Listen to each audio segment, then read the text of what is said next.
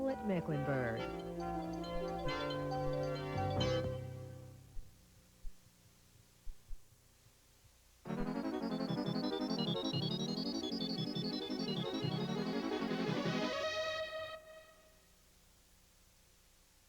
The following program is made possible by the Safety Razor Division of the Gillette Company, which manufactures and distributes personal care products. The Sounds of Love with Dr. Leo Buscaglia.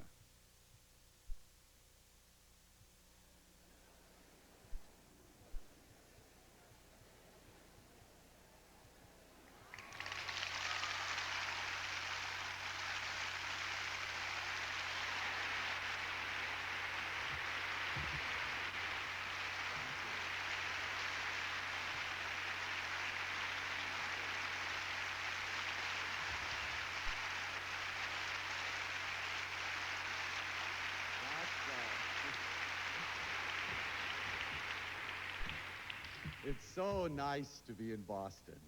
Oh. And in the fall, if you can imagine.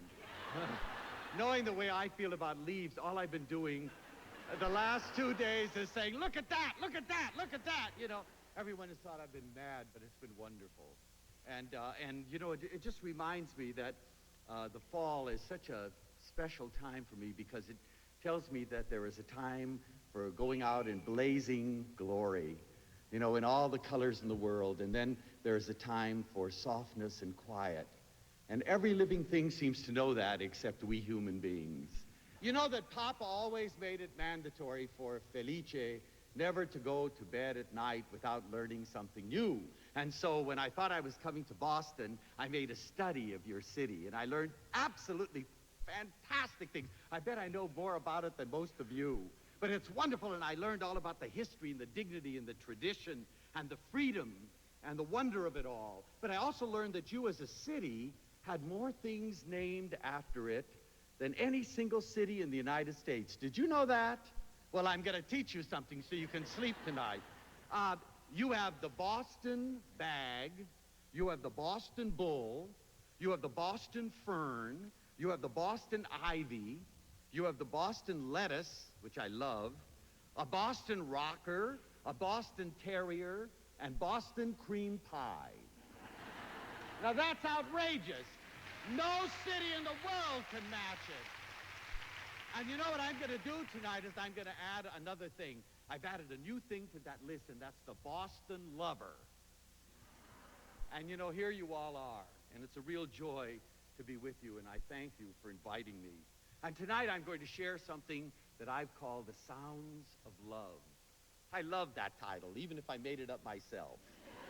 The Sounds of Love, because, you know, I'm really excited about the fact of talking about the sounds of love, because we don't hear too much in terms of sounds of love. And I feel like there's an emptiness, a void that needs to be filled, and only we human beings can fill it. But before I get into the sounds of love, I've got to get into the sounds of taking my jacket off, if you don't mind. I never will learn to talk with a jacket on, okay? I'd like to read you something that William Faulkner said that I think is really beautiful. He said this when he received his Nobel Prize speech in 1947. He said, I believe that when the last dying dong of doom has clanged and faded, from the last rock hanging tideless in the last red and dying evening, that even then there will be one more sound, that of man's puny, inexhaustible voice still talking. Isn't that wonderful? Talk, talk. You hear it all the time. And you know, so often talking is the source of such misunderstanding. And it really bothers me that there isn't enough talk. It seems to me that there is hate talk and fear talk and pain talk and guilt talk and threat talk and regret talk and envy talk and spite talk. But I don't hear enough of love talk. And I'd really like to feel that and to fill that gap with you tonight. But you know, Faulkner added a beautiful sentence after this. He said, I believe that man is immortal, not simply because man alone among creatures has an inexhaustible voice, but because man has a soul, a spirit capable of passion and sacrifice and endurance. And that is the stuff that the sound of love is made of. And that's what I want to talk to us about tonight. It seems to me that we've become almost embarrassed to talk about love. Isn't that strange? We're like emotionally tongue-tied. You know, and many of you know that I used to teach a class called Love 1A. And it was a wonderful class, and we did all kinds of crazy things in that class. We even wrote a loving dictionary. You know, we made a list of all the loving words we could think of. And those were the words that we were going to use every day in our lives. And then we made a list of hate words. And we said, these we're never going to use. And you should see what happened.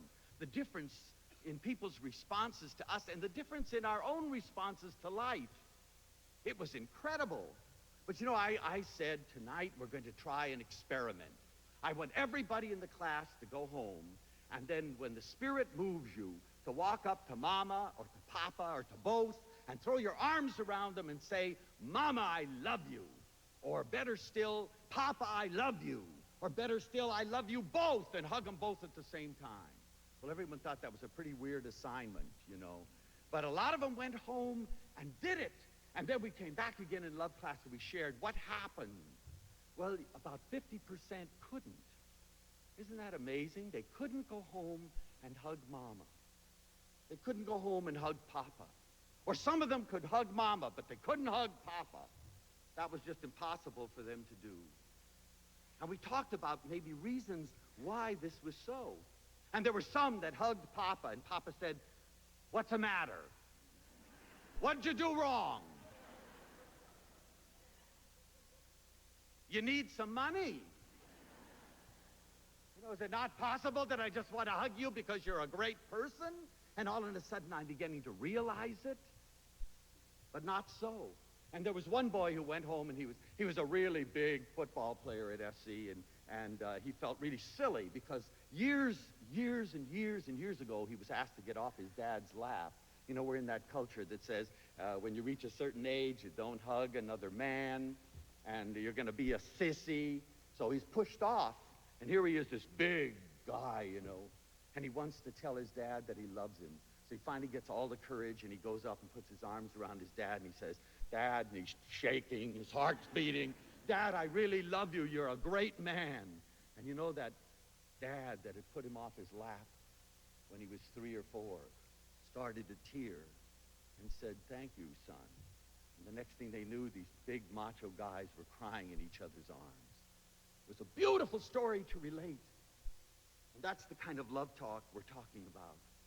Not enough of it is being said. And a really sad story, a woman that I was counseling many years ago said to me, you know, I know my husband's a good man, and he can be tender, and he can speak of love, and I know that because he talks that way to the dog.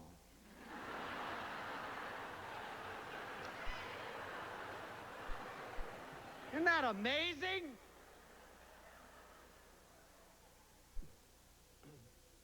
But really, when we don't have the sounds of love, then the alternative is sounds of loneliness and sounds of isolation and sounds of despair.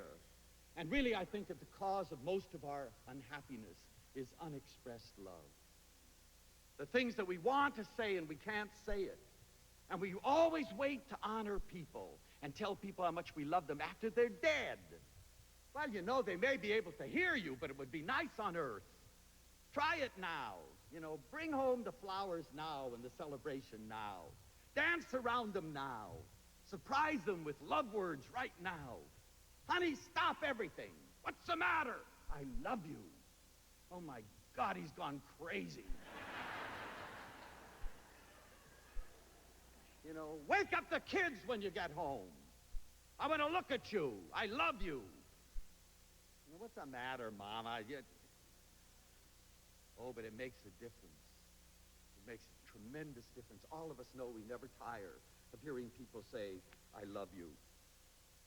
You know, Hadley Reid says a beautiful thing. He says, communication is both simple and complex. The results can be rewarding or disappointing, exciting or frustrating, important or trivial. It is the purpose and the process we use most in our daily lives for communication. We have developed communication systems to permit man to talk with man on the moon, And yet mother cannot often talk with daughter, father with son, black with white, labor with management, or democracy with communism. I was fortunate when I was a little kid because I grew up in a home, like many of you know, where there was love talk all the time. And let me straighten this out right away, because people always think it must have been some little form of paradise. You know, in a way it was a form of paradise, but there was a lot of loud love talk. And there was a lot of screaming, and there were a lot of people yelling at each other, but there are lots of kinds of love, you know. Mama was marvelous with love, but it was loud and it was proclaimed. You know, her favorite word in English that she learned very soon was shut up. And we soon learned that was the sound of love. You know, she had another one that's used in Italian, those of you who understand Italian, ti spacco la faccia. And you know what that means? Literally, I'll smash your face to pieces. Talk about a love word. And if you think she was only saying that figuratively, you should have lived there. There were brooms flying. You know, but we always knew where we stood with Mama. There was never any question. You know, I didn't have an existential problem, does she love me? You know, if she chases me out of the house with a broom, she loves me. People that don't love you don't care. They don't chase you out of the house. But you know, they listen to us. And the incredible thing is that they had expectations of us. They said we were going to be great. And you know, we believed it. We heard this all the time. They never put us down. They didn't tell us we were stupid. They didn't tell us we were hopeless. They didn't tell us we were dumb. They told us we were going to be great in our own way. We began to believe it. They had expectations. And therefore, it's very difficult for me to understand this psychological concept of unconditional love. They had conditions. There's a wonderful book, you really should all read it, by Silverstein called The Giving Tree. And I used to use it in my love class, but for a very different reason. I don't know if you know the story, but it's an incredible story, and Silverstein, I'm sure, means it to be beautiful.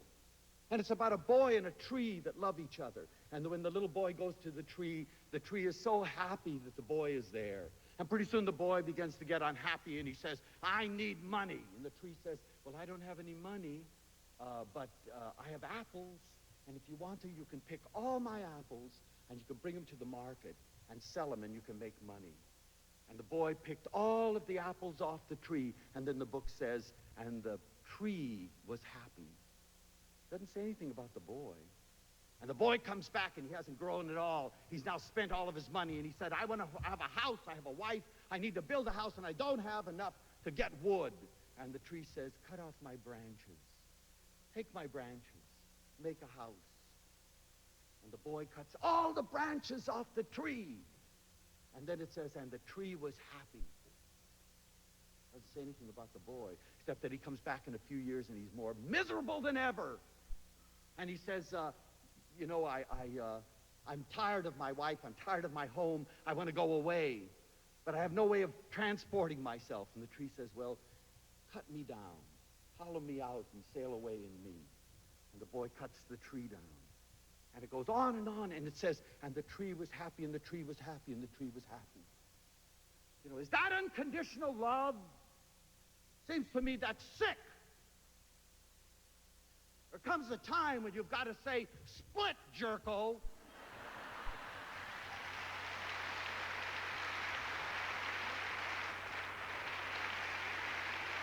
You know, sometimes I'm sure that we give the most by giving nothing. You give and you give and you give. And what happened? That boy was so miserable all of his life, he never learned to give. The ending is really rather sad. He comes back a miserable old man, having learned nothing and always unhappy. And he says, you know, I have nothing, I have no... And the tree says, sit on my stump, I have nothing left to give you. And so he sits on the stump, and the tree was happy. Caro Dio.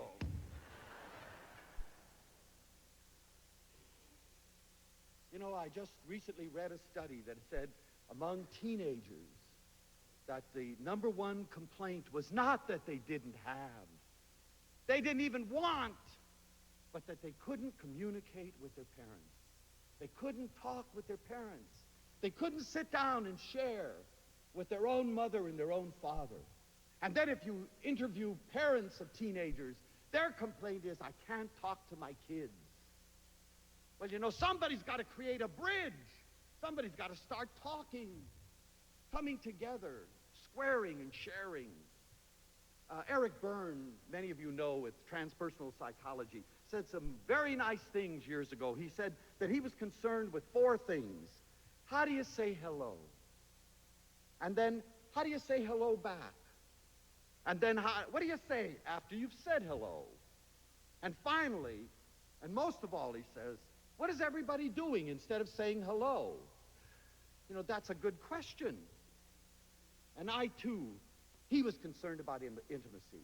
He was tired of all this nonsense where we're not communicating anymore. And I'm concerned about intimacy deeply between man and woman, between man and man, between woman and man, between father and mother, between daughters and sons and children. We've got to open those avenues of communication again, or literally we're all going to die of loneliness. It seems like a very tough thing, and I don't know why, because the world is full of chatter. What are we talking about instead of saying, I love you? And so tonight I'm going to do something that's a little bit daring and take a little more profound look at things and a little more complicated, maybe a little more fearful one. I'm going to go beyond hello because, you know, it seems to me that hello just got us into superficial relationships, divorced of responsibility. But I'm going to ask a little more subtle question maybe, and that is, how do you say I love you? Why is it so difficult to say I love you?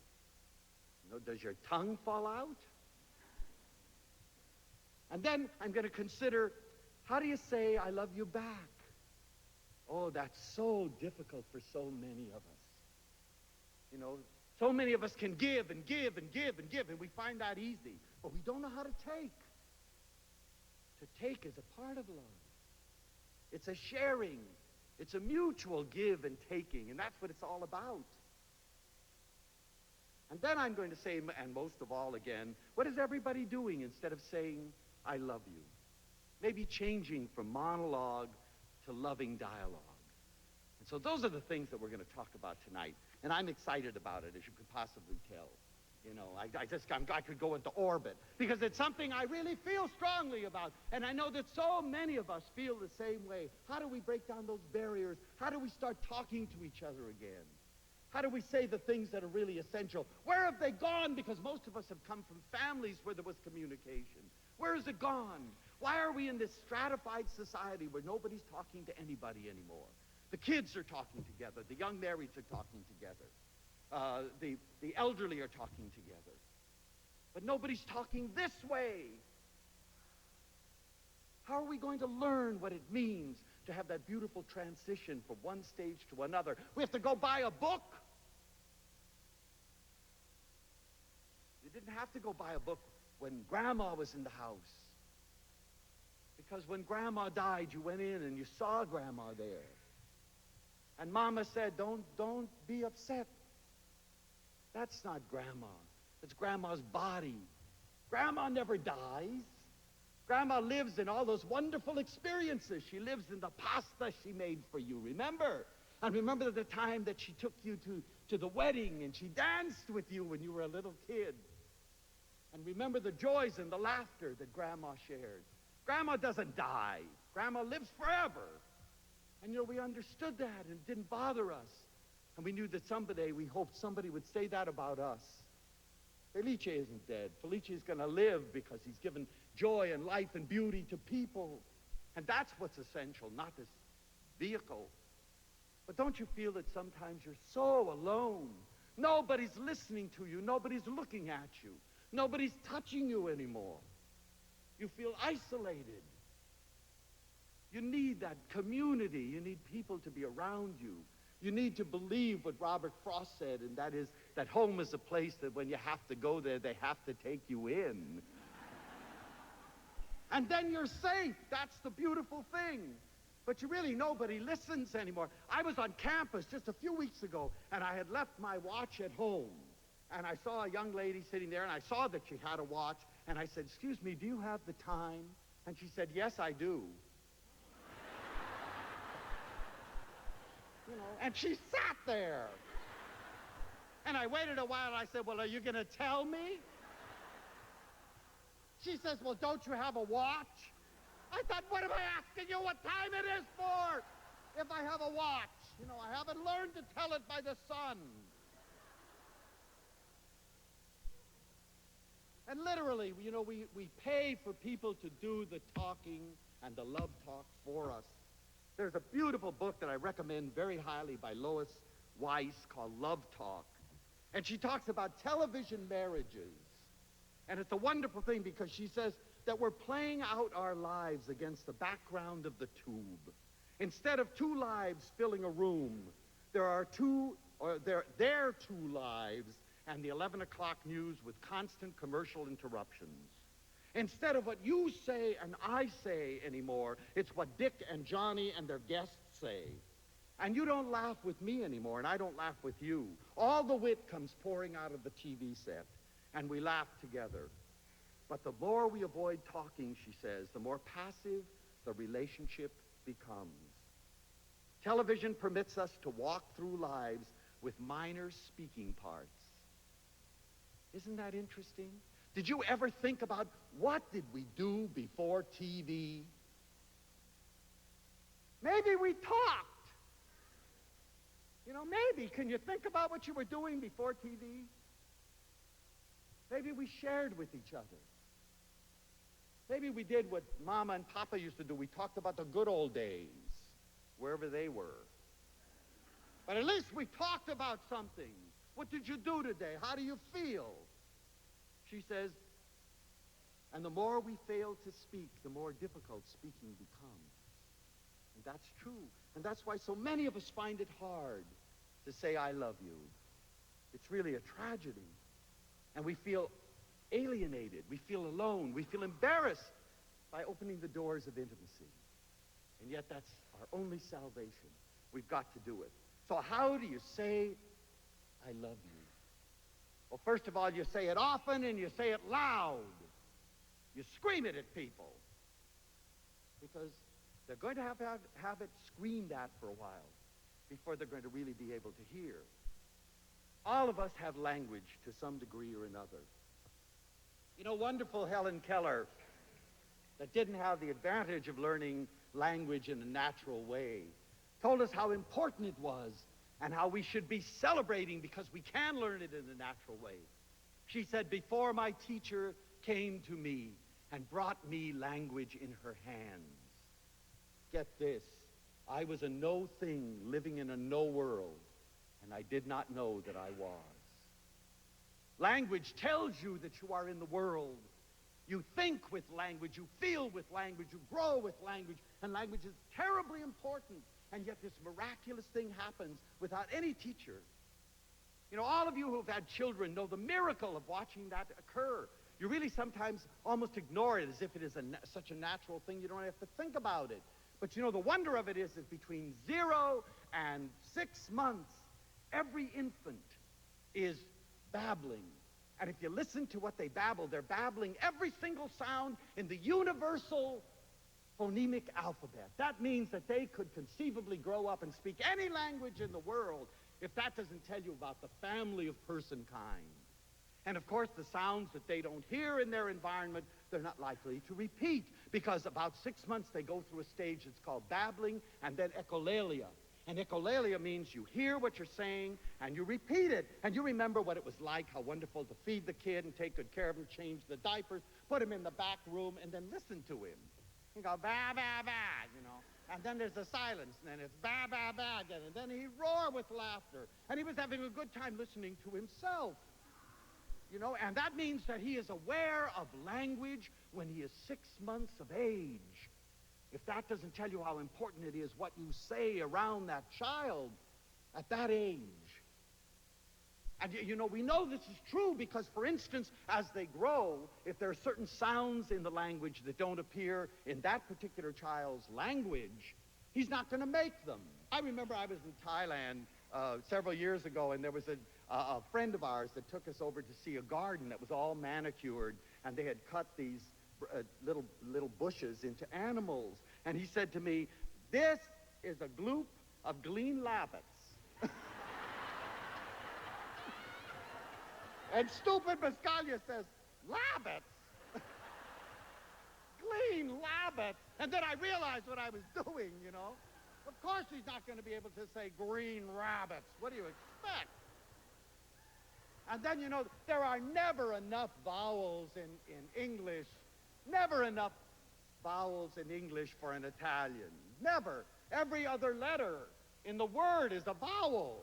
You know, and no wonder Mama's saying, "That's a nice." You know, "I'm a glad." You can't say "I'm glad." It's impossible. You've got to glide into it. But you know what we don't hear? We can't repeat. And so if we're not hearing the language of love and we're children, we're not going to be able to repeat it. Where are we going to get it? We've got to learn it. It's got to be somewhere. We learn our first sentences, our first words when we're a year old, our first sentences when we're 2 years old. And then we have all the grammar that we need to begin language. So we'll only learn love words if we hear love words. If you're living in an environment where people say, "I love a lot," the kid's going to say, "I love a lot." No question about it. And then how do we say, "I love you back"? How do we get dialogue going? You know, Martin Buber did a lot of beautiful work, the great philosopher, and he talked a lot about dialogue. And he said that there were several kinds of dialogue. There was a type of dialogue called technical dialogue. And you know, all of us have tried to do that. And that's simply just giving information. Have you ever tried just giving information and seeing how much the person gets? My goodness, I taught second grade for years. And one of the things we had to teach was where to put your name on the page. I used to do everything. You know, I'd draw it on the blackboard. I'd say, "Where is your right hand? Where's your left hand? That's great. Now it goes in the right-hand corner. Where's the right-hand corner? Here." Then they put it on the bottom, on the side, in the back. You know, that's why I say in every school there should be a little closet somewhere where a teacher can say, "Excuse me, kids," and go to the closet and go, "Ah!" and come back and say, "Where's your right hand? Where's your left hand?"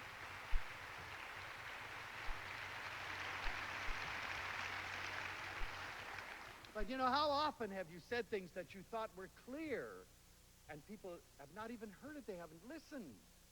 Tell the waitress, "I would like a cup of black coffee, please." And she says, "With cream and sugar?" Well, unless you've reinvented black coffee. And so we know all of us have had experiences. How do we communicate even the simplest thing, like information? And it's very difficult indeed because we're really not tuned in. He also says there is a monologue disguised as dialogue.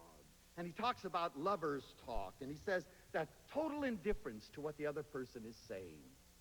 You know, H is talking, and he describes it beautifully. He says, lovers talk in which both parties alike enjoy their own glorious soul and personal experiences. And you hear that so often. And probably the best example of that is the wonderful operetta, or opera, if you will, called Candide of Leonard Bernstein's. And it's this story, you know, Voltaire's Candide, and Cunegonde and Candide have just married, and they sing a wonderful duet. Now, I'm not going to sing it, so don't get panicked. But I want to quote it because it's hilarious. He says, "Soon, honey, when we can afford it, we're going to build a modest little farm." And she's standing next to him, and she says, "We'll buy a yacht and live aboard it, rolling in luxury and stylish charm." And he says, "Cows and chickens." And she says, "Social whirls." And he says, "Peas and cabbage." And she says, "Ropes of pearls." You know, and then he says, "Soon there will be little ones beside us, and we'll have a sweet Westphalian home." And she says, "Somehow we'll grow as rich as Midas, and we'll live in Paris when we're not in Rome." And he says, "Smiling babies." And she says, "Marble halls." And he says, "Sunday picnics." And she says, "Costume balls." And then she says, "We'll go around the world enjoying high life, all pink champagne and gold." And he says, "We'll lead a rustic kind of shy life, feeding the pigs and sweetly going old." And she says, "Breast of peacock." And he says, "Apple pie." And they both say, I love marriage, so do I. And then they have a little duet that says this, oh, happy pair, oh, happy we, it's very nice how we agree. You know how long that marriage lasts. And then Buber talks about what's called true dialogue. And he says some wonderful things about real dialogue. And he says that what we're interested in real dialogue is the other's needs. A selfless kind of a dialogue in which you're really interested in what the other person is saying. Oh, what a compliment it is to have somebody listen to you. One who sees you not as a mass, but as an individual with needs who has something to say and really will listen to it. And where your real interest is to develop their full potential. It's just so rare and so marvelous. And if you've experienced it, you're never likely to forget it. I guarantee you that if you have a relationship with Felice Leonardo Buscaglia, I'm going to be there when I'm with you. Or else I won't be there. And I'm going to be there 100%. So that if I come to dinner, it's because I willfully want to come. You'll never hear me saying, oh, I've got to go to dinner. You know, and that's one of the great tragedies. I think that 5 minutes of quality time is worth 50 years of emptiness. I want to be all with you. And I think one of the great tragedies is when we do things because we feel we must. We must be there, but you're not really there. Your mind is 1,000 miles away. You send Christmas cards because you're obligated to. And when they don't send you one, you say, I'll show them. Off the list. What kind of a Christmas card is that? And you hear people saying, oh, God, we've got to have them to dinner. You know, what an insult to these people. Better you should leave them alone.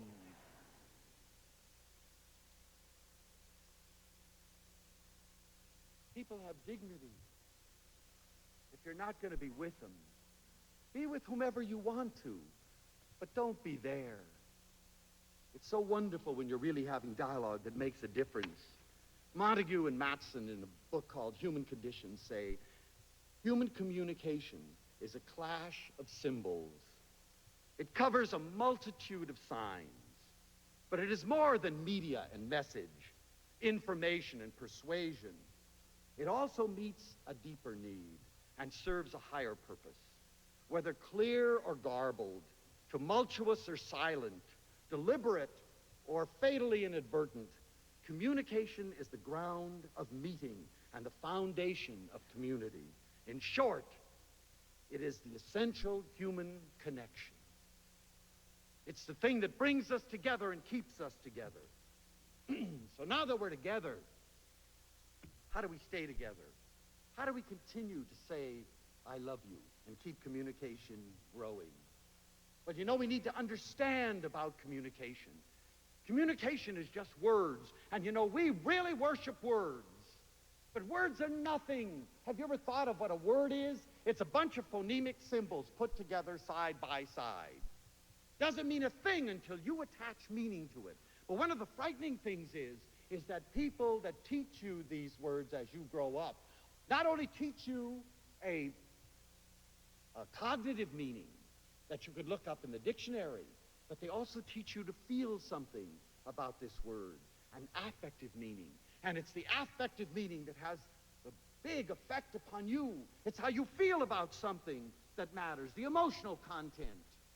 And all words have an intellectual content and an emotional content.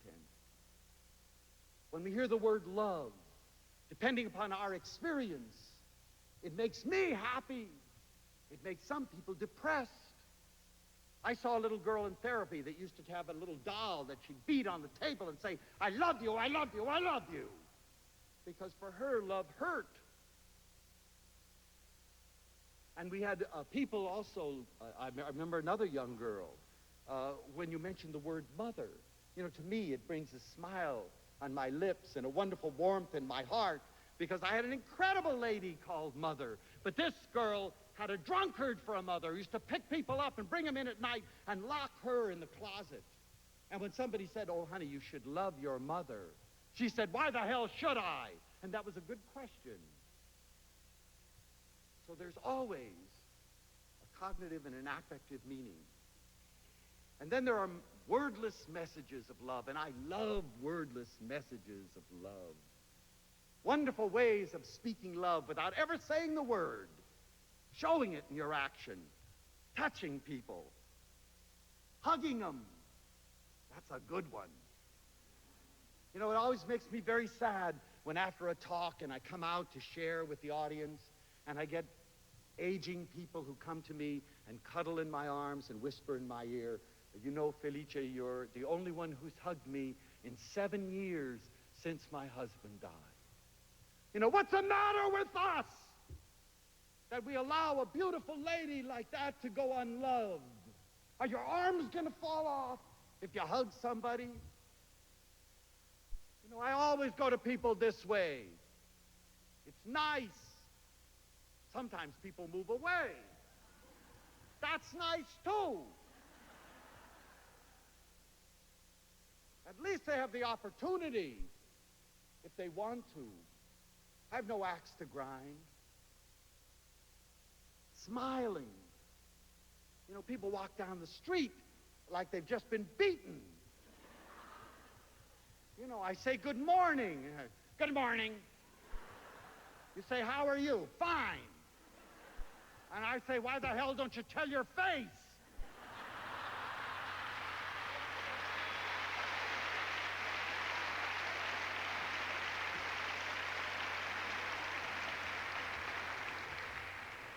You know, and the wonder of laughing. It's so good for you to laugh. You know, that laugh added 3 years to your life.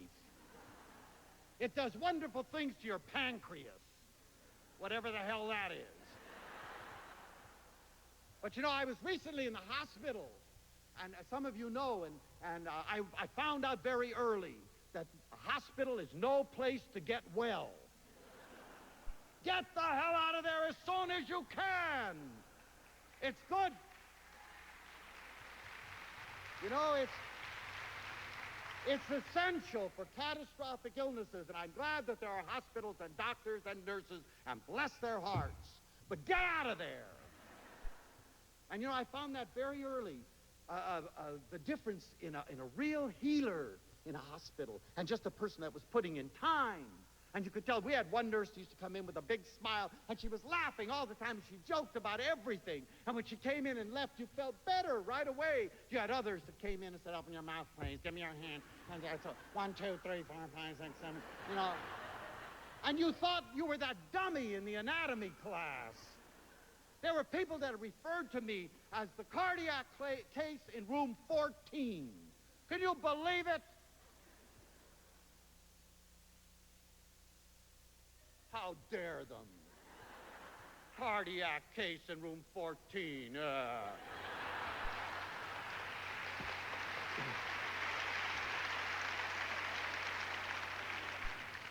But you know, you could feel the wellness coming from some people and the pain coming from others that ignored you. And I realized you had to get out there fast, you know. A week, and I was saying, I'm going to get out. You can't. You know, you can't. Without your doctor's permission? It's your body. I said, oh, yes, I can. It's going to happen today. With or without? Oh, I was the bane of everybody's existence. I used to do terrible things.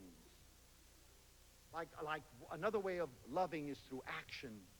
And I realized very quickly in the hospital that there were a lot of people that after the initial shock, they're forgotten. And they were lying there 24 hours in a dark room among strangers, sitting, staring at the ceiling. Well, I wasn't going to let that happen. You know, so the second day I was up, I was afraid everything was going to come falling out, you know, all those. But they didn't. You know, I got up and I could barely walk. And in one of those very depersonalizing little gowns, you know, that you have to hold in the back, or you'll show your hoopy-doopy as you walk. And that's to keep you in there. Didn't keep me in there. I was really lucky. I had flowers from everywhere. I had leaves from people. I had all kinds of things. And I thought, I have to share these things. Here's this little woman in there with Medicare that nobody came to see. She was just waiting to die. She was in there waiting for somebody to make her well. It's never going to happen. You're responsible for your own wellness. You've got to make your own self well. And I needed to tell her that because nobody had told her. So there with my little hand behind me and my flowers in one hand, I walked in and I said, I'm the delivery man. She looked at me, my God. And I brought her the flowers and we started to talk and I told her how beautiful she looked and I was the guy next door and if she needed to talk to anybody, just call me. The nurses hated me. They could never find me. I made so many beautiful friends. And that's what made me well. I got out of me. I got into them. We made each other well, and it was beautiful. Remember Liza Doolittle's message in My Fair Lady? Don't tell me that you love me. Show me. There are 1,000 ways in which you can show me. And one of the ways, too, we've mentioned this before, is listening. We've really forgotten the art of listening. Nobody listens, like I said. I know that because I teach classes, and here are my students, and they're all looking at me as if I'm saying the most profound things in the world, and they're not hearing a word. I know it. They're sitting there looking at me. I can say to them, what did I say? And they say, oh, you said, blah, blah, blah, and they can repeat it, but that doesn't mean you're listening. There's a wonderful thing called The American Dream of Edward Albee. Some of you have seen it, but it's an indictment of the fact that we are becoming so impersonal. And it's a man and his wife in the living room. The wife is all excited because she bought a new hat. And she's saying things like, I just bought a new hat. Are you listening to me, honey? She says, yes, dear. What did I say? You bought a new hat. Good for you. Now you listen. Yes, honey. Are you sure you're listening? Yes, I am. It goes on like that forever. He's not listening. He doesn't care about her new hat. What a pity, because it's exciting for her. I learned the most amazing thing, that we can pick up, we can speak 125 words per minute. Unless you're me, then it's 290 words per minute. But we can speak 125 words per minute, but we can receive and decode as much as 400 to 600 a minute. And that's why I believe that maybe listening is what we do in that interval. Those extra minutes. Are you thinking about the roast in your oven? What you're going to do the next day? Or the answer before the question is asked, because we could conceivably do that? Or do you fill up that time with me? Listening to all the things that perhaps I'm afraid to tell you. All the beautiful things that I want to say, but I feel tongue-tied about. And I really believe that listening is what we do during those intervals, and not having our remarks ready, thinking of our replies before we really heard the person speak. There's a lovely thing written by supposedly no one, Anonymous. I love Anonymous. Someday I'm going to meet Anonymous. Anonymous says, when I ask you to listen to me and you start giving me advice, you haven't done what I asked. How many times have you started to tell somebody and somebody says, now, if I were you, that's finished. Forget the conversation. You're not me. You'll never be me. I teach a course in counseling, and I promise my students I will strangle them if they ever say to anybody, I know exactly how you feel. You do not. You can have a vague idea of how I feel, but your world of tears is a very private world. Your world of pain is a very private and unique world, and every one of us experiences it differently. Don't tell me you know how I feel. It's wonderful to have some empathy, but you never will. Now, when I tell you how I feel and you listen, then you'll know. It goes on to say, when I ask you to listen to me and you begin to tell me why I shouldn't feel that way, you're trampling on my feelings. I remember once watching through a two-way mirror while there was a psychiatrist interviewing a young lady who was having schizophrenic episodes, and she was with her parents, who obviously cared about her. And he said to her, do you feel alone and empty? You've described that emptiness and aloneness. Is that how you feel? And this little pale girl said, oh, yes. And her mother said, you do not. How can you feel alone when your father and I love you, and et cetera? She went on, denying this person's experience. It was a tragedy. R.D. Lang says, my experience of my experience is my experience of my experience. And your experience of your experience is your experience of your experience. And your experience of my experience will never be my experience of your experience. Will you please allow me to experience my world and then share it with you? And will you do the same with me? And it goes on, it says, when you ask me, or when I ask you to listen to me, and you feel you have to do something about solving my problem, you failed me again, strange as it may seem. Perhaps that's why prayer works with some people. Because God is silent, and he doesn't offer advice and try to fix things for you. He just listens and trusts that you're going to work it out in your way. So please just listen to me and hear me. And if you want to talk to me, wait a few minutes until it's your turn, and then I promise to listen to you. I really like that.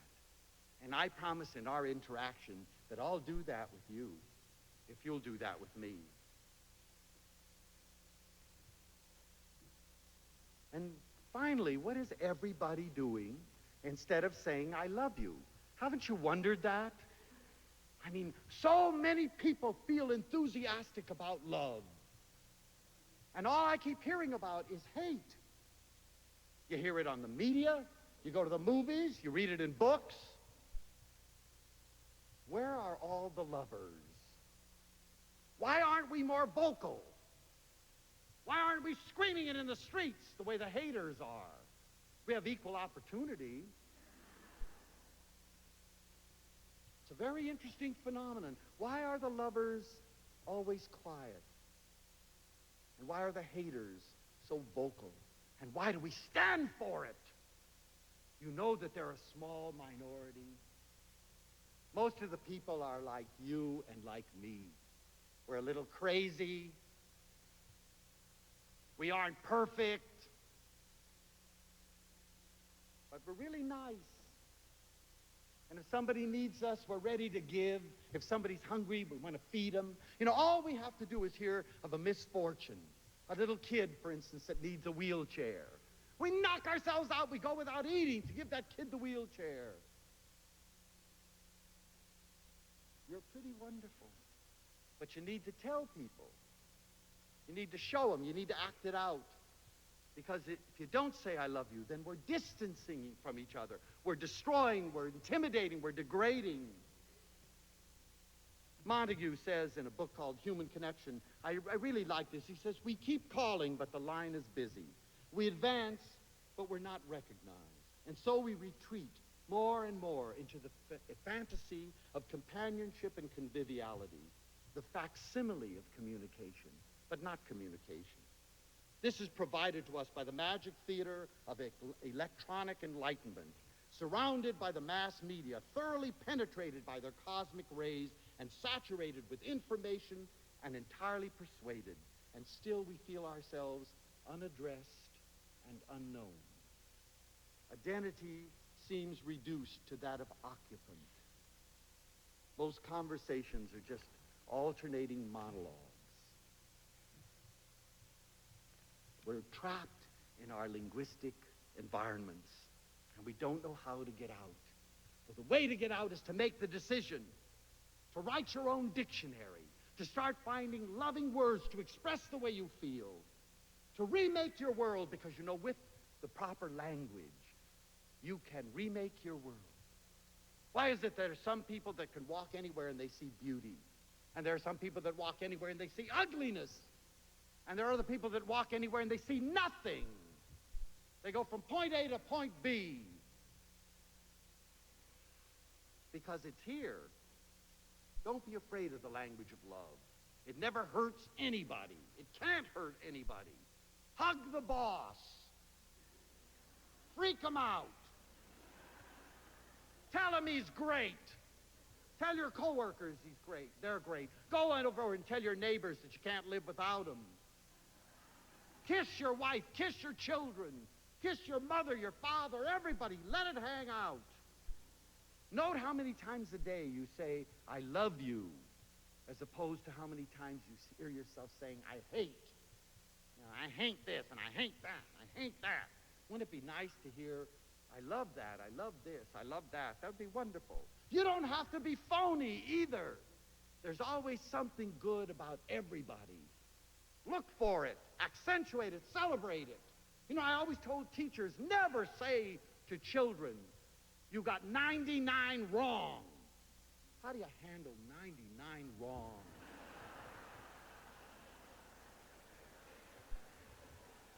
Wouldn't it be wonderful to say, Johnny, you got one right?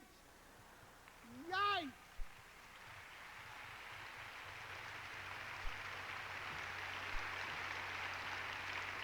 Tomorrow we're going to try for 2, and then we're going to try for 4.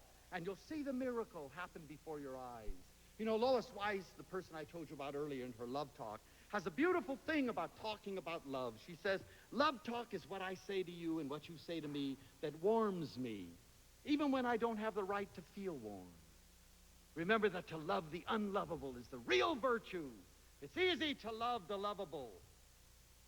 Love talk is the conversation that takes on a particular color because of the participants, the time, the place, the tone, the circumstance. The subject is immaterial. You can be talking about anything and be talking about love. Love talk, that nice little talk that happens in bed just before we go to sleep. Do more of it. The look that you give me when you think I'm not looking. You ever caught anybody that looks at you with love, and you turn around and their eyes are on you? All of a sudden there's a shower of warmth. A marvelous thing to feel. You do it. See what happens. The book I buy you when you least expect a present. Why do we wait for holidays, for birthdays? And then we run out and we buy a Hallmark card. And we let them say it for us. You know, roses are red and violets are blue. You are gorgeous and so are you. You know, I have nothing against Hallmark cards, but wouldn't it be fun if one day you just cut one out of something and made your own? Even if you said the same, roses are red, violets are blue. You're a sweetie. It wasn't meant to rhyme.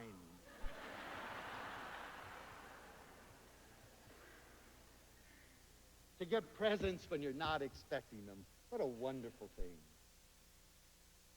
And then all the presents we get at Christmas that are so meaningless because there are so many. Spread them out over the year. Celebrate your own little holidays. This is the celebration of the day you got the measles. You know? All those wonderful times. Love talk. The thing that must happen so love can happen. Love talk with you is what makes it easier for me to avoid mean talk with others. Love talk is the key to feeling good. It's why I don't need uppers and downers and macrobiotic diets and faithful readings of my horoscope. The problem is that I make love talk sporadically. And love talk, to be effective, must be constant. But who shows us how to continually do love talk? Bedecker never wrote a guide, and Standard Oil doesn't give us maps. And therefore, how do we ever learn to love? Good question. So you know, if you love me, will you tell me? I'll appreciate it. And every now and then, will you touch me? Because I need your warmth to affirm my being. Learn to touch again. And reassure me every now and then. Because even the strongest of us need to be reassured. and it's nice, and compliment me before company. And of course, I'll deny it, and I'll be embarrassed, and I'll say, stop saying that. But to have a public affirmation of your caring about me is the most beautiful thing that you can do. A surprise note or a phone call is always nice. It can make my day. And if you smile at me when I walk into a room, it'll make up for all the people that passed me by that day without even seeing me. And I know you're thinking, oh, these are trivial, simple things and unnecessary between lovers. They're not. You know, we went through a time where we all believed love is never having to say, I'm sorry. What garbage. That broke up more relationships than any single thing I can think of. And now we're going through a time where we're saying love is knowing it, and you never have to say, I love you. Well, that's going to be just as dangerous, maybe more so. I know these are small things. They're not a lot. But they make up the loud sounds of love. And if others use them and I use them, it can be one of the most powerful force because it teaches everybody the joy of loving, both giving and receiving. And they're the most beautiful sounds in the world. There's no question about it. Love talk is the highest form of communication. It's at the heart of all human connection, and it's the most beautiful sound in the world. Try it out. It's yours. You have all the equipment. Use it and watch what happens. Thank you very much.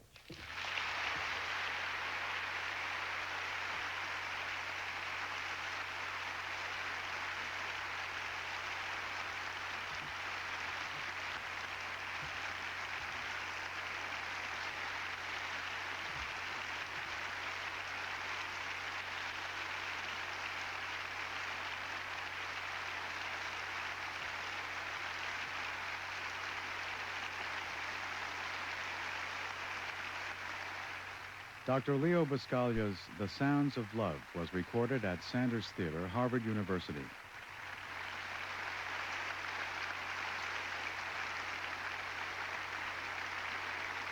Stay tuned for more Leo Buscaglia coming up next after this brief intermission.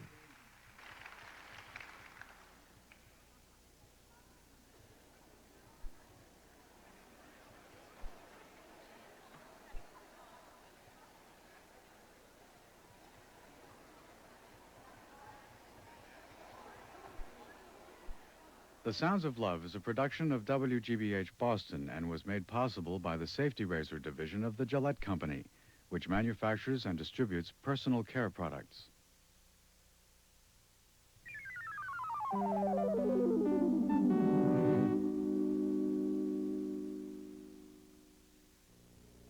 Public TV is TV on the honor system. No one scrambles our signal to force viewers to pay. It's a voluntary choice. It's your choice because you have a stake in the outcome. And think of all the special moments you've enjoyed on WTVI. Your choice determines our ability to keep them coming. You've been meaning to pledge, right? Well, we all know where the road to good intentions leads. Isn't your choice to watch WTVI important enough to protect it with a pledge?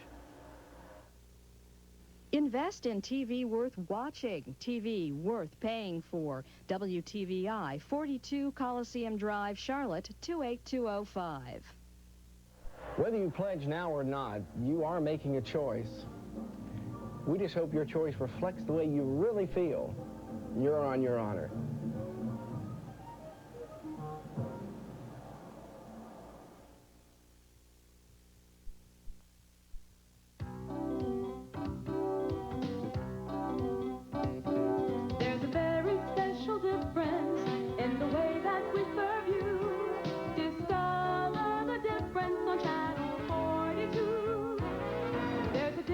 You can feel in every program that you see. A difference you can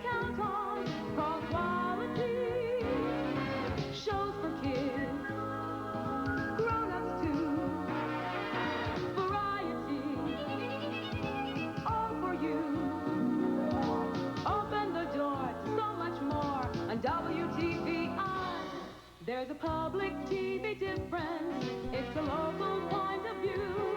Discover the difference on Channel 42. Discover the difference. Discover the difference. WTVI 42.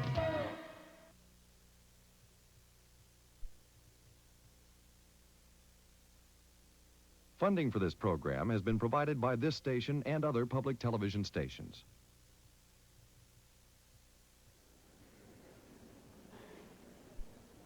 And there's so many myths about relationships. You know, the minute I talk about loving relationships, everybody immediately flashes on man-woman marriage. And we forget that that's only one relationship in our life. Think of the myriad of others. From Sacramento, KVIE presents Leo Buscaglia in Loving Relationships.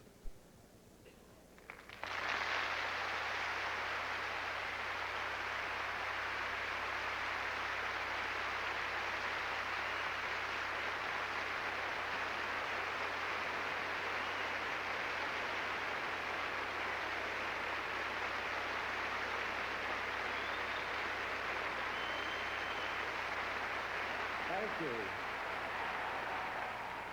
My goodness, things are really looking up. You know, I realized that 6 years ago tonight, this very night, I did my first lecture for public television right here in Sacramento in a university auditorium with no special lights, a couple of old battered cameras, you know, a podium that would fall over anytime I spoke, microphones that I could knock off the top here, and look at this.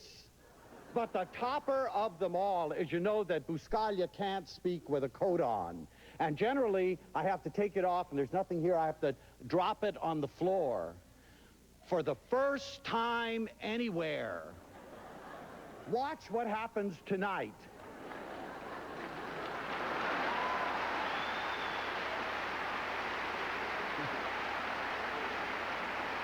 I've arrived. There's no place to go but up. I'm going to begin by telling you a story. But here it is, and I think you're going to love it. It's a once upon a time story, and we never become too old for once upon a time stories. If you are, I feel sorry for you. But once upon a time, there was a little girl, and she was walking through a beautiful meadow, and she saw a butterfly impaled upon a thorn. And very carefully, she reached over and she plucked it off and she released it, and the butterfly flittered off, and then it returned, and it became a beautiful fairy godmother. And the fairy godmother said, "For your kindness in saving my life, I want to give you a gift. You can have any wish you desire." And the little girl thought for a long time, and then she said, "I just want to be happy all of my life." And the fairy godmother smiled, and she leaned over and she whispered something in the little girl's ear, and then she became a butterfly and flew off. And as the girl grew, no one in the land was happier than she. She smiled all day long, she sang, everyone cared about her, and everybody wondered about her secret of happiness. And when they asked her about it, she'd only smile and say, "I listened to a fairy godmother." And then as the years went on and she became elderly, she was finally lying in bed and she was dying, still with a smile on her face. And all the friends came around her and they said, "Please tell us. We're afraid that you're going to die without divulging this wondrous secret. What was the secret of your happiness?" And now this wonderful, smiling little old lady said simply, "The fairy godmother told me that no matter how secure everyone seems, they'll always need you."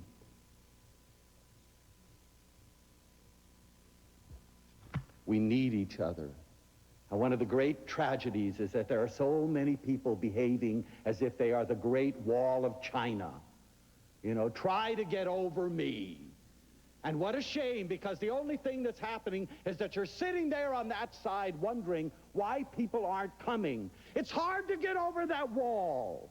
Break it down. Open your arms. We all need someone. I'm constantly reminding people that if you have at least one person in this world, no matter where they are, who they are, to whom you can always go, and they always hand you open arms and take you close, you'll never need a psychiatrist. You'll never be alone. But we have to remember that we can only do it together in loving relationships, because without relationships there is no joy, there is no laughter, there is no magic, there is no wonder, there is no rapture. And some of you have been hurt, and but everyone in this audience has been at one time or another hurt or disappointed in a relationship. You're saying, poking your neighbor, and you're saying, yeah, but there is no tear, and there is no parting, and there is no suffering, and there is no disappointment. And I say, you know, you're right. If you don't partake of relationships, you're not going to be disappointed. How can you be? But also, you're not going to be alive. Because all of those things I've mentioned, the pain, the despair, the tears, and the joy, and the rapture, and the ecstasy, are all a part of life. And I'm suggesting we dive right in the middle of it, because in actuality, our only alternative is loneliness. I would just as soon be scarred. But we need each other for growth. You know, everybody here tonight brought with them a history that's uniquely theirs. One of my great dreams would be to be able to sit down with every single one of you. Those of you all the way up there, I'd like to sit down with you, and I'd like to have you tell me your history. You know, when I was teaching love class, I used to ask my students, tell me about your mama's and your papa's history. Where did they come from? What did they dream about? What was their greatest pain and their greatest ecstasy? You know, these kids didn't know. Part of the fault lies with Mama and Papa for not grabbing them and sitting them down and saying, now shut up, I'm going to tell you my history. You know, I don't want to know your history. Never mind. You know, they'd say, what do you mean my mama's history? I said, did you ever ask her about what was her greatest disappointment, her greatest pain, her greatest joy, her greatest moment of ecstasy? Ecstasy? My mother didn't have any ecstasy. You know, well, who do you think you are? The fruit of the Immaculate Conception?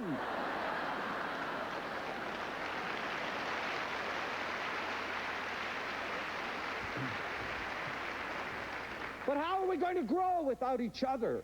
That's the way it happens. And then you are my mirror. You reflect who I am. I wonder how many in this audience have experienced walking into a room and have everybody light up and say, oh, look, she's here, as opposed to walking into a room and having people say, oh, my God, look who's coming. You know, if we watch, we'll see the reflection of our image in people's responses to us. Is it a celebration because you are, or a bummer? And then, you know, you are teaching me every day because you are a model. And the more models I can have, the more alternatives I have. And the more alternatives I have, the more creative I can become. But I can't do any of those things alone. I need every one of you. And I guess my greatest frustration in life is the fact that I know that I can never really get into everybody. And so even when I have casual relationships, I jump into them so deeply, you know, I frighten people. You know, I say, tell me about yourself. And people are always saying, who, me? What's there to tell? You know, what's there to tell? There's nothing wrong with you if you want to have people in your life. If you want to walk around with your arms open, if you want to say to people, I'm ready for you, come on, whatever you bring, I'm ready to take. But the amazing thing is that we study everything in the world, but very few of us study relationships. We think relationships are made by God, and maybe they are, but they have to be practiced in reality on earth. And that's where it happens. How sad that we enter a relationship so naive that we don't imagine that they require work. We would never think of making a souffle without learning about the ingredients and how you whip it up and what you do and how you celebrate it, because it's certain to fall flat. But we enter into relationships without learning anything about how do we keep relationships growing and loving and blooming and exciting and growing. We just go from relationship to relationship to relationship, and we often emerge with tears and with bitterness and with pain and with disappointment and with fear, and we say, never again, only to know that in a few years, you'll do it again. There's no choice, so why not do it right? Once and for all. You know, I got a wonderful letter I want to share with you, with permission. This woman wrote, I know that you're always stressing that we need other people for life and for growth. Well, that may be so, but I've had it. There you go, Leo. I've learned that people really don't give a damn about anything except themselves, that they can't be trusted, and that they're not much good. I'm not a fool. Why should I put myself in the hands of such people and get hurt again? And then later on in this letter, she actually answers her own question, and she says this, my life doesn't seem to have any meaning anymore. There's no one left that I can talk to who really cares about what I say. I don't have any more incentive. I don't even want to leave my house anymore. I feel afraid and alone and empty. Dr. B, what can I do? Well, you know, I can console her by saying maybe it's better to have loved and lost than have to do 40 pounds of laundry every week. But I don't believe it. And maybe I can say, continue to isolate yourself until the man you're looking for falls through the ceiling on your lap. But I don't believe that. And maybe I have to tell her that to face the fact that she can't relate with her head alone, that relationships never offer a guarantee, and they always require work. And therefore, they don't work for people who aren't willing to work. And they don't work for people who aren't willing to work without guarantee. We're always waiting for the right person to come along. And we say that when they come along, we will live happily ever after. Doesn't that make you want to puke?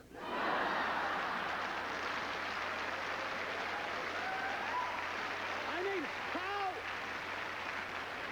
how old do we have to be before we realize that that's the most destructive myth? There's no such thing as happily ever after anything. It doesn't happen.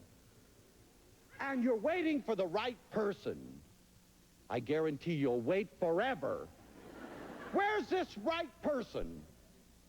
You know, there is no right person. We become the right person.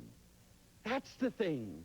You know, I remember Mom and Papa always told us their stories, all the time. Wonderful stories. And they also told their story about their courtship, and we couldn't believe it. You know, here they were in this tiny little village in Piemonte. My dad lived in a village about 2 miles from my mother, and he used to have, in fact, when I went to visit them, I used to walk the path. It's still there, this old dirt path that he used to go from his village to my mother's village, where he was a director in a factory. My mother was a seamstress, and when he saw her, he knew she was right. And she saw him, and she didn't dare think he was right. And the courtship was amazing, because at that time, there was none of this romantic stuff. He saw her, he was interested, he went home and talked to Papa. You know, Papa talked to her Papa. They said, well, you have a cow, we have a pig. It sounds okay, you know.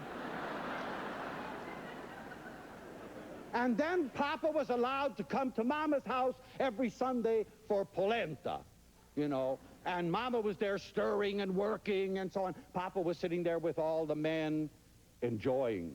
You know, Mama served and then sat back in the kitchen, and everyone giggled and laughed. But this was what was done. And then he married her. And, you know, she used to always say she never really got a good look at him until about 2 weeks after they were married. And how come they lived together for more than 50 years of magic? How come? You know, it was a constant discovery. It was a wonderful thing to watch. Even after 50 years, I used to love to watch the interaction. You know, Mama would say something. Papa would look up. Mama would look at him. Silence. You know, you got the message across. Basta. You know, enough. But it was an amazing... And I remember in love class, I used to say, my parents were married more than 50 years. And the kids would say, 50 years? What did they have to say to each other after 50 years? You'd be surprised if you keep discovering and you keep growing how much there is to share. It's never boring. But anyway, there will never be the right person because our expectations are incredible about this right person. What do we expect? We expect from a right person. The person has to be our friend, our lover, our confidant, our cook, our bottle washer, our budget expert, our lover, our greatest joy, our amusement, our joy, our ecstasy, our sex, our accepting, our forgiving, our understanding, our loyal, and our loving one. Where the hell are you going to find such a person?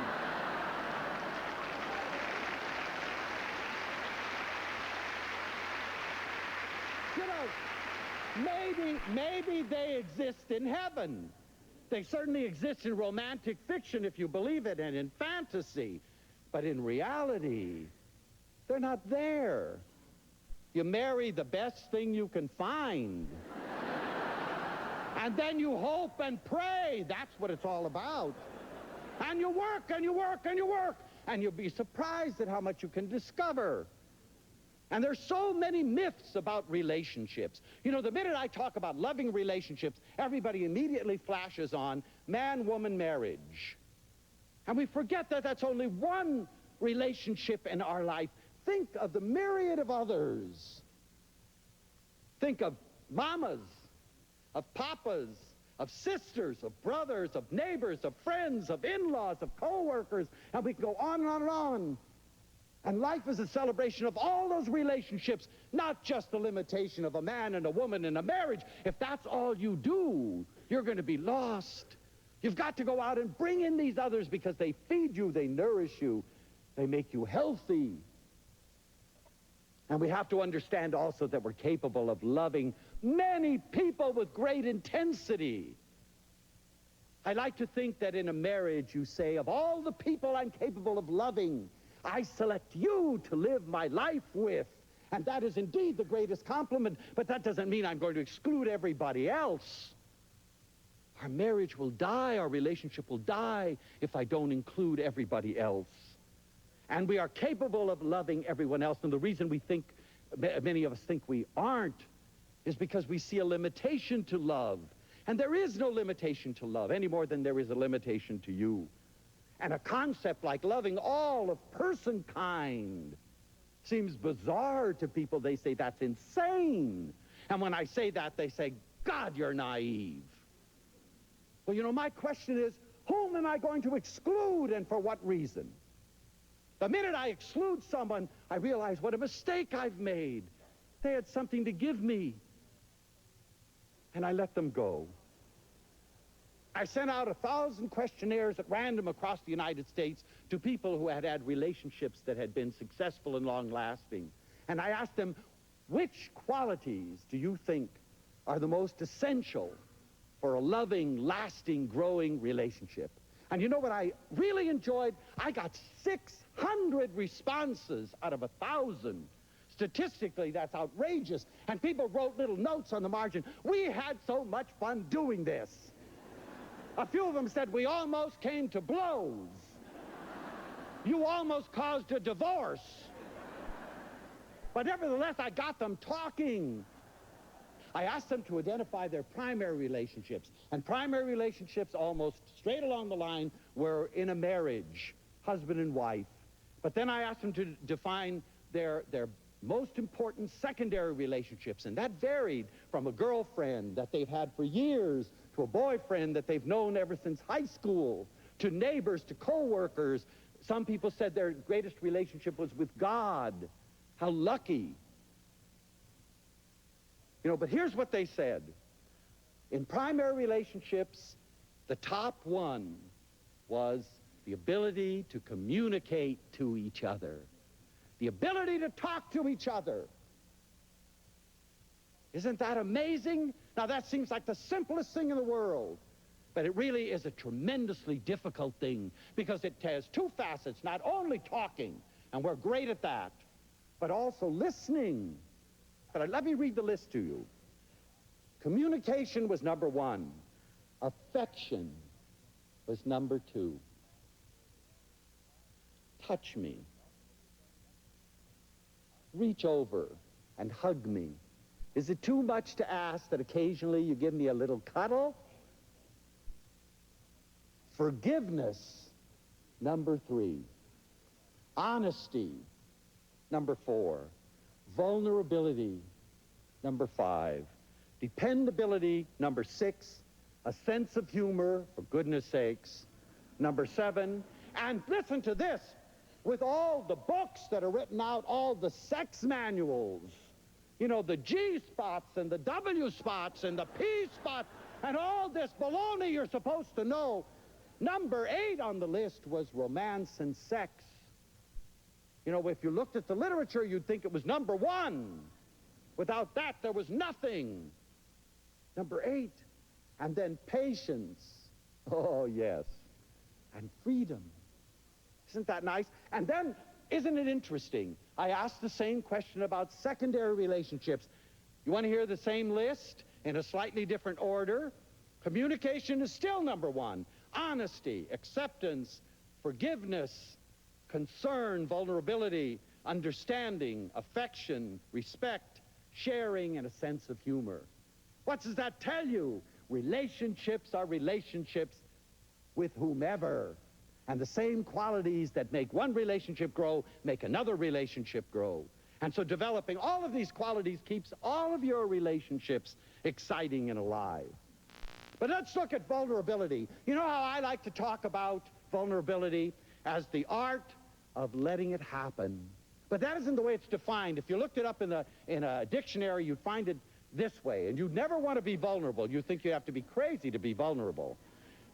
Vulnerability is defined as being open to hurt and to pain. But you know, who's so crazy? And here's Buscaglia standing up saying that vulnerability is one of the most essential things for loving and for relationships. In the same definition, there is a definition for contract bridge. And vulnerability is defined in contract bridge much better and happier for me. Listen to this. Vulnerability in contract bridge means allowing yourself to be liable to increased penalties, but entitled to increased bonuses if you win.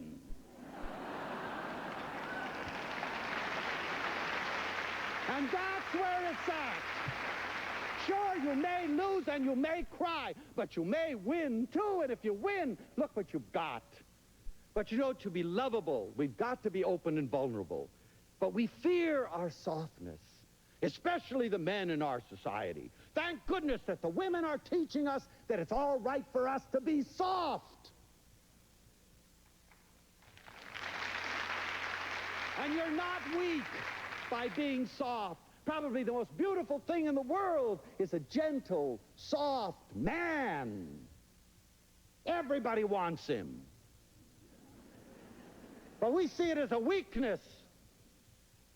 And we see it as being mature when you can stand alone. You know, I need no one. I have made it. You know, who needs you? Hell, I need everybody.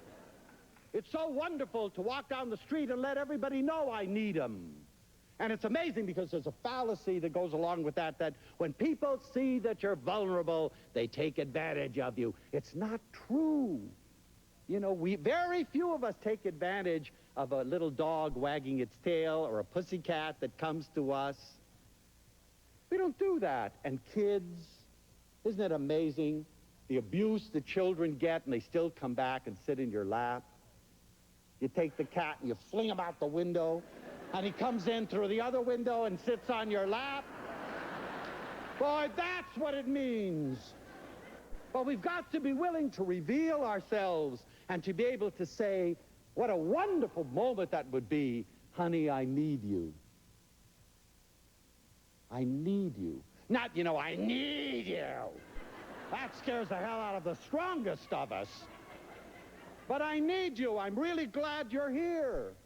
I'm not perfect, and therefore I need you to help me to grow, to help me to do all kinds of things. I'm willing to adjust to meet your needs, and to realize, of course, that the world isn't only meant for you. There are really people moving around here that really believe that the world was meant for them. I've got news for you. It's also mine.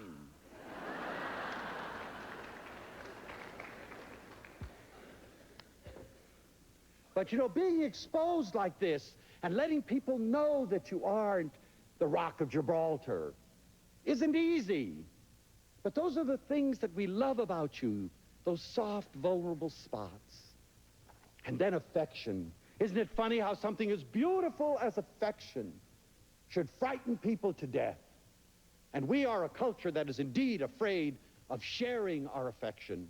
I remember I grew up in a home where everybody kissed everybody, everybody hugged everybody. In fact, it was a mortal sin that had to be confessed in church if you left without kissing Mama. But that's how we learned what affection meant. Because, affection is learned. The society you live in teaches you how to manifest it in action. And if it says it's not good and it doesn't reinforce it, then where are you going to get it? And we've stopped showing outward affection, and we're going to have to relearn it or die of loneliness. And it isn't available when people haven't been taught by their culture to be affectionate. Where do you go to learn it? How do you break down the guards that you have? There's a wonderful story of a young man who decided to change his ways. And he went to a bookstore to find a book about hugging.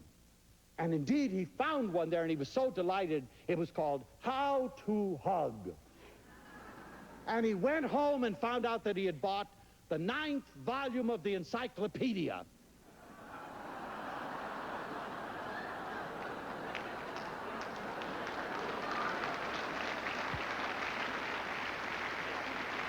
There it is.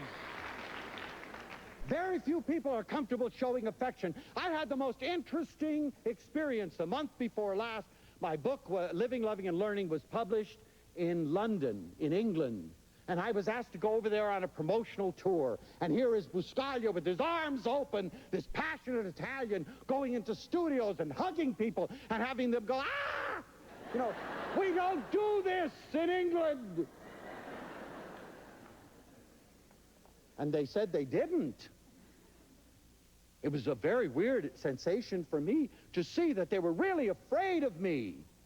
And because they had read the advance notice that Buscaglia hugs, they would stand across the room and say, how do you do?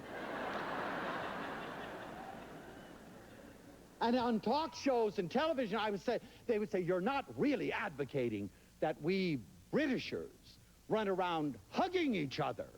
I said, yes. Yes, I do. And they said it would never happen. Well, one of the newspapers in London decided that because it got so much publicity, not that I was advocating loving each other and caring about each other and all the other things, but that this wild man from the United States was going to Britain saying, hug each other. That was the big thing, headlines in papers. And so one newspaper sent out huggers over London. This is the truth. I can show you the newspaper. There was the whole front page. And they were instructed and paid for, like you hire them at parties, to run around and hug people. And then they were interviewing these people and saying, how did you like it? And amazingly enough, even though there was all this resistance, the Londoners, like everybody else, said it was nice. We should do that more often. And in a culture where it frightens you to have someone reach out to you in love. We have something to worry about, as far as I'm concerned. When people bump into me, the first thing they say is, "Oh, I'm so sorry." And I say, "I'm not. It was nice." Of course, they leave horrified.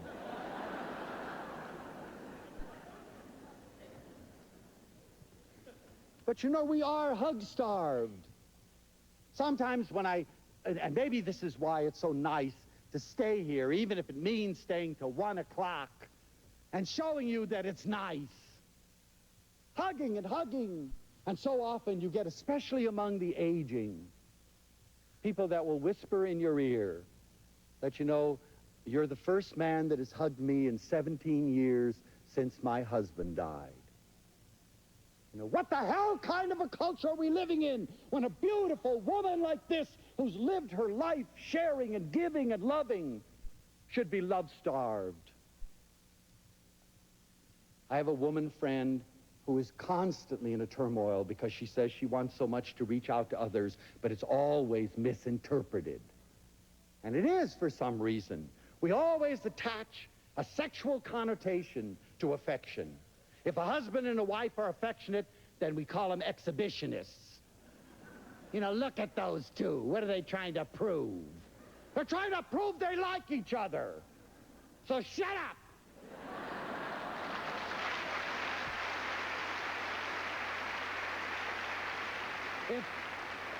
If parents are loving with their children, beware of incest. And if we touch friends of the opposite sex, we're engaging in promiscuous acts. And heaven forbid, if people of the same sex touch, especially men, certainly they're homosexuals. Some of you saw the Donahue show I was on the last time, and we were talking about hugging. And at the end of it, this man stood up and he said, "Dr. Buscaglia, are you suggesting that men hug?" And I said, "Yes." And he said, "Boy, if they do, you're going to turn this country into one big San Francisco."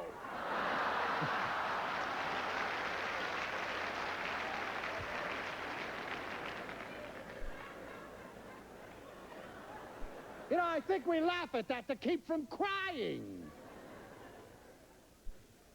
But really, sexuality has ceased to be equated with warmth and tenderness. It's become a thing that has to be done. We have sex. You have sex. We describe loving with 4-letter words. Think about it. And we're so concerned about techniques. My goodness, all you have to do is go to a library and there's a shelf. It's behind glass. But there's a shelf about how to. Flipping the book. How about 42 tonight? But you always remember that you do not have to say yes to 42. You're always in control. You can always say, "Okay, Columbus, you've discovered enough for one night, ship off."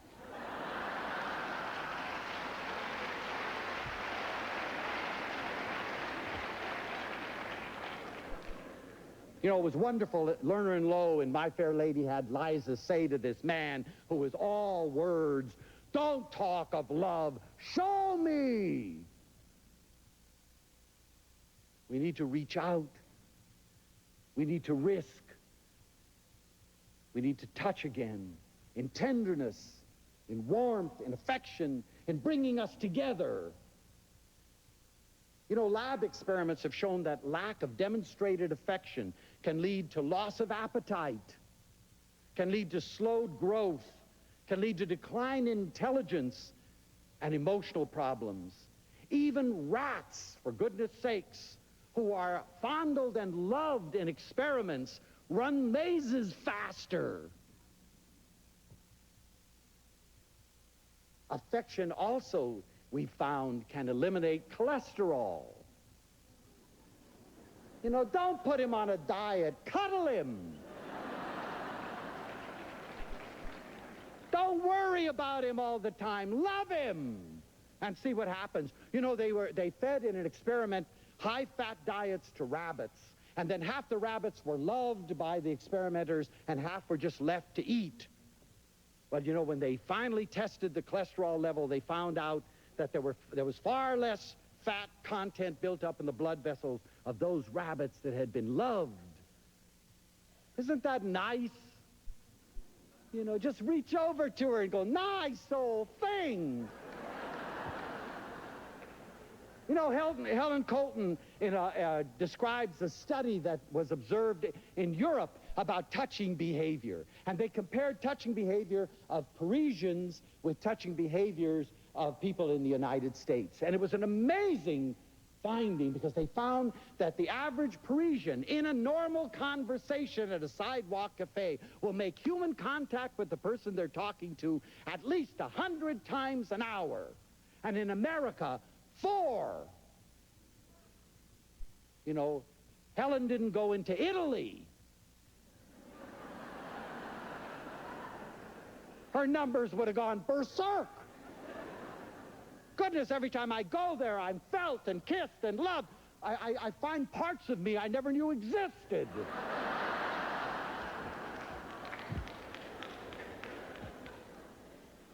And then forgiveness. Forgiveness. You know, there's a wonderful ring to the word forgiveness. It's an action word, and it suggests a letting go, a soothing, a healing quality, a reunited, a bringing together again, an acceptance of the humanity in you as in myself. Children, and you were all children once, and you still are, if you get in touch with it, are natural forgivers. It's the parents that won't forgive. You know, the children fight. 2 minutes later, they're together again having a good time. Parents interfere, and they're never speaking to each other again. That happens all the time. And most of us are still bearing grudges against our parents. For goodness sakes, let it go. They may not have been perfect. They tried to do the best they can.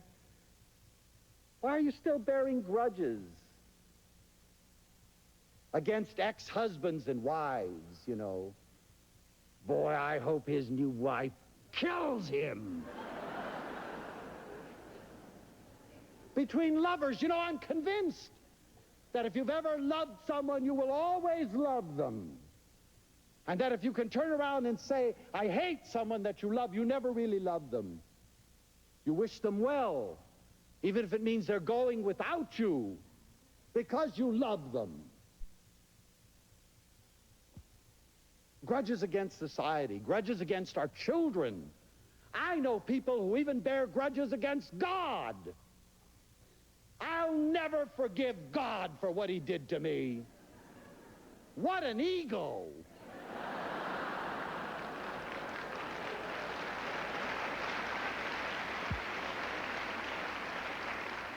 And we even bear grudges against ourselves. We talk about what we should have done, and we spend our life talking about what we should have done. You know, what the hell can you do about what you should have done? Forgive yourself. I was a jerk then. Now I'm so smart. Some of us maintain these grudges for a lifetime. I'll never forgive him.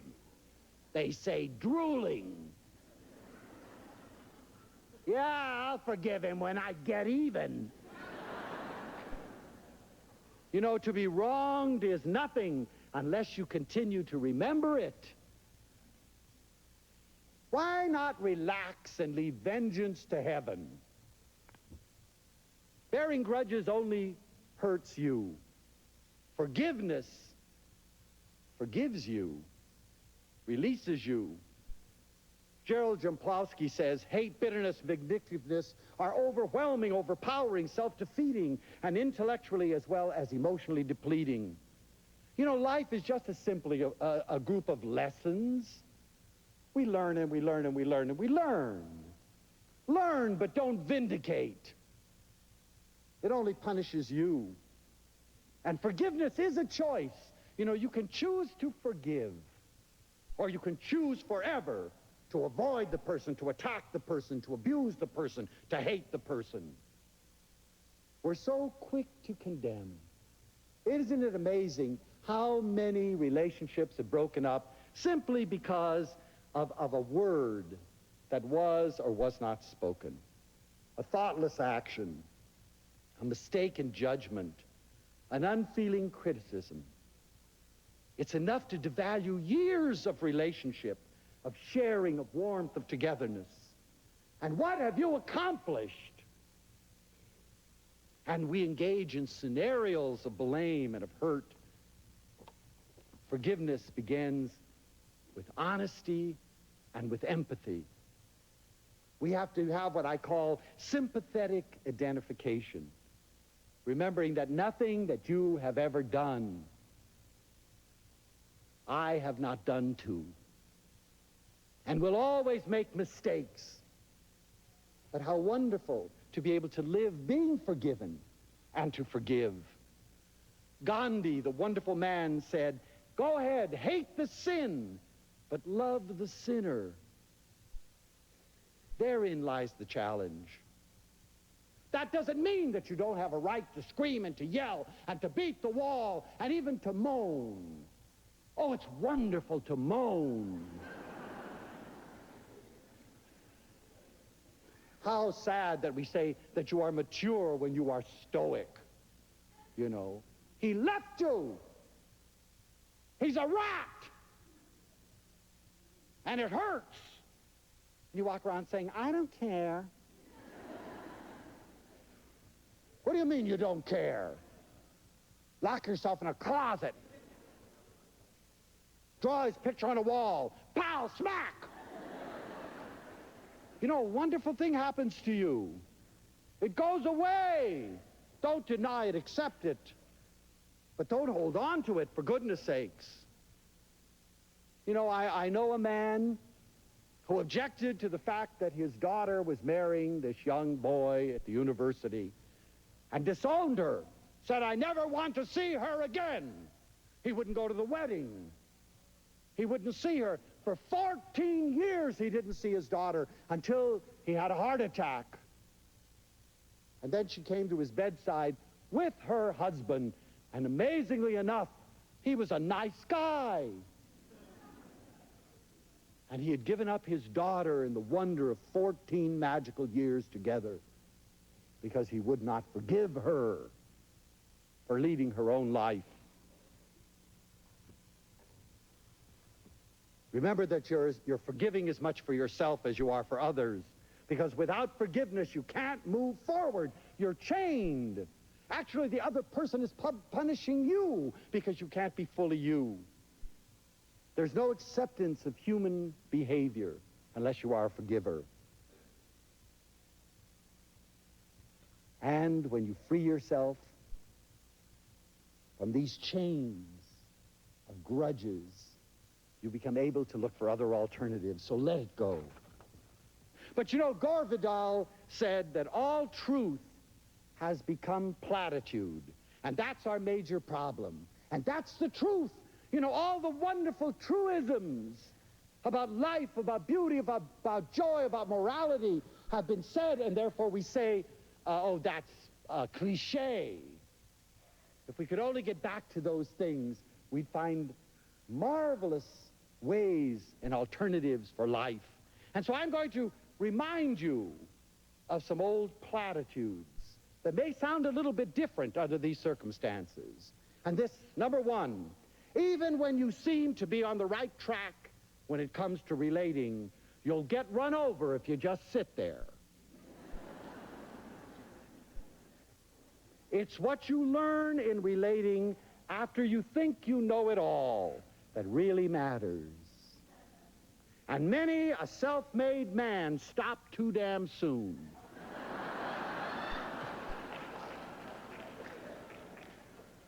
And keep your chin up. It helps you to keep your mouth shut.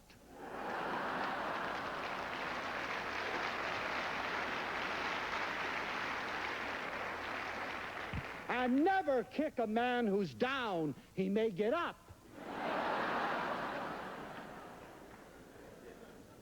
And most people don't believe in anything, and they're determined to have you share their beliefs.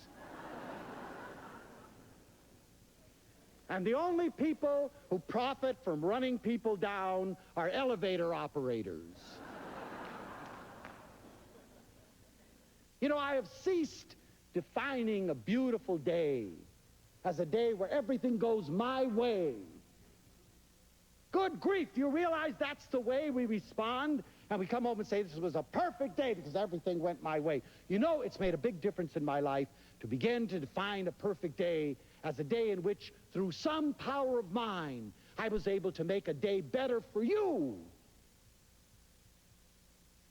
I'm going to leave you with my credo for relationships. And here it is. I choose to love people. To love people, not to judge them. I want to experience them as they are, not as I would want them to be. I want to grow with them, allowing each new moment to tell its own story, rather than perceive it as a product of our past. I want us to search together for fresh alternatives to our incompleteness, to our negativity, to our deception, to our fear, and to our despair. I don't want us to spend our lives thinking about life and change and celebration. Rather, I want us to spend our life celebrating and living and changing. And I never want to forget what the wonderful author William Saroyan reminded me of many years ago. People is all everything is, all it has ever been, and all it can ever be. People, you and me, together in love. Thank you very much.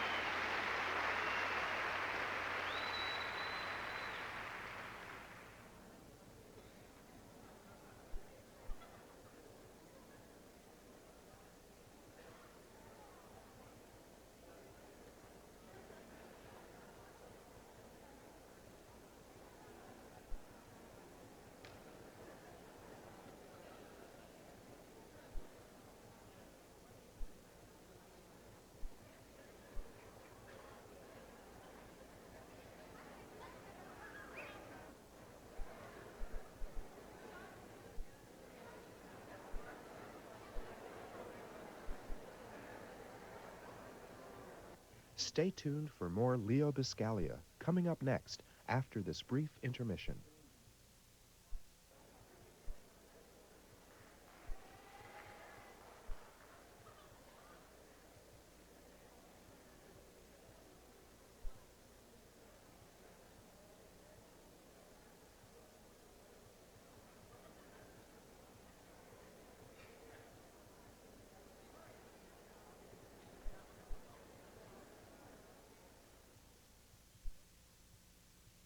Funding for this program has been provided by this station and other public television stations. Video cassettes for educational organizations are available through PBS Video, P.O. Box 8092, Washington, D.C. 20024.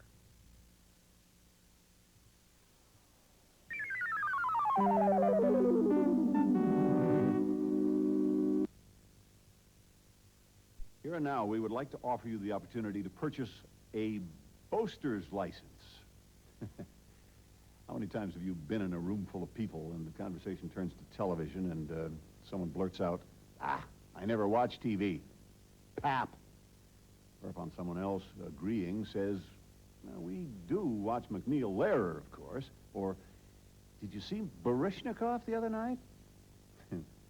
Well, in fact, if public television today had $1 for everyone who boasts about watching it, we might not have to be here now doing this. But there's a point. You know, public television is worth boasting about. There is no broader nightly forum for news understanding than McNeil Lehrer. No more consistently excellent drama than Masterpiece Theater. No more insightful science probes than Nova. Now, public television is worth boasting about, and thus, we believe, worth paying for. Call now. Make a pledge. But don't think of it as a pledge. Think of it as paying a nominal sum for an unlimited TV boasting license. And next time you're in that room full of people, you can boast, hey, I not only watch, but it's because of me those programs are on the air. Ultimately, isn't that the best boast?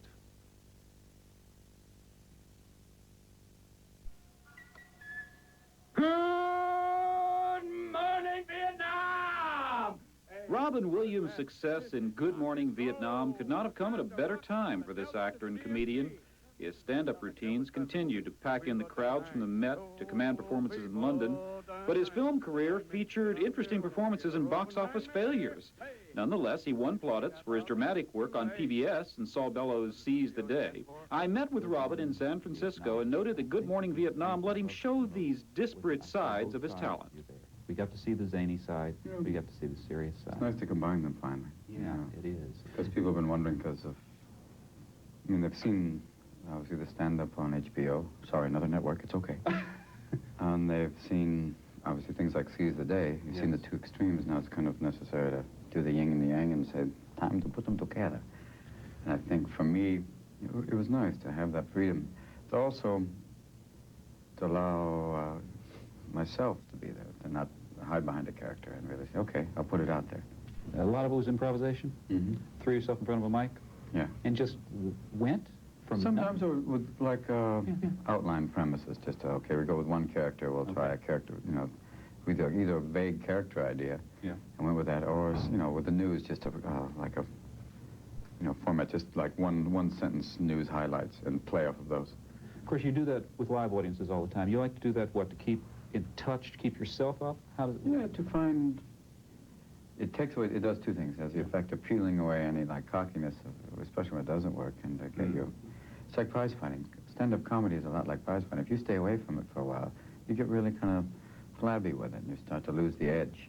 There's you as the artist, then there's you as the person who has to earn a living in the career. Right. As an artist, you need an audience. And that other people control that, at least in terms of films, right? Right. So a few films didn't succeed so well. Can you explain to the audience what that means in the real world? Yeah, what it means is that you start to move down that ladder of availability of scripts. You start to, I mean, the word hot is, I mean, you become tepid, and then it becomes like, yeah, oh, thank you. You know, and literally it's happened to the point where sometimes people will be offering things and pull the offer back. So they'll be going, you know, I don't think so, you know, which is, it seems cruel, but it's happened many times to myself and to friends, and where something will be coming your way, then they'll wait and see that the film will not do that well, and then they'll kind of, it'll disappear, it'll kind of evaporate. So you have to either do two things, you know, if something works, then all of a sudden things start coming again, or that you have to take the aggressive stance, I think like Steve Martin did, and to start developing things. Well, he always was writing his own things, but for me to say, okay, if the things aren't coming that are allowing that freedom, okay, you got to go out and develop them and pursue it yourself and not just sit back and wait. Because if you wait in Hollywood, it can be dangerous. The La Brea tar pits are there. That's kind of a clue. Thank you. Thank you very much. I talk so seriously. This is PBS. Yeah, that's right. I should be going, Mr. Williams, before we continue, what do you think Gary Hart's conscience is like? Well, I know we're wrapping it up. I see the man saying yes at the end. On firing line, the Democratic candidates are basically Mr. Potato candidates. Robin, thank you so much. Robin, just really thank you very, very much. End it! It's PBS. With Robin Williams in San Francisco. This week on Masterpiece Theater. I'm Patrick Stoner. Thank you. Something funny, Garlic. Perhaps you'd like to share it with the rest of us. No, sir. The former vice president is a delight, sir. Excuse me, sir. Seeing as how the VP is such a VIP, shouldn't we keep the PC on the QT? Because if it leaks to the VC, you can end up an MIA, and then we'd all be put on KP.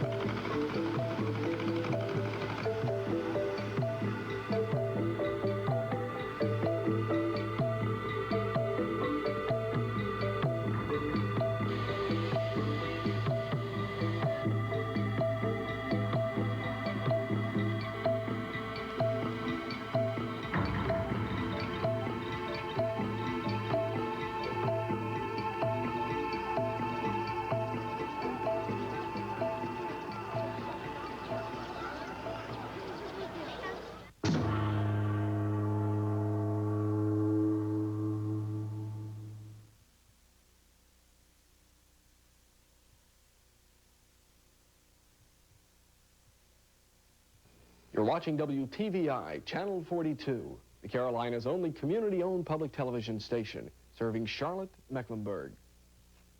Sound familiar? Well, it's more than just words during a station break. It's a pretty strong statement of station identification. It means staff and volunteers work right here to add a local point of view to your public television viewing. It means your contribution stays in this community to help produce programs like Final Edition, Home Stretch, Ask the Mayor, or the Charlotte Pops. It means this station belongs to you. A station as unique as the city it serves. Invest in TV worth watching, TV worth paying for. WTVI, 42 Coliseum Drive, Charlotte, 28205. Discover the difference on WTVI, because that difference is up to you. You're watching WTVI, Channel 42, Charlotte, Monroe.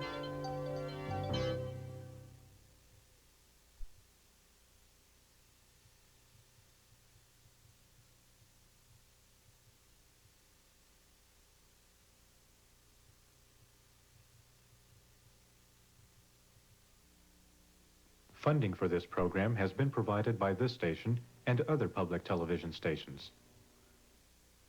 I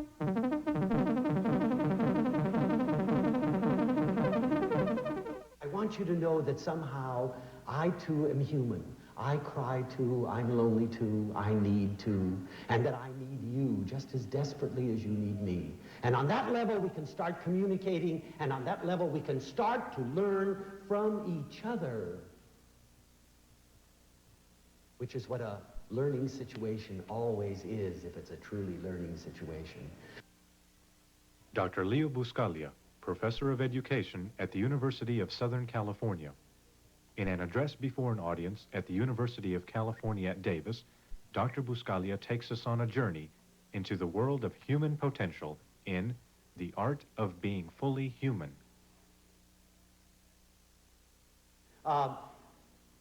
I'd like to tell you something first before I begin. You know, I usually begin by telling you stories about my name because it's such a wonderful name, and I do love it so. It's spelled B-U-S-C-A-G-L-I-A, and it gives everybody enormous problems, and it's a wonderful way of introducing yourself and getting to know people because it's an outrage. And the one I love the best is one I always tell, and that is I placed a long-distance telephone call several years ago, and the line was busy, and the operator said that as soon as the line was finished, she'd call me, and so on. And so when the phone rang about 5 or 10 minutes later, I picked it up, and she said, "Would you please tell Dr. Boxcar that his telephone call is through?" I said, "Could that be Buscaglia?" She said, "Sir, it could be damn near anything." And it's the truth, and not only that, but most of you know, if you've read my books or anything else, that my name is really not Leo. Leo comes from my middle name, which is Leonardo, and that's nice, too. And my first name I really love, but I don't ever dare use, and I'll tell you why in a minute, but my first name is Felice, and that means peace and joy and love. Those of you who speak Italian know. So if you see it all together, it's Felice Leonardo Buscaglia, which is like a Verdi opera, you know. I love it. And several years ago, I was asked to take a tour, touring around in Asia and speaking to groups and so on. I had to get federal clearance because I would be going into Army camps and Navy camps and Air Force camps and so on and so forth. And I was in a large room in Los Angeles in the federal building, about half the size of this one, filling out little forms and giving it to a little man behind a cage, you know, who checks you out, makes sure that everything's okay.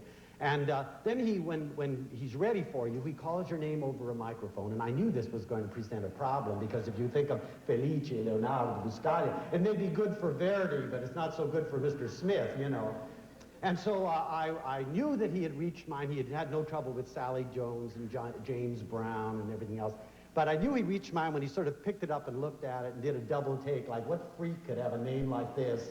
And then he took a deep breath, and he started with my first name, and he said, "Phyllis?" And I swear I'll answer to anything but Phyllis. Not that I don't like the name Phyllis. It's lovely, but it doesn't suit me, not quite.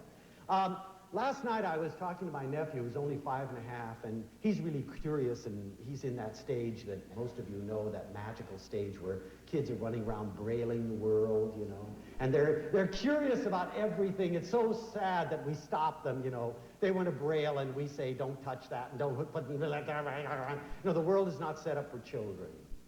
That's a great pity, because some of us could still do a lot of brailing and learn a lot.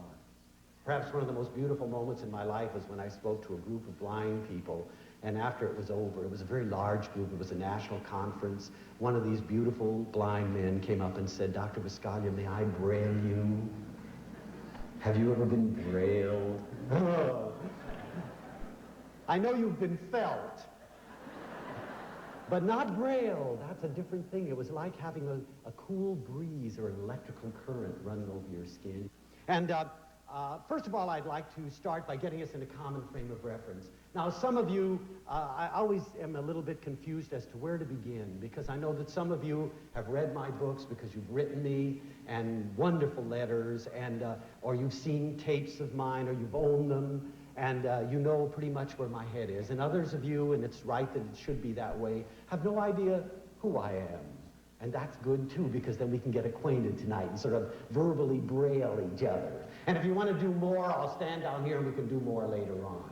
You know that I'm a big Italian hugger. Mommy used to say you can believe something when you touch it. So if you want to be believed, you know.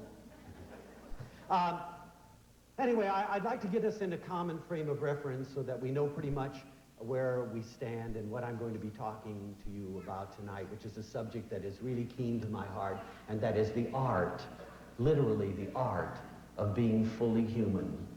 I don't know about you, but I really love the concept that I am a human being and have all the potential to be a human being, with all that this means, which we'll get into tonight as far as some of the things that I believe. But people always want to know, like, when did this begin? When did you begin to become really interested? I don't know, but I do know that there was a moment in my life that was most significant. And everywhere I go, I always start by telling that moment, because to me it's very significant and made a difference. And maybe it's responsible for my being here tonight. It was about 12 or 13 years ago when I first started at the University of Southern California. And I had one of those mandatory classes, you know, that everybody has to take. And I was an assistant professor at the time, and I had to teach it, you know. And so I got before it was a big, they used Bogart Auditorium, a big Barney place that some of you know. And I got in front of this audience, and I thought, how will I ever reach them? How will I ever touch them? And it was really a kind of a traumatic situation to be put into for your first class. But that's what happens, you know. Anyway, I stood before the class, and I have many things that I feel very strongly about. And one is that the first thing I do when I get before an audience is I look for kind eyeballs. When the audience is in blackness, I'm lost. Talking to myself is not one of my passions. But when I can see eyeballs, I know that I'm safe. And to me, kind eyeballs are the kind of eyeballs that stay there, and when you get lost or you say something stupid and you don't remember what you said before, you look at them and they say, come on, Buscaglia, you can do it, you know. And I'm amazed at how many such eyeballs there are. And in this class, I looked around frantically for eyeballs, and since it was a class that was in there because they didn't want to be mostly, I didn't see too many eyeballs. I was seeing this. Or they were looking at their, you know, pencil ready to take down anything I said. That's something we've conditioned you. You write everything down. I can say, drop dead. Everybody writes it down. You know. It's going to be a trick question on the exam. Anyway, I did find these eyeballs, and I found them in a very exciting young lady about 5 rows back. And I knew they were my eyeballs because whatever I said, she lit up and had a response. She may not have agreed, but I could tell that she was feeling something, and I knew there was at least one alive person in this class of something like 600 people, and I knew that she could save me. And I was delighted. And I have a lot of things in my classes that all of my students and all of my friends know I call voluntarily mandatory. And one of the things that's voluntarily mandatory is that everybody come and see me in my office at least once every semester. Now, that isn't asking too much. But you'd be surprised how many people that intimidates. You know, what does he want to see me for? Well, I try to tell my students, you know, I don't believe you until I can have you in my close proximity. And also, since I am a passionate Italian, I will believe you when I touch you. So when you come and see me, I'm going to touch you. You know, and if that bothers you, take your tranquilizer. And then, you know, when I go out of my office and I see Sally sitting there, I say, "Hi, Sally." And she says, "Hello." And I take her hand, her little sweaty palm, and I cover it with mine, and I slowly lead her into the office. And I can sort of see by her eyes, she's thinking, "My God, what is he going to do to me?" You know, "I'm not going to do anything to you, Sally. I just want to relate to you person to person. I want you to know that somehow I, too, am human. I cry, too. I'm lonely, too. I need, too. And that I need you just as desperately as you need me. And on that level, we can start communicating, and on that level, we can start to learn from each other," which is what a learning situation always is, if it's a truly learning situation. And you know, sometimes when I'm before an audience like this, it makes me feel frustrated as well as humble, because I know that everybody in this audience has something to teach me, that if I were able to be close to you, you could give me as no one else in this world can. And so I don't want to miss it, at least from my students. And so I have this voluntarily mandatory thing. And it's incredible, as I said, how it intimidates people. Probably the funniest thing that ever happened was one girl that came in and sat across from me, and I knew there was something wrong because her eyelids were shutting and her head was falling forward, you know. And finally I said, you know, are you all right? And she said, "Oh, Dr. Buscaglia, I can't stay with you anymore." She said, "In order to get up enough guts to come and see you, I drank a bottle of Ripple and I'm going to be sick." Imagine stooping to Ripple. I'm happy to say that things have changed. But nevertheless, one of the big things is that I don't believe that anything can transpire unless we can learn this marvelous process of somehow or other coming together, human being to human being, however we define it.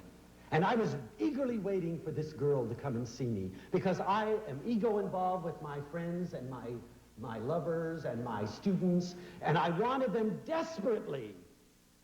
I want them to know that I am. And I wanted to say to her, thank you for being alive. Thank you for sharing your enthusiasm and your eagerness and your vibrations. Thank you for making me a better teacher. And about 5 weeks into the semester, this beautiful young girl was not in her seat.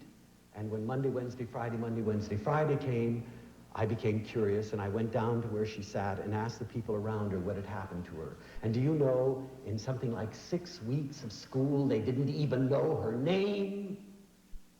It's no wonder that Schweitzer says, you know, we're all so much together in our world, and yet we're all dying of loneliness. And I truly believe it.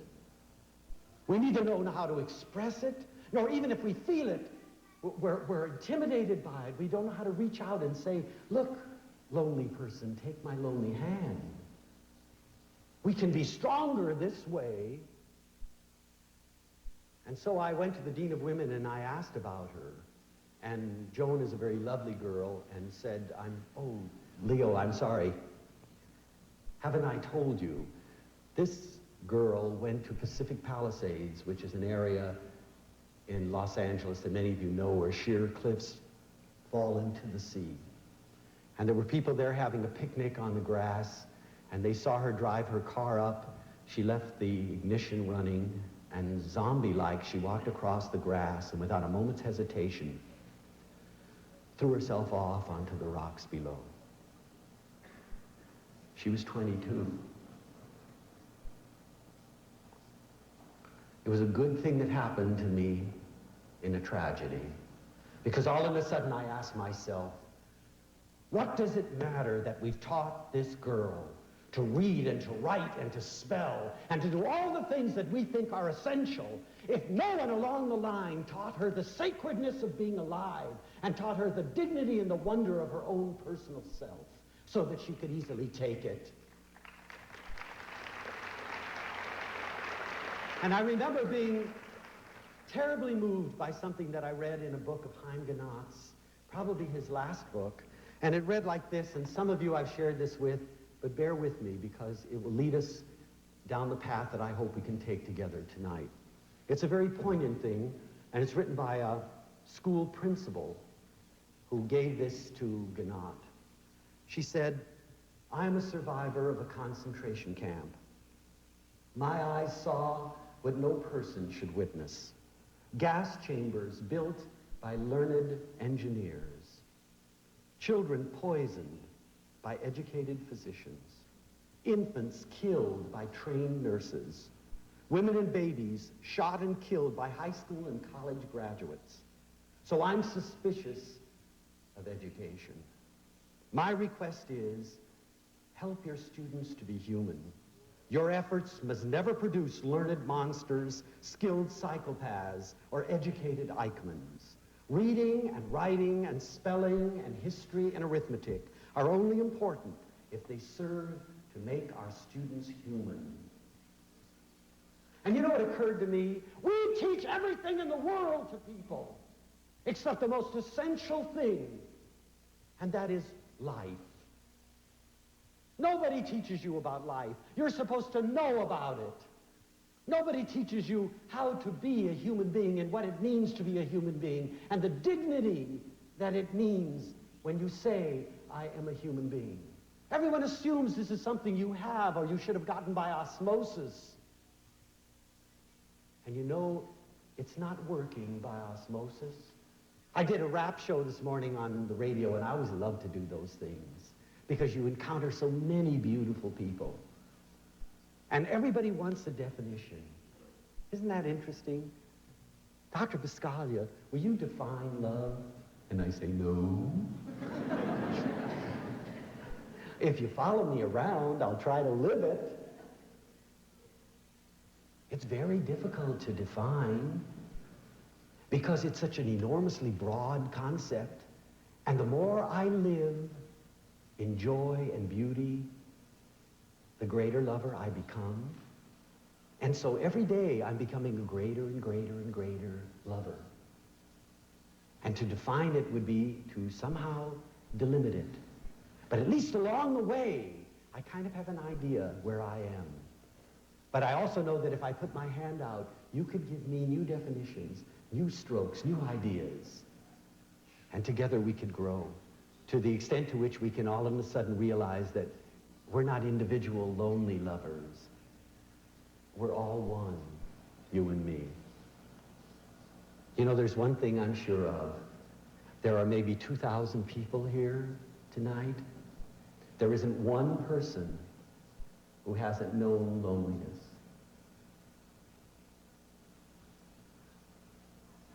Isn't that wonderful? There isn't one person that hasn't known despair. Isn't that wonderful? There isn't one person that hasn't cried. But also, there aren't many that haven't laughed, that haven't known joy. And in all those ways, we can communicate we're alike. Because I've known it too. And we're all involved in the same struggle to become fully human, which is the best thing we can become. And what a goal. What a wonderful goal. You know, I always think of Thoreau, that marvelous man, and the statement that he made, "Oh God, to reach the point of death, only to find that you have never lived at all." What a tragedy when life is your prerogative. It's your right to live. It's your right to know joy. You know, I had a Buddhist teacher once that used to talk about, and the word excites me, rapture. Have you ever known rapture? Oh, you've known ecstasy and joy and all of those things, happiness, but have you ever known rapture? Well, do you know rapture is your right as a human being? Don't leave life without knowing rapture. And so to me, probably the most exciting thing in the world is the realization that I have the potential of being fully human I can't be a god, but I can be a fully functioning human being. And what I'd like to do tonight is talk to you about some of the things that I think that are essential in order to become a fully functioning human being. And if I want to continue to be a fully functioning human being under these lights, I'm going to have to start taking my clothes off. And so this is number one. And you can join me, you know, just let's go. I think really that the first thing we need to do to be fully functioning human beings is get back to the point again, and this is going to shock a lot of people, and you're not going to like it, and I'm going to risk it.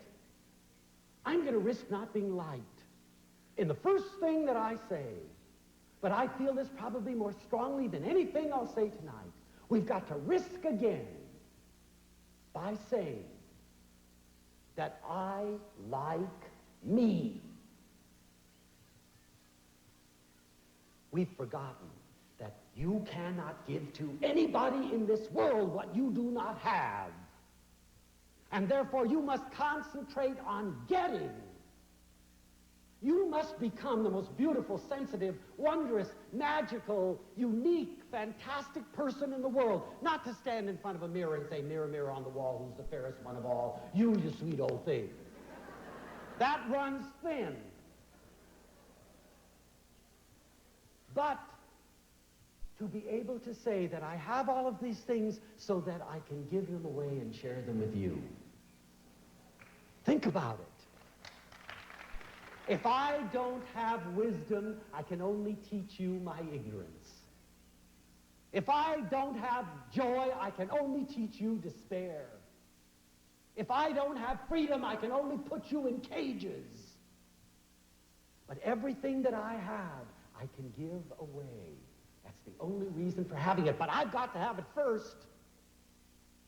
And so I dedicate myself to becoming the best Leo the world has ever known. And I send you on your voyage to become the best you that you've ever known. And you know, there's one thing that I will not have. I love you so intensely I can almost not stand it. But I will not have anybody playing follow the guru. Because when you start following my way, it will lead you to me and you will get lost. The only way to follow is your way. Because do you know something that maybe you've forgotten because nobody has told you this for many, many years? You are uniquely something that will never occur again in the history of the world. You're that magic combination that will never be again, and I don't care who you are. How exalted you feel or how lowly you feel, every one of you is something unique and special. I wish we could tell this to children early so it doesn't take you a lifetime to find it out. Every one of you has something to give that only you can give. You have a unique world. You know, people who have studied perception and sensation know that every one of you sees the world in a unique way. The same tree we don't observe in the same way. Wouldn't it be wonderful if we could share that tree and see it in 2,000 different ways? Just the concept sends me in orbit. And yet I hear people constantly saying, what have I to offer? You know what you have to offer? A central piece of the crossword puzzle. That unless you assume the responsibility, that picture will never be complete. And I'm convinced that we still have misery, despair, agony, all of those things because people didn't actualize themselves and complete their piece of that wonderful crossword puzzle. Because if they had, the picture would have been clearer. You have something to paint on that tapestry or weave that's uniquely yours. Don't miss the opportunity. You are wondrous. You are magical. There is only one you. You know, next time you pass a mirror, look in and say, my goodness. You know, it's true. There's only one me. You sweet thing. Oh, if we could get into that. And you know, the wonderful thing is, too, that it doesn't matter where we are in that you. We're only just beginning. Because do you know that no one has ever been able to find a limit to human potential or to humanness? You are unlimited in possibilities. Eric Fromm says the pity in life today is that most of us die before we are fully born. Don't miss yourself. How wonderful it would be. You know, Elizabeth Kubler-Ross tells us that the people that scream the loudest on their deathbeds are the people who have never lived. They've been observers of life, but not active participators. They've taken no risks. They stood on the sideline. Every time we put our hand out to someone, we run the risk of being slapped. But we also run the risk, a 50-50 chance, which is better than you can get in Las Vegas. You also get a chance of somebody reaching out and petting you and saying, "Nice little monkey." Try it. Remember what I wrote in Love, that wonderful quote from William Faulkner, Wild Palms, when he said, "If I had to choose between pain and nothing, I would always choose pain." And so would I. The opposite of love is not hate, it's apathy. It's sitting around thinking that existing is life and wondering why you're bored. And the thing that goes along with that is that if you are bored, you're probably boring as hell. One of the most beautiful things I've ever seen, it just happened a few weeks ago. I was at a park, and I like to go to this little park. They have little ducks and things. And there was a mama and a papa who had actually taken the time from this mad, busy schedule of all these essential things we must do to take their little kid to the park. You know, I remember that was commonplace in my day. What's happened to that? But you know, this little kid was walking down to the lakeside to braille a duck. And Papa saw this, and he started to jam down there, and Mama, who must have been a very unique, lovely person, reached out and grabbed him. She said, "Let him go." He says, "But you're not." She says, "Shut up." And, you know, and down toddled this kid, you know, just maybe very able to walk right close to, and, you know, the duck stood there. "Go ahead and braille me, baby doll."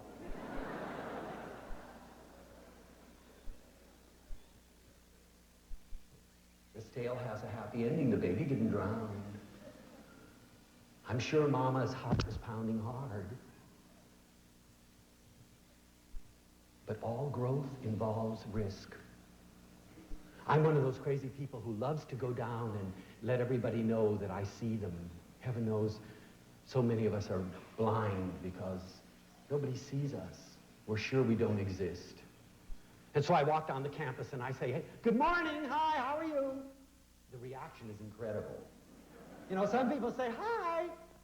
And then I get the opposite extreme of people who say very angrily, as if I invaded their privacy, and I probably did, "Do I know you?" And I say, "No, but wouldn't it be nice?" And sometimes they say, "No, it wouldn't." And then I have a wonderful thing, if you don't think that I still get hurt. I have defense mechanisms that are outrageous. Freud would turn over in his grave. I walk away and I think and I say, "Gee, what a pity that they didn't want to know me because I'm so nice." And so tomorrow when I see them again, I'm going to say to them, "Good morning" again, and give them another chance. Works beautifully, you know. And so when I see them, I say hi. And you know, they give you again. "I know you." And you say, "Yes, I met you yesterday."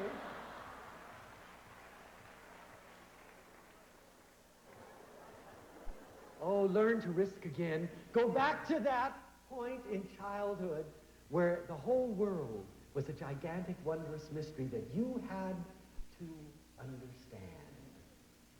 Get hooked on it. Say to yourself, "I want to know everything. I want to feel and touch and taste and understand everything. And there isn't time of life to do it all in. So I've got to do it now." And value every moment as if it really is your last. Don't just talk about it. Live it. Because it might very well be. You know, lots of people look at death as if it's a real villain. I have come to the point, happily, where I've made a peace with death. I see death as a very positive force because it tells me that I have a limited amount of time and it plays no tricks. You know, death has told us all that from the time we were born. It's never hidden itself away. If it's hidden, it's because we've hidden it. No one will get out of this world alive. Take that down. It's going to be a trick question on the exam. But you know, there are actually some of us who believe we will. We act as if we have forever. Oh, I'll do that tomorrow. I've always wanted to climb a mountain. I'll do it tomorrow. You never will. My students say, when I get out of school, then I'll be free to read. I say, you will not. If you're not doing it now, you never will read. Now's the time. Don't wait until tomorrow to tell somebody you love them. Do it now. Freak them out. You know, get on the phone, long distance. Hey, Mom, this is Felice. Yeah, I know it's 3 in the morning. Hey, I just have something to tell you. I love you. Now, if she doesn't die of a heart attack, it may be one of the most significant moments of her life.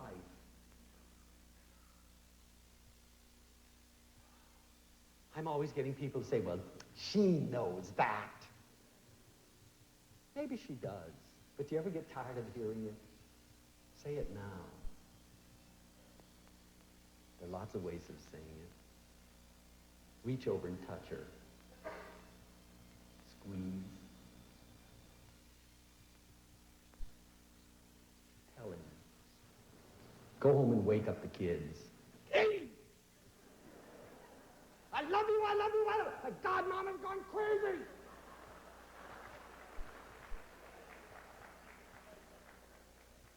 You bet I have.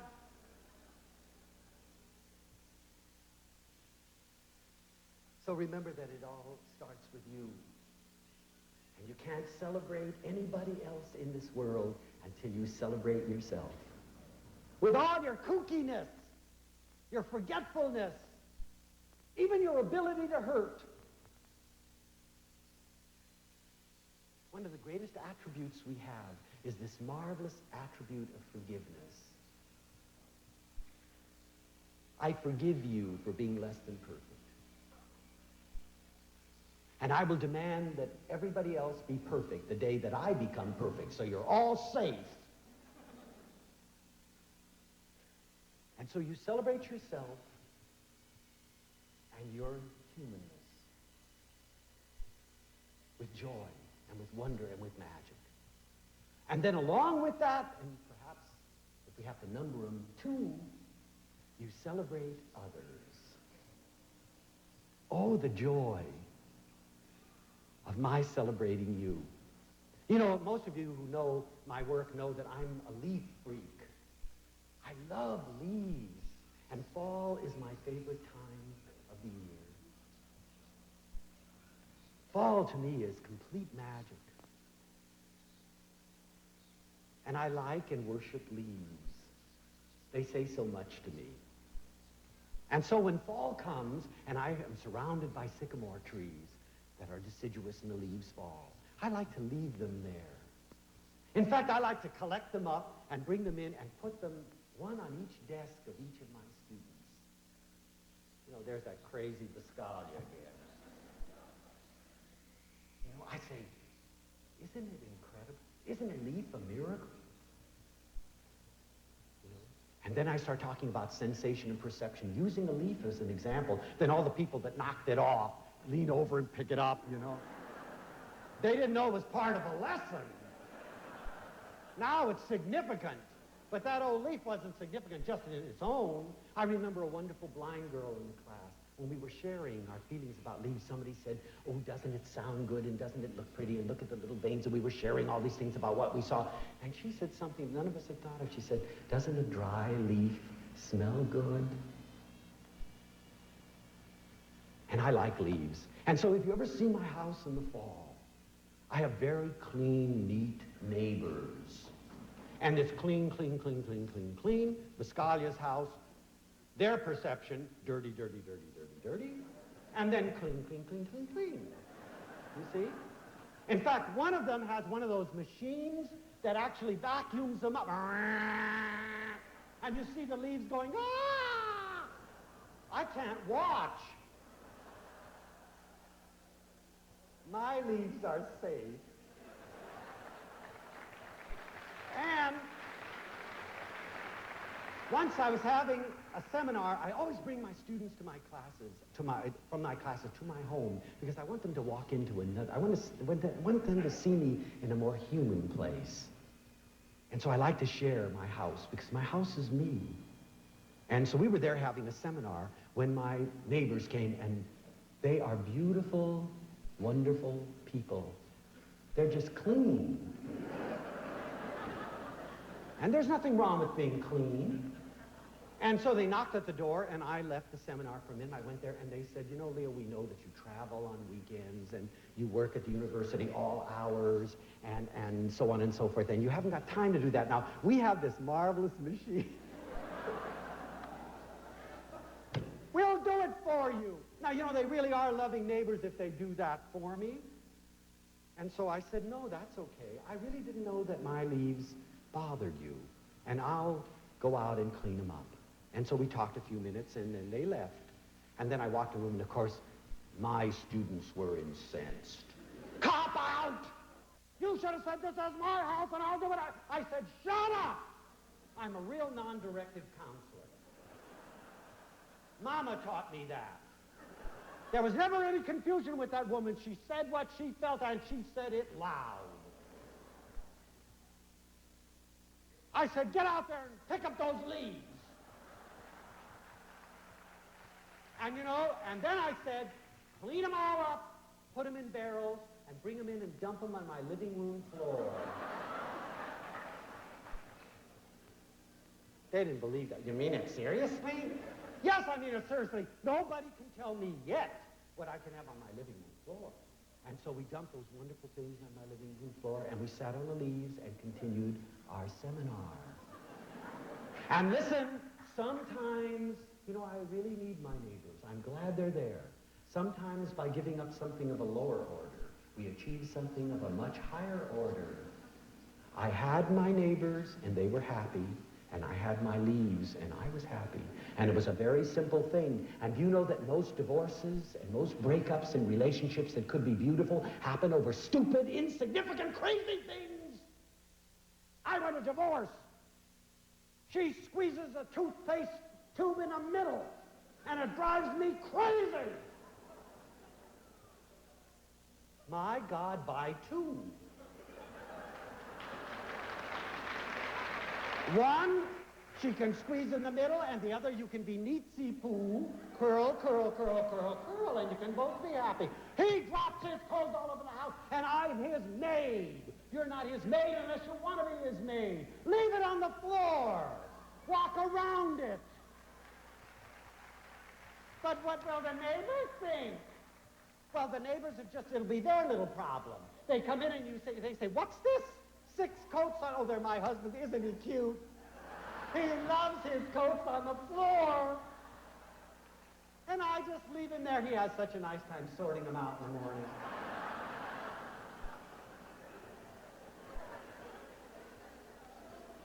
You know, is it worth losing this individual for?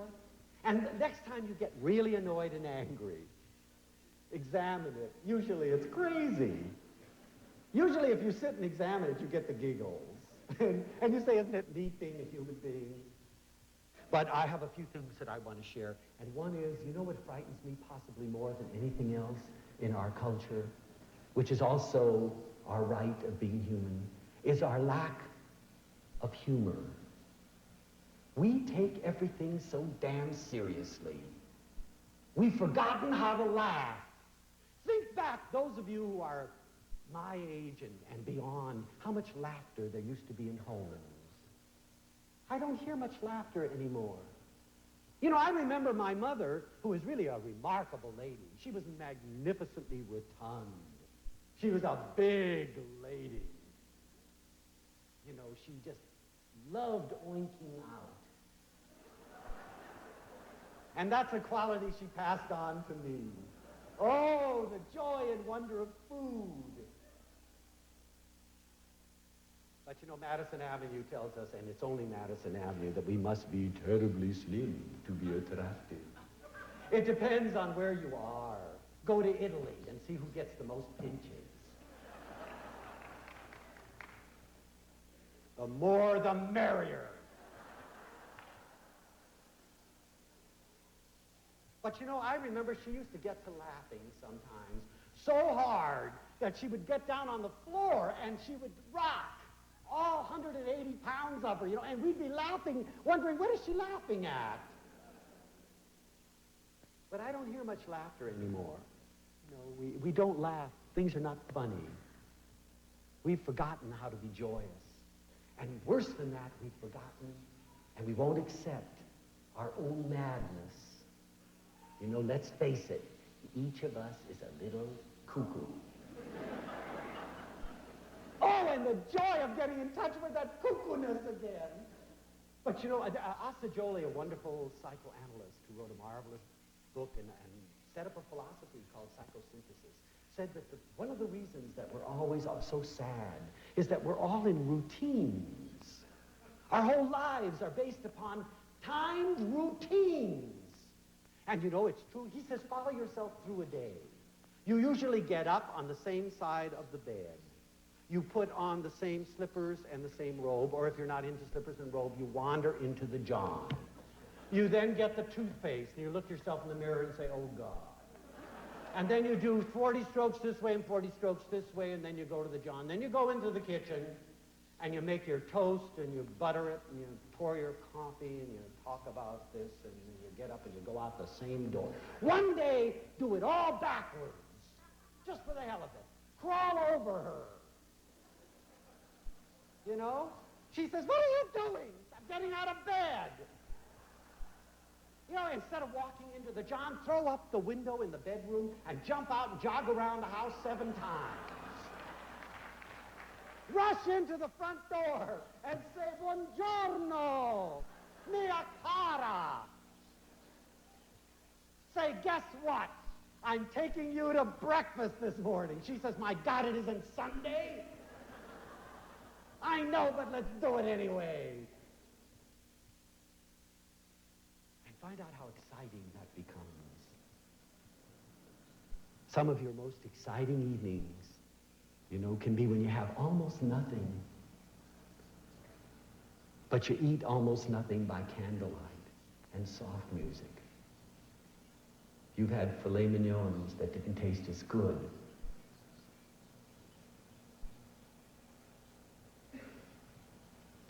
Live nutty. Just occasionally. Just once in a while. And see what happens. It brightens up the day. You know, recently I was invited to speak to 1,000 nuns in Wisconsin. 1,000 nuns in Felice. Oh, Mama was in ecstasy up there, I'm sure. You know, here's my little Felice talking to 1,000 nuns. Oh, what a beautiful, loving weekend we had. And you know, when they wrote me, they said, we don't have any money, but this is our coming home to our mother house, and some of us haven't seen each other for 10 years, and it's going to be so nice, and we'd like to have we'd like to base our theme on love, and we'd like to come and have you share with us. And I said, sure, just bring me out, and we'll decide later on. Don't worry about money. And I went there and had this wonderful thing, and everything I saw that I commented on, they did something about it. It was fall, and fall in Wisconsin. Oh. But you know, I commented to these wonderful women how beautiful the leaves were. And, you know, they all went out and got leaves and gave me a great big bag of leaves to take home with me. I commented on the largest pumpkin I had ever seen. Wisconsin pumpkins are freaks. Enormous. They gave it to me. There was a sister there that made bread that was worthy of any gourmet table. I almost wept. You should see me at a good table. I do cry. You know, I say, dude, what's the matter, Buscaglia? Oh, this is so good. She gave me 2 loaves of bread. And then just before I got on the plane that evening, very late, it was when a red-eye flight on Continental out of Chicago. Some of you have been on them. 747, nobody on it except stewardesses. And me, with my pumpkin, and my bread, and my leaves. You know, none of those things. Think about it. You can't check a pumpkin, a bag of fall leaves. And I carried them all out. I'm sure they would have stopped me if it had been anything else, but there was nobody in the plane. And so I sat down there, and they put first coffee, tea, and milk, you know. And after that routine was over, then they dimmed the lights. And there's nothing really quite as wonderful as being hundreds of miles in the air, in dim lights, you know, very quiet, going from nowhere to nowhere, someplace suspended. And all of a sudden, madness occurred to me. And I thought, I know what I'm going to do. And so I went in the center section, and I picked up all the arms, and I took my leaves, and I laid them out. And then I took the pumpkin, and I put it in the middle of the seat, and the 2 pieces of bread there, and scattered the cheese around, and pressed the stewardess button. You know, and here came this poor, tired girl, you know, sort of sauntering back, waiting for coffee, tea, or milk. And I said, look. And she said, oh, my God. And she lit up like a Christmas tree. And I said, I want to share all these things. They were shared with me, and I want to share them with you and the other stewardesses if they want to. She said, hold on. And she went and got everybody. They got illegally 2 beautiful bottles of California wine. They went to first class and served them in real glass instead of those plastic things. That was the quickest trip back from Chicago any of us have ever had. And we set up a routine. We have an annual reunion in the fall. Because somebody decided that they were going to take what could have been mundane and turn it into a little bit of magic. And because you are human, you do have magic. Get in touch with it. When you feel the insanity rising, don't push it down. Let it come out. Just once, and then let me know what happens. And then I think if we're going to be human, we've got to recognize, for want of something better, a democratic character. And that means the realization that there is nobody better or worse than we are. Nobody better or worse than we are. I have a little trick. When I begin to create idols, and there is a danger in creating idols, I take this idol and I try to fantasize them sitting on the john. Boy, does that make them human fast. You know, do it. Think about it. Farrah Fawcett Major.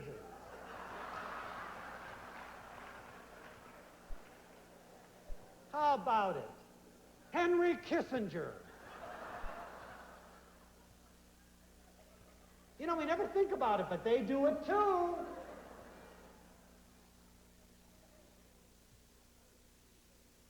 I think sometimes we tend to forget that everybody is human. I always tell a story because it was such a meaningful one for me. I was picked because I was supposed to know something about education, to go to a brain bank, for goodness sakes, in St. Louis. Educators, certain about 15 or 20 educators from across the United States, prepared learned papers to deliver at a brain bank. And we went there, and for 3 days, we listened to learned papers. Good God. All that I can say is that if the future of education in America depended on those learned people, we are doomed. And halfway through those learned papers, I decided I'd had enough. The madness came up. And I said, excuse me, and I disappeared. And I was walking along the river, and I saw a little old man, no teeth, really what we would call dirty because we're clean. You know, it's all relative. Drinking a bottle of old, cheap California wine, piece of cheese, big grin on his face, sparkly, Kris Kringle eyes. And I passed by, and I almost passed him by. And he said, good morning, son. Anyone who calls me son is my buddy. So I sat down and we started rapping. We shared the wine, we shared the cheese, and we also shared philosophy. And I said to this man whom we might have passed by, I said, you know, you look so happy and contented and centered and peaceful. Do you have a secret to life? He said, indeed I do, without a moment's hesitation. Indeed I do. I said, would you share it with me? Of course, son. He said, if you want to live happy all of your life, always keep your mind full and your bowels empty. Now there's wisdom. Nobody asked him about a brain bank. They should have, because I think the converse in our country is mostly true. The democratic character allows everybody to be in proper perspective. Don't envy anyone. You are the magic. It's here, and I love it. And some of you have heard it because I've read it to you before. It's okay, because I want to read it again. And I love it every time I read it. It's something that was in the Journal of Humanistic Psychology, and it was written by an 85-year-old man who had just learned that he was going to die. And it says everything that I've tried to share with you tonight about being human. And magically. And this is what he says. And it's not depressing, it's gorgeous. He says, if I had to live my life over again, I'd try to make more mistakes next time. I'd try not to be so damn perfect. We have a fetish for perfection. I'd relax more, I'd limber up, I'd be sillier than I've been on this trip. In fact, I know very few things that I would take quite so seriously. I'd be crazier, and I'd certainly be less hygienic. Madison Avenue, don't tell anybody, has us in a trap. You know, they've got us now. I remember when I was just a kid growing up, everything that was necessary for personal hygiene we did with one bar of Ivory soap. Now we have a little squirt for this and a little squirt for that, something to put here and something to wash it out and something to add it and something to make it softer and something for that. And female deodorant and male deodorant and baby deodorant. We go into the John now and emerge 1 hour later. And then at night we go in and do everything in reverse. Oils and greases and it's ridiculous. We're so clean we don't even know what we smell like anymore. Humid odors are offensive to us. We're being alienated from ourselves. Just once, go without washing for 24 hours and then smell yourself. My God, this is me! I'd take more chances, he said. I'd take more trips. I'd climb more mountains. I'd swim more rivers, and I'd watch more sunsets. I'd burn more gasoline. I'd eat more ice cream and fewer beans. You know, let's face it, we are deniers of ourselves, most of us. Every once in a while, do your thing. You know, I see people standing in front of the gourmet shelves thinking, should I buy it? But it's $6.95. You know, just once say, what the hell, I'll take 6. Oh, it makes you feel so good. You know, go home and say, what's for dinner tonight? Well, we have only this, but it was expensive. I'd have more actual troubles and fewer imaginary ones. You know that 90% of what we worry about doesn't happen anyway. Insurance companies know that. That's why they're so wealthy.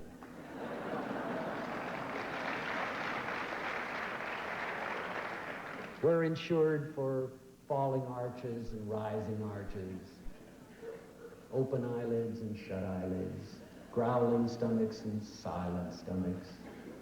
You never know. You might as well worry about them. You see, I was one of those people who lived prophylactically, insanely, and sensibly, hour after hour and day after day. Oh, that doesn't mean I didn't have my moments. But if I had it all over to do, I'd have more of those moments. In fact, I'd try to have nothing but wonderful moments side by side. Living the now, not missing the now. Because that's what life really is, a wonderful series of nows. Not tomorrows, they may never come. Not yesterdays, they've been and there's nothing you can do about it. So you made a mistake, so tough. But there's now. Don't miss it. Everything else is illusion, except what's happening between you and me right at this moment. Don't you know?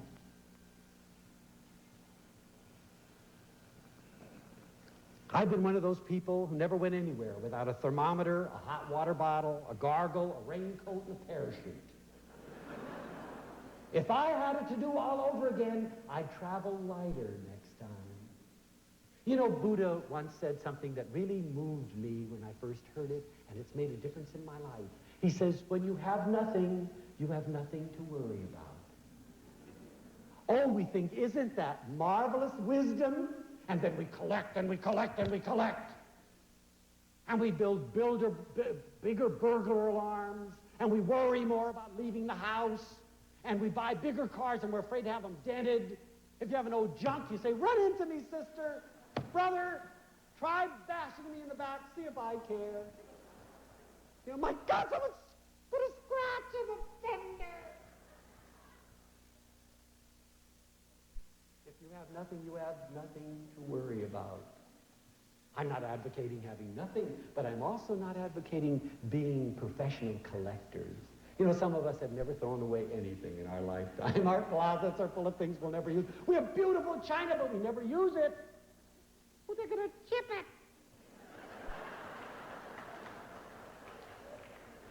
You know, just once, take one and go, gong! Show them who's boss. That was $38.50, Buster. But it was just a thing. If I had my life to live over again, I'd start barefoot earlier in the spring, and I'd stay that way later in the fall. I'd play hooky a lot more. Don't you know that morning when you say, oh, I wish I... The one morning that you say, I'm gonna do it. I'd ride more merry-go-rounds. I'd smell more flowers. I'd hug more children. I'd tell more people that I love them. If I had my life to live over again. But you see, I don't. You know, I have a strong feeling that this wonderful quality of humanness, with all of its wonder, is God's gift to you. And what you do with it is your gift to God. Don't satisfy yourself with anything less than offering God the perfect gift that you are. And have a blast doing it. Thank you.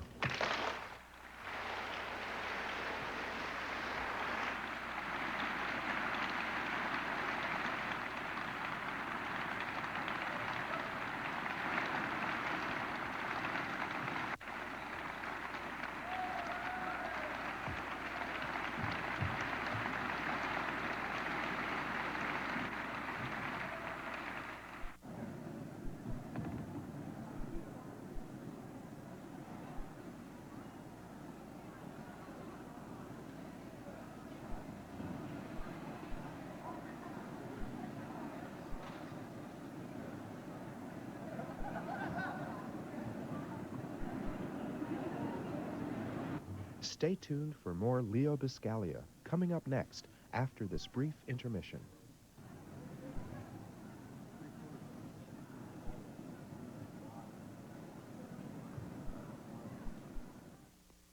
Funding for this program has been provided by this station and other public television stations.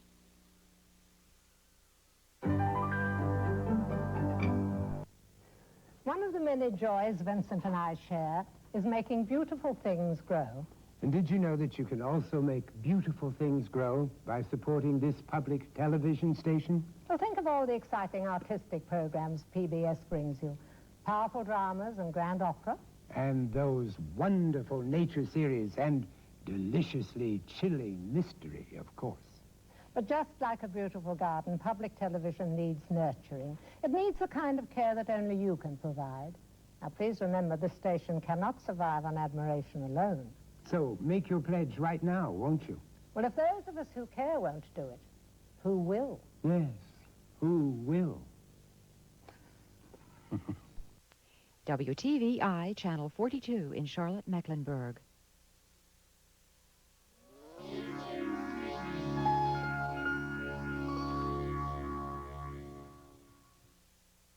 This program has been made possible by this station and other public television stations.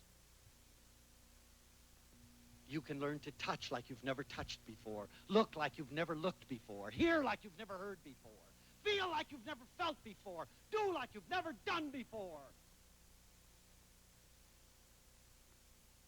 You know, senility doesn't come from old age. It comes from not being loved and not feeling useful. KVIE Sacramento presents Dr. Leo Buscaglia. Don't miss love. It's an incredible gift. Speaking of love.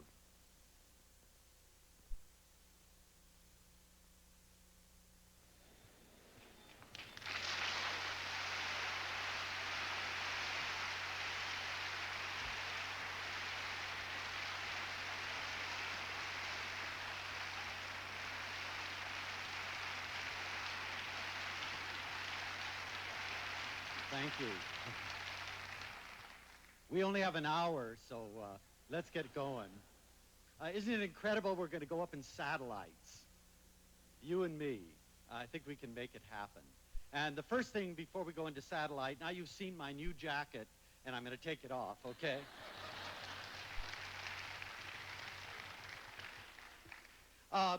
Just a little while ago, about 6 or 7 months ago, one of my neighbors told me of a little church near my home where they said beautiful spiritual things went on, and they wanted me to go and experience it with them. So I told them I'd love to, and we went there, and no sooner we opened the door of this little church, and everybody reached out for me, and they took my hand, and they pet my shoulder, and they felt my hair. You know, it was an absolute freak out right at the door, you know. And then they brought me in, and there was a lot of singing and a lot of moving around and dancing, and it was a real celebration, sort of the kind of religious experience that some of us really think about and dream about, but don't very often experience. But the high point came when the minister stood up and he said, friends, he said, Brother Jonathan is going to give the sermon today, and his subject is going to be faith. And so I sat back ready to hear this, and little brother Jonathan stood up, and he was about 5'4", and he had no hair, and he had two beady, wonderful, Kris Kringle eyes, and he stood before everybody for a minute like this, and then he folded his hands, and he said, faith, faith, faith, faith, faith, faith. And then he sat down. And the minister stood up, and with a big smile on his face, he said, thank you, Brother Jonathan, for that beautiful lecture on faith. And I thought, you know, someday I'm going to wise up, and when I go to talk to people like I am tonight about love, I'm going to fold my hands, and I'm going to say, love, love, love, love, love, love, love. And then I'm going to go home. And it'll be the most beautiful evening we've had, you know. You can stand up and say, oh, that Buscaglia really knows his way around love. But you know, I'm not that secure yet. And so I'm going to spend an hour telling you what this man said in a minute. But you know, the reason is that I'm really concerned about the fact that we all need this thing so much and crave this thing so much, and so little of it is seen around. And so maybe we do have to talk a little bit about it. And one of the times that this idea of our being lost and away from love came years and years ago when I was an undergraduate, and I took a course in play therapy. And those of you who know about it know that you bring a little child, and this was for little children, because you see, in adults, we can use language for therapy, and we can talk our way into health. But with children, the natural way is to play. And so you bring a child into this room, and you give them all the little things that they can act out in, and you say, let's see, let's talk, let's be together, let's share. And you can do it in action. And I had a little girl who was the first time I'd ever worked with a child that young. She was 5 years old, and she did all kinds of incredible things. If you think 5-year-olds are not aware, thank goodness we're finding out that little infants in cribs know what's going on. And we can do, now we're talking big things like infant stimulation. You know, good mamas knew that years ago, and they held them, and they loved them, and they rocked them, and they bounced them, and they threw them across the room, you know. Instead of, you know, leave them there, and don't you spoil them, and don't you touch them, and so on and so forth. But anyway, Leilani was going through a lot of things, and for several days she was doing something that really was bothering me. She was getting little pieces of clay, and she was rolling them up into three little snowmen, and then after she had them all built, she'd go, pow! And she'd say, Mommy. And then she'd do another one, and she'd go, pow! And she'd say, Daddy. She'd go through her whole family, you know, banging them away, and then she'd want me to do it. You know, and so being a very terrible child therapist, really awful, you know, because I was so involved with these kids, and I was supposed to be there just reflecting. Oh, Leilani smashed her mother. Well, I just couldn't do that, you know, and I felt sort of involvement, and I said, Leilani, how come you're smashing all the people you love? And she looked at me, you know, sort of indignantly, like, you jerk. And she said, because those are the people that are always hurting me. 5 years old. And then, again, being a very bad therapist, I said, but I love you, and I don't hurt you. And she says, that's because you're crazy. You know, 5 years old, and she'd already learned that love can be painful. And 5 years old, and she'd already learned that unconditional love, you must be crazy. And since then, I've done a lot of adult talk shows, and you know, we're not too far away from that even now. The phone rings, and I say, hi, and this person says, hey, Buscaglia, where is this thing called love? I live in a little apartment house on Melrose, and I'm all alone. And I don't have the guts or the knowledge about how to break out. Where is it? And so, you know, it doesn't bother me then to go someplace and say, let's talk about love. I don't care. And if you think I'm crazy, that's wonderful, because, you know, when you think I'm crazy, that gives me lots of leeway for behavior. I can do almost anything, and you say, oh, he's just crazy, you know, Buscaglia. But, you know, I want to share some not-so-crazy statistics about love that kind of frighten me, and I hope they frighten you. Maybe that's why you're here tonight, too. And that is, do you know that there are about 8,000 suicides in the United States per year? Oh, especially for someone like me that thinks the greatest loss in the world is loss of human potential. I want to scream and say, hey, wait a minute. Don't you know that there are other alternatives? And do you know that many of those suicides are people who are over the age of 65? And maybe that tells us a little bit about the way we treat people who are old, and how we feel about them, and how we really we're a society that detests anything old. We don't want it around. We tear it down.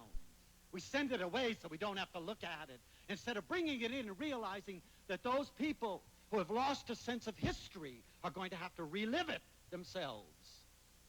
And one of these days, you're going to be there, as young and lovely and gorgeous as you are. And unless we do something about it right now, you're going to be stashed away someplace, too. And it also bothers me that even though the highest suicide rate is above 65 years old, that the highest rising rate is among adolescents. 13 and 14 and 15-year-old kids who don't even know yet what life is about, and who have never been told how wonderful and magical and spiritual and exciting it can be. And they end it all. And it's finished for them. There isn't a second chance. Did you know that one out of every 7 people in the United States are going to need some form of psychotherapy before they reach the age of 40? 1, 2, 3, 4, 5, 6, 7, you. 1, 2, 3, 4, 5, 6, 7, you. 1, 2, 3, 4, 5, 6, 7, you. And that's a lot of hogwash. It isn't necessary. You have all the resources in you to heal yourself, which is what you're going to have to do anyway. You might as well start on that process right now. Do you know that the average length of relationships today is 3 months? You know, that isn't even time to know whether she likes corned beef sandwiches or pizzas.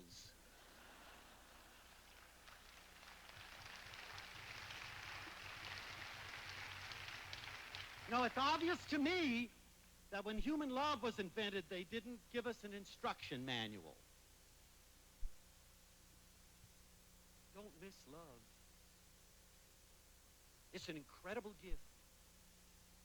You know, I love to think that the day you're born, you're given the world as your birthday present. It frightens me that so few people even bother to open up the ribbon. Rip it open. Tear off the top. It's just full of love and magic and life and joy and wonder and pain and tears. All of the things that are your gift for being human. Not only, you know, the really happy things. I want to be happy all the time. I want to do that. No, there's a lot of pain in there, a lot of tears, a lot of magic, a lot of wonder, a lot of confusion. That's what it means. That's what life is. It's so exciting. Get into that box and you'll never be bored. I see people that are always talking about, I'm a lover, I'm a lover. I'm a lover, I really believe in love, I act the part. And then they say to the waitress, where's the water?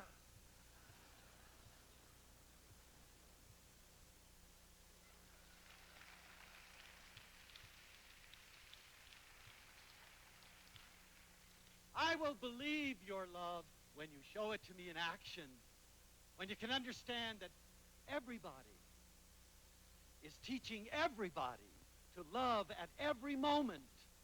And when you ask yourself, am I the best teacher? And if your answer is yes, great, go around, listen to how many times a day you say I love instead of I hate. Isn't it interesting that that children learn, as they learn the process of language, they always learn the word no years before they learn the word yes? Ask linguists, where do they hear it? Maybe if they heard more of I love, I love, I love, they'd say it sooner. Anyway, it's an idea. And so tonight I'm going to be crazy enough to sit with you and talk about love. And many of you know that I was so concerned about the fact I went and looked at the textbooks in psychology, in sociology, trying to look for among these people who really should be the people concerned about this, to see it indexed. You know, it wasn't even indexed. That's how much we think about love. Try to find it. You know, when I wrote my book, Love, it was really funny because my publisher said, oh, Buscaglia, you're going to have to change the name because I'm sure that somebody's used that name before, you know. So we sent in, I said, why don't you send it in and see what happens? So we sent in, I got the copyright for Love. You know, there are books called Love and Hate, Love and Desire, Love and Fear, The Joy and Power of Love, but no one ever thought of a book called Love. L-O-V-E. Such a good word, such a limitless word, such a limitless concept. And so I was crazy enough to decide I'm going to do something about that. So I wrote a book called Love, and it was based upon a love class that I taught. And that was an incredible love class. Some of you know about it. We got together, and I didn't teach that class. I just facilitated it. I came in and sat down, and I told everybody on the first night, you know, it doesn't matter whether anybody else is going to come. I'm going to be here. Tuesday nights from 7 to 10. Love 1A. And if nobody comes, I'll love myself. It was a great class, and I learned so much. And much of what I write about and tell you about are things that I've learned in this love class. And it was just that. I can't tell you how marvelous it was. But I'd like to talk to you a little bit about who is this loving person. And even though I've mentioned this in other talks and in books, it's so important that we start here. And that is that the loving person is the person who loves him or herself. And you know, I say this so often, and people say, oh, yes, you're so right, but you don't do it. You will never be able to love anybody else until you love yourself, even with your fat thighs.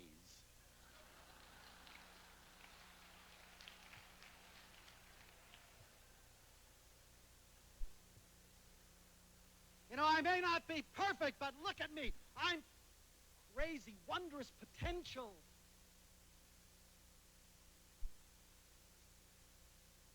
It's important. You know, Wiesel, the wonderful Jewish writer, wrote a beautiful thing in a book called Souls on Fire. He said, when we die and we go to heaven and we meet our Maker is not going to say to us, why didn't you become a Messiah? Why didn't you discover the cure for such and such? The only thing we're going to be asked at that precious moment is, why didn't you become you? That is your prime responsibility, because if it were not, why is it that you are so incredibly unique? Everybody is different. Everybody has something to give that nobody else in the world has. Isn't that enough for you to become enthusiastic about yourself? And also to say to yourself, my goodness, I've got to find out what that is. You know, I tell that to my students, and they say, I don't have anything. Well, if you believe it, and you listen to everyone else, they may convince you that that's true. I don't understand why people are always putting us down instead of encouraging us to become, because when you do become, you will give me a world that I couldn't have any other way. You've got something to give me. Do you know that I can't get any other way? I probably have the Guinness Book of Records for hugging. And do you know there are no two people that even hug alike? You know, you have the gentle hugger who sort of floats in your arms. You have the jock hugger who goes, rah! You have the back slapper that goes bam, bam, bam. You have the tender lover that just sort of disappears in you and then wiggles. Don't tell me that it ever gets boring to hug. But you know, one of the most difficult things you're going to have to do, it should be the simplest, is to be you, to find out who you are and what you have to share, and then to dedicate yourself to the process of developing it so that you can give it away to everybody else, because that's the only reason in the world for having anything. And the wonderful thing about the self is that it isn't anything that's concrete. You know, if you say, where is that self? I don't know, it certainly isn't your thighs. The thing that you'll leave behind is something that's not tangible. That's what's so wonderful. It's a great spiritual something. That's what you'll be leaving.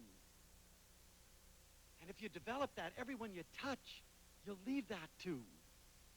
And there'll be more. But it's going to be a battle. Under the guise of love, oftentimes comes the greatest violation of the person. Because our loves are always with conditions. I will love you if you bring back good grades. I will love you if you're nice and you meet my standards. I like to think if there's only one person in this world who will just say to you, I will love you. You know, that's what home should be. Home is a place that when you go there, they always take you in. And they don't say, I told you so. You shouldn't have done that. But rather, Mom and Papa go out and get the Band-Aids and say, sit down, try again. One person, that isn't asking too much. Be that to somebody. And when it's offered to you, accept it. Because it's just as hard, you know, to take it as it is to give it. Some of us find it far harder to take. The hardest battle you're ever going to fight is the battle to be just you.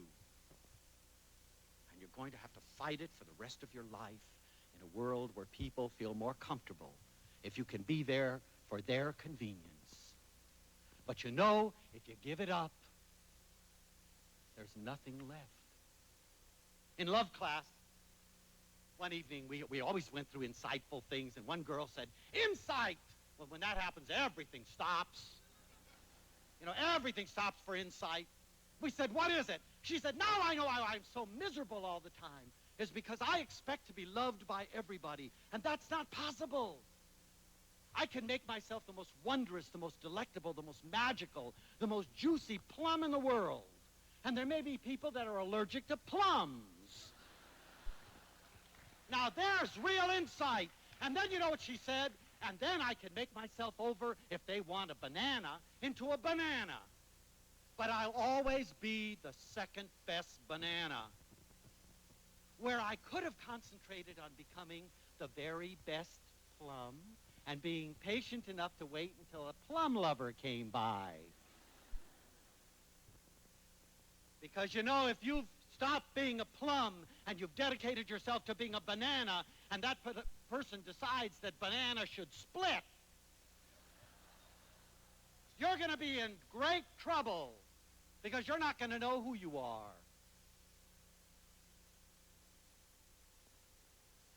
R.D. Laing, the wondrous psychiatrist, says, we think much less than what we know.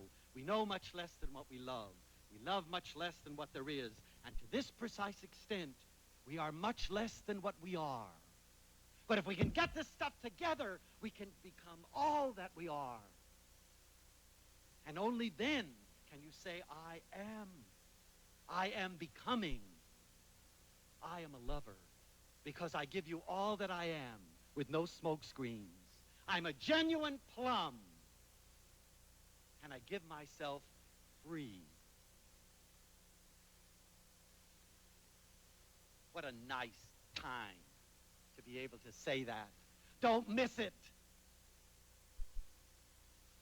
Don't miss you. Somewhere along the line, encounter yourself. Shake hands and say, where the hell have you been all these years? Well, now that we're together, we can go on our way. And you're going to find, you know, that there is no end to you. Your potential is limitless. We've never been able to find a limitation to human potential. You can learn to touch like you've never touched before, look like you've never looked before, hear like you've never heard before, feel like you've never felt before, do like you've never done before. And after you've done it, you realize you're nowhere. You've got all more and more and more and more, all to give away. How fantastic. So that when you're asked, when you get to that gate, have you been you? Have you become you? You say, look,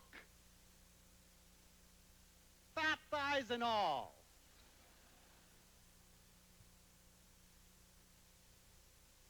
But you know, too often we stop there. And if we stop there, it becomes nothing more than a big glorified ego trip. You really become you in the real sense of the word. When you recognize that we're in us.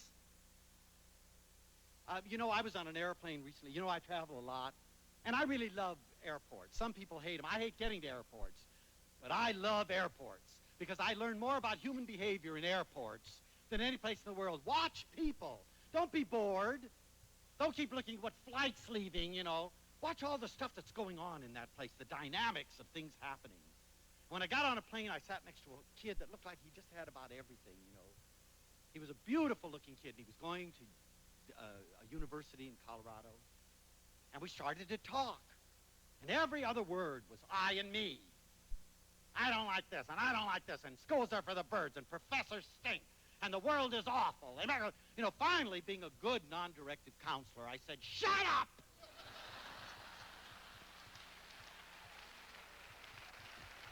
I said, do you realize how many times in the last 5,000 miles or so you have said, me and I? What about me? What about us and we? He said, who are you?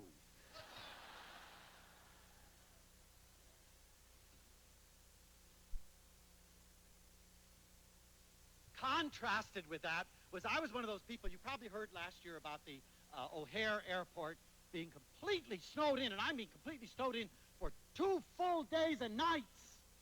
And I was one of those people that was there. Wouldn't you know it? In fact, I'll tell you something really beautiful. My airplane was the last one to be allowed to land.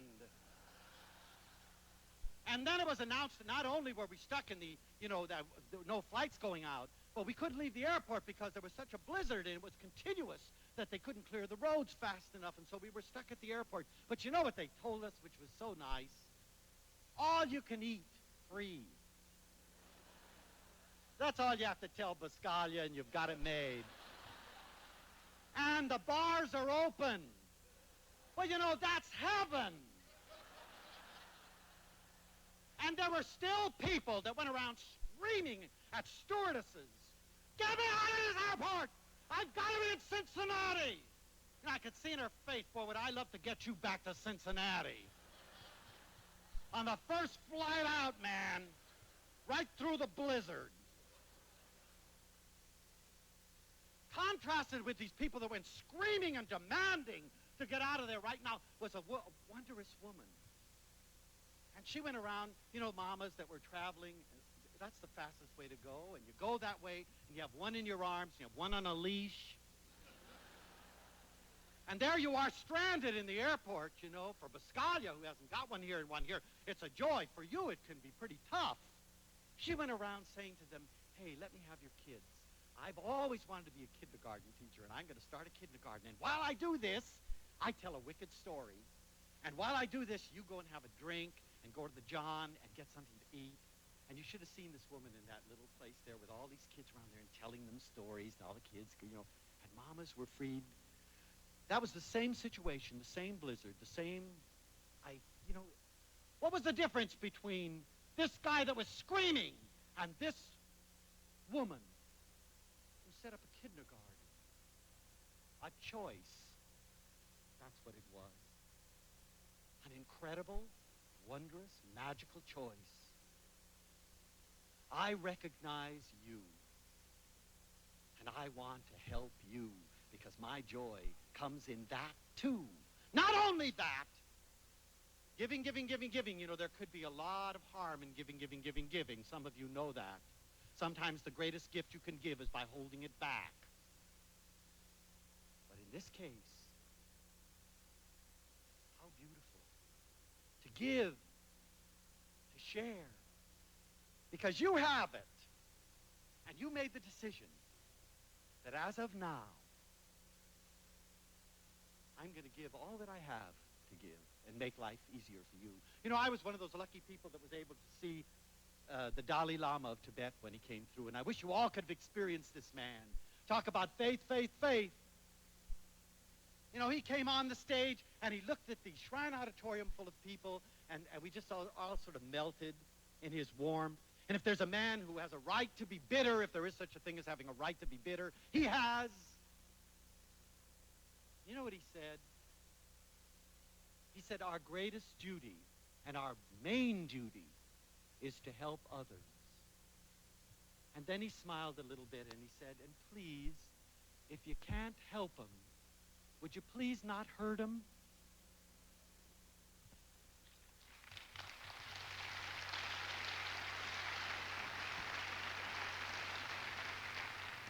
You know, if each one of us tonight said to ourselves, well, you know, it's just not in me to go out and help people. I can't do it. I have so much of But I promise myself that I'm never going to hurt anybody, at least not volitionally.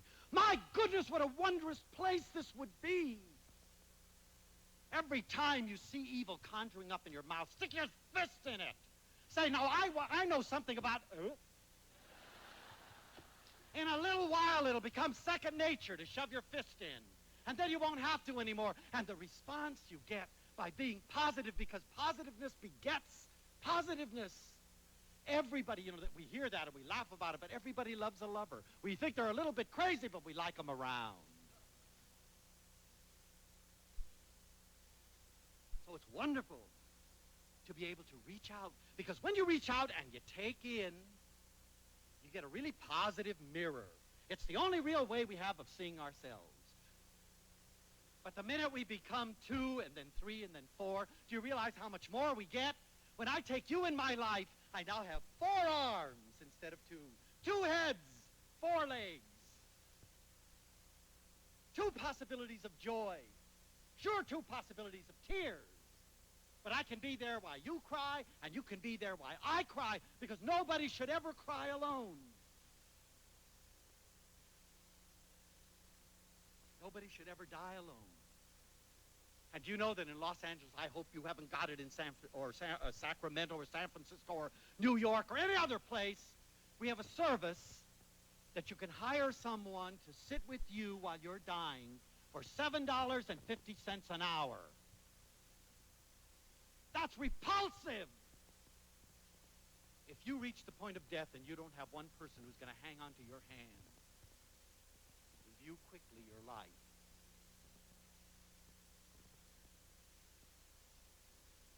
No one should die alone.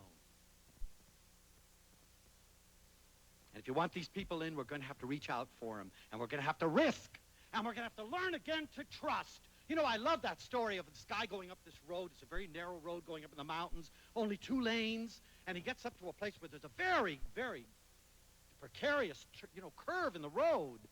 And just as he's about to turn, a woman comes zipping around in her car, and she sees him, and she sticks right out the window, and she says, "Pig!" And he says, "Why, you..." And he screams back at her, "Sow, sow!" And he turns the corner and hits a pig.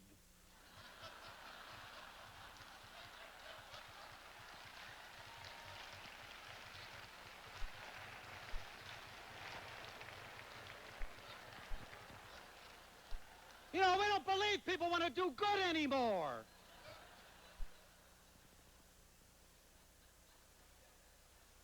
Just try to get on an LA freeway sometime. You know, I'm sitting there in my car, and I see these people with these determined expressions. "Death to you, Buscaglia!" And you know, it's so funny, because when I slow down to allow someone to enter, which I love to do, I'm never in that much of a hurry. And I say, "Come on." You know, they don't believe me. I almost get clobbered because they're saying, me, yes!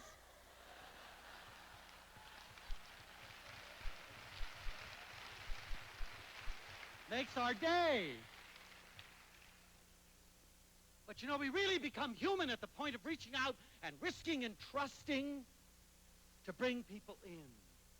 I've told this story before, and I've even written about it, but it's such a great story that it gives me a joy just to talk about it. And that is, I had a student. There are many things in my classes that I call voluntarily mandatory. Many of you know about a lot of them. One that's very voluntarily mandatory is that everybody do something for somebody else. And do you know, I come from a fairly affluent school, as many of you know. And people there, sometimes the students drive Mercedes. We drive Fords. So all right, I get there just the same. But they come to you and they actually say to you, "What do you mean do something for somebody? What's there to do?" You know, I get very close to strangulation. I contain myself. I say, "What's there to do?" You know, one of these kids came to me. His name is Joel, and he's become notorious because I tell this story so much, and he loves it, and I have his permission to tell it. But he said to me, actually, "What's there to do?" And I said, "Joel, come here." And not far from USC, there was a convalescent home, and I brought him in there. And, you know, everybody should go if you want to see the future, go to a convalescent home. I brought him inside, and here were a lot of aged people lying around in beds in old cotton gowns, staring at the ceiling. You know, senility doesn't come from old age. It comes from not being loved and not feeling useful. As long as you feel useful, you'll never be old. And, you know, don't let anybody else, don't depend on others. You do it yourself. You stay active. You find things to do, and meaningful things. Not busy work, meaningful things. And then you see when you get to be 170. Buscaglia was right. Anyway, he walked in and he looked around and he said, "What'll I do here?" And I said, "Nothing, Joel." He said, I don't know anything about gerontology. I said, "Good."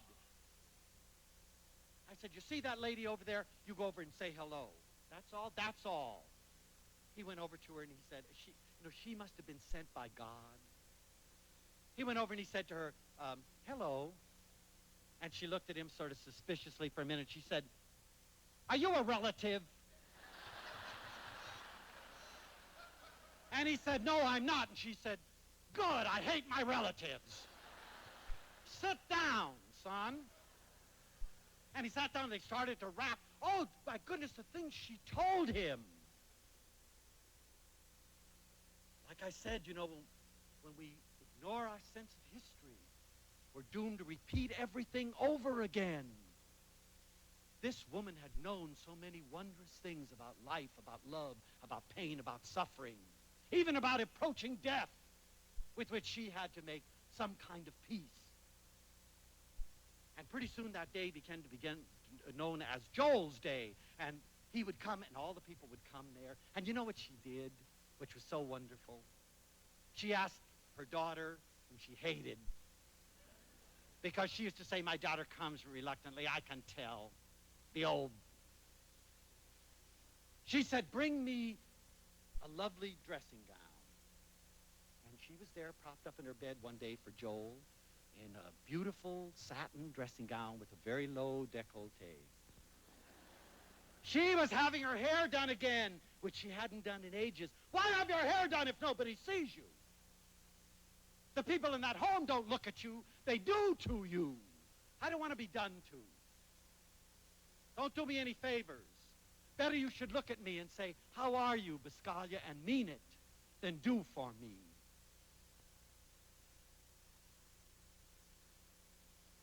Wonderful things began to happen on Joel's Day. And probably the greatest triumphant moment in my educational career came one day when, without knowing it, I walked out on campus, and there was Joel like the Pied Piper with about 30 little old people behind him, hobbling to a football game.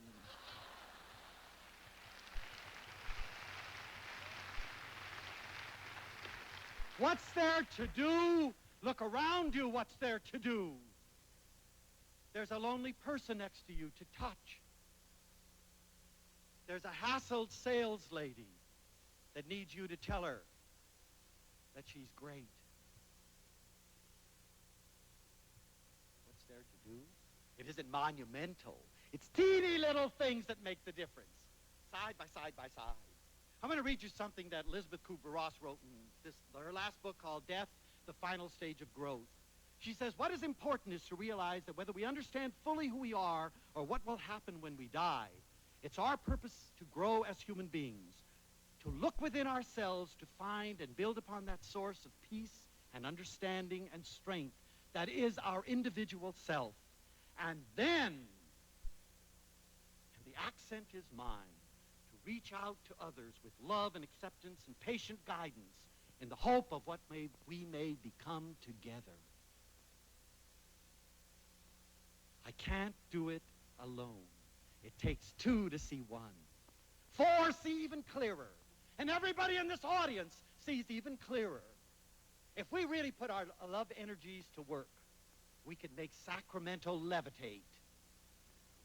The first city in the world to rise up in satellite without the use of anything else except human power. There's that crazy Buscaglia again saying these nutty things. I believe it. And then another thing we need to do, you know, as lovers is to free ourselves from words, the tyranny of words. Words are traps, and you've learned and gotten caught in these traps before you were old enough to really write your own dictionary. And so people told you whom you should hate, whom you should love, what was important, why it was important, all in words, and you believed it, and you're still dealing with it. You know, a word conjures up all kinds of things in you. You think it's just an intellectual exercise? What nonsense. Every time you hear a word, you hear it, you have a dictionary definition, but you also feel something within you. Think about it. Communist, Catholic, Jew. You see? Black man, Hispanic. And you know, whatever that conjures up to you that's still there, that gnawing something that you learned years ago and never redefined, is going to mean how you respond when you get into situations where those words are mentioned. And too often, they're full of hate, destruction,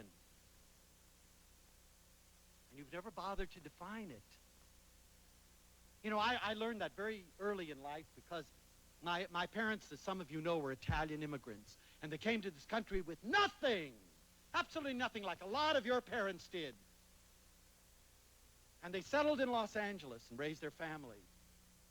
And for a long time, we had nothing. We didn't even know where our meals were coming from.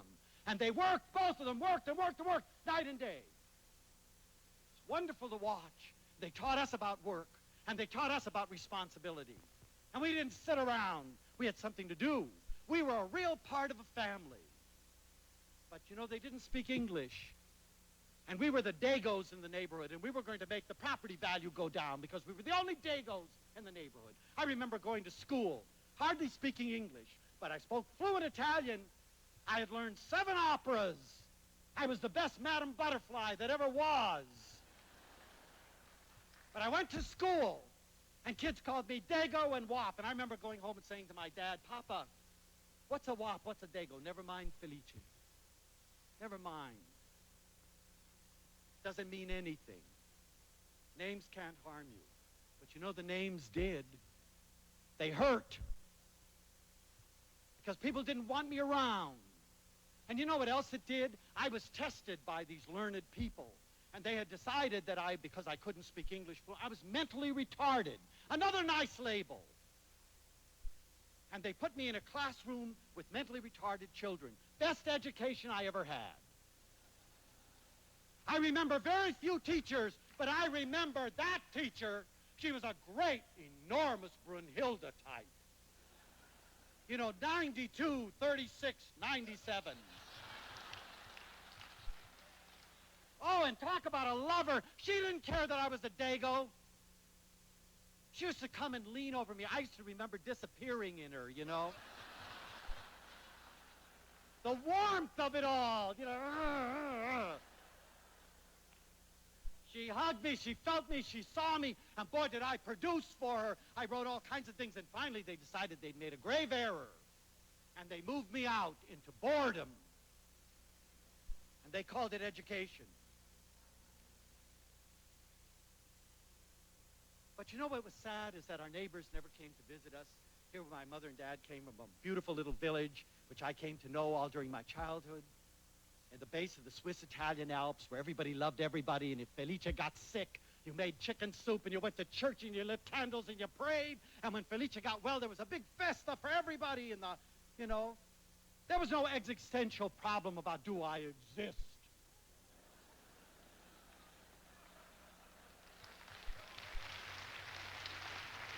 Hell, we don't even know who our neighbors are, and we could care less.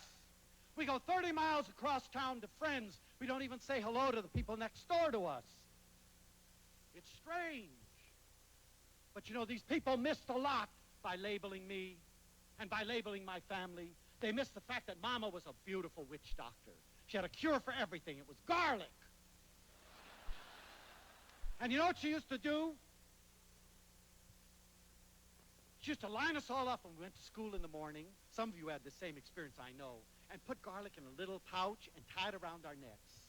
And, you know, you used to say, Mama, don't do that, it stinks. And she used to say, shut up. She was the first non-directive counselor. And, you know, I went to school, and I never was sick a day. I used to get special certificates for having 100% attendance. Of course, I have my theory. No one ever got that close to me. But now I'm very sophisticated. No garlic, colds, malaria, you know, everything. She also used to do a thing called polenta when you caught colds. And you know what she used to do? She used to take cornmeal and boil it so it was boom, boom, boom, you know? And then she'd put it on cheesecloth and put some olive oil over the top of it and slap it on our chests. Because she loved us. You go, ah! She'd say, pray, Felice. You know, I'd lose my cold, but the thing about it is that I had blisters all over me. But people didn't know about that. She also sang all the time. She loved opera. And she used to sing. One day we were Carmen. The next day we were Traviata.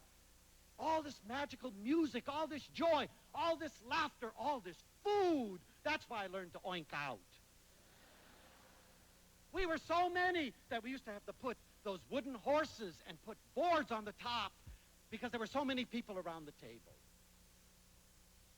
Oh, and Papa had a wonderful technique about education.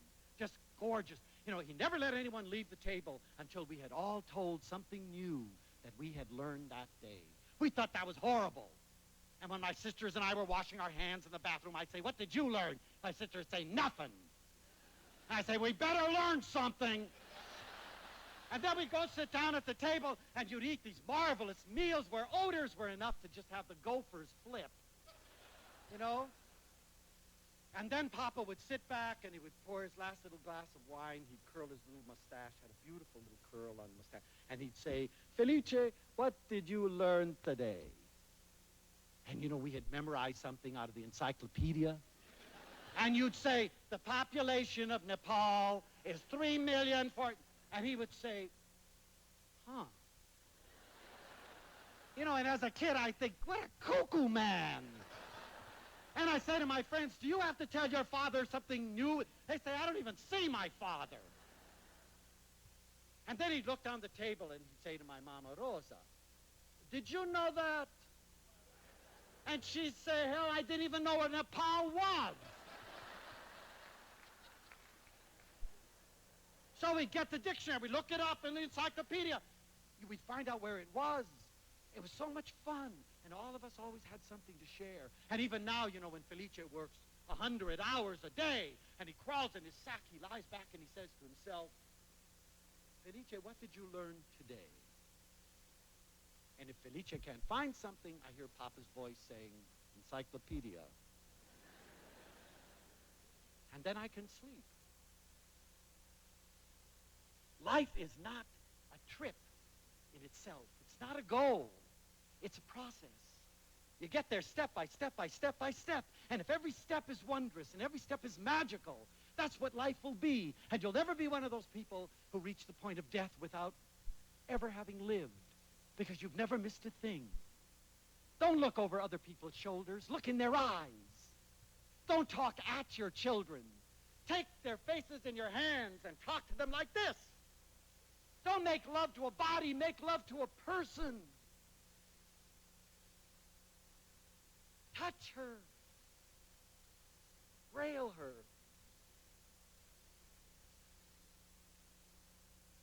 And do it now, because that moment doesn't last forever. It's fast disappearing, and it'll never come again. And most of us spend our lives crying over past moments. There's still a million more. One of my colleagues had a massive heart attack the other day. His wife called. He was something like 52 years old. They called the daughter, who lived in Arizona, to come out at once. She was 22. She rented a car at the LA International Airport and drove on the Los Angeles freeway and was in a violent accident in which she was killed. She was 22 and she's dead. He has recuperated.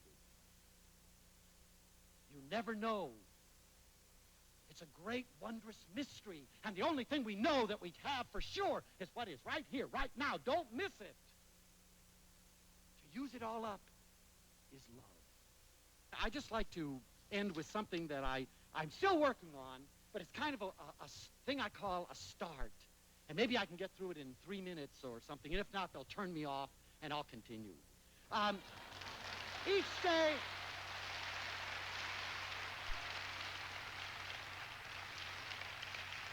Each day I promise myself not to try to solve all of my life problems at once, nor shall I expect you to do so. You know, take it easy. You can't be the perfect lover tomorrow, but maybe next week. Starting each day, I shall try to learn something new about me and about you and about the world I live in, so that I may continue to experience all things as if they have been newly born. You know, you're not the same person. After tonight, you're different. And when you walk through those leaves, walking away, you're going to be different. And tomorrow morning after breakfast, you're going to be different, even if it only means you're a little bit fatter. Starting each day, I shall remember to communicate my joy as well as my despair so that we can know each other better. And starting each day, I shall remind myself to really listen to you and to try to hear your point of view and discover the least threatening way of giving you mine, remembering that we're both growing and changing in 100 different ways.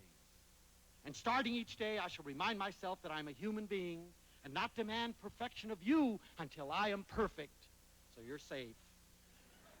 Starting each day, I shall strive to be more aware of the beautiful things in our world. I know there's ugliness, but there is also beauty, and don't let them tell you any differently.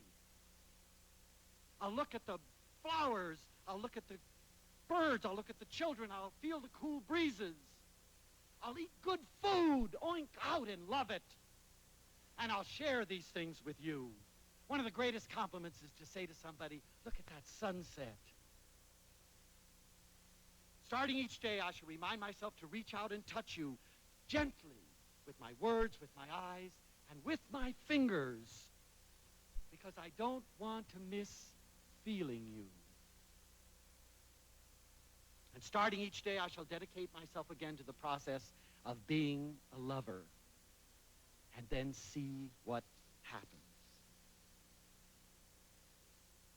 You know, I'm really convinced that if you were to define love, the only word big enough to engulf it all would be life. Love is life in all of its aspects. And if you miss love, you miss life. Please don't.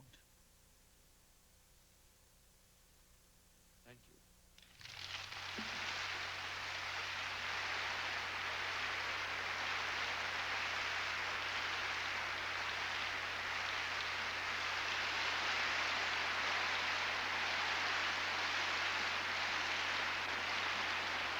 Stay tuned for...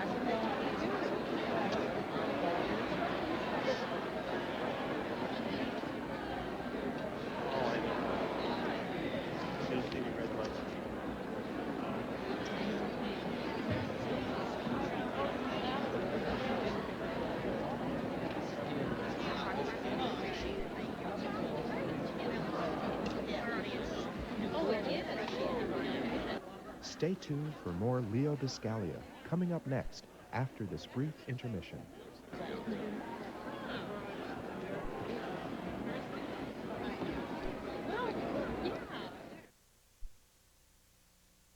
This program has been made possible by this station and other public television stations.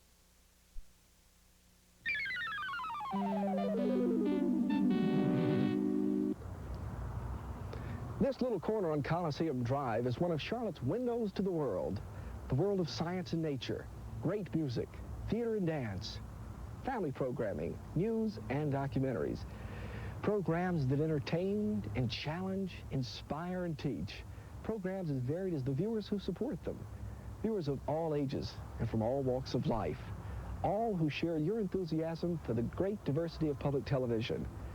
You know, the power of all of us working together makes public television accessible to everybody. Television that's important, not just popular. Invest in TV worth watching, TV worth paying for. WTVI, 42 Coliseum Drive, Charlotte, 28205. It doesn't take big pledges to make public television great. It just takes big hearts.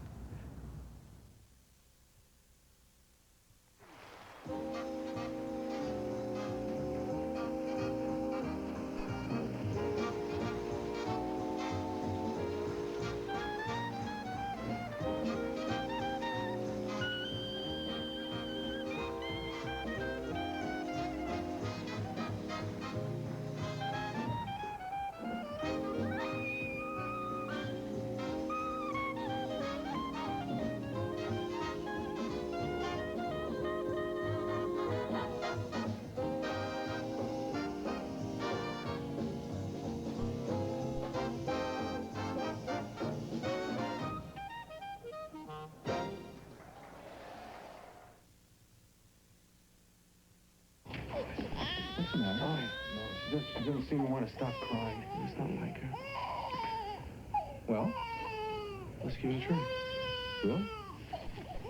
All right, I'll, Do-do-dee-o-do. Good night, sweetheart. Well, it's time to go. Tom Selleck and Ted Danson are undeniably ladies' men, but they're normally seen with slightly older ladies, and the small one they share with Steve Guttenberg and 3 men and a baby. Still, they're an interesting pair. I spoke with Selleck and Danson by satellite from Hollywood. Tom, Ted, thanks very much for giving us your time. Hi, Patrick. How you been? Oh, gee, it's been great. I didn't realize, maybe watching too much PBS, that the two of you had worked together before on Tom's show.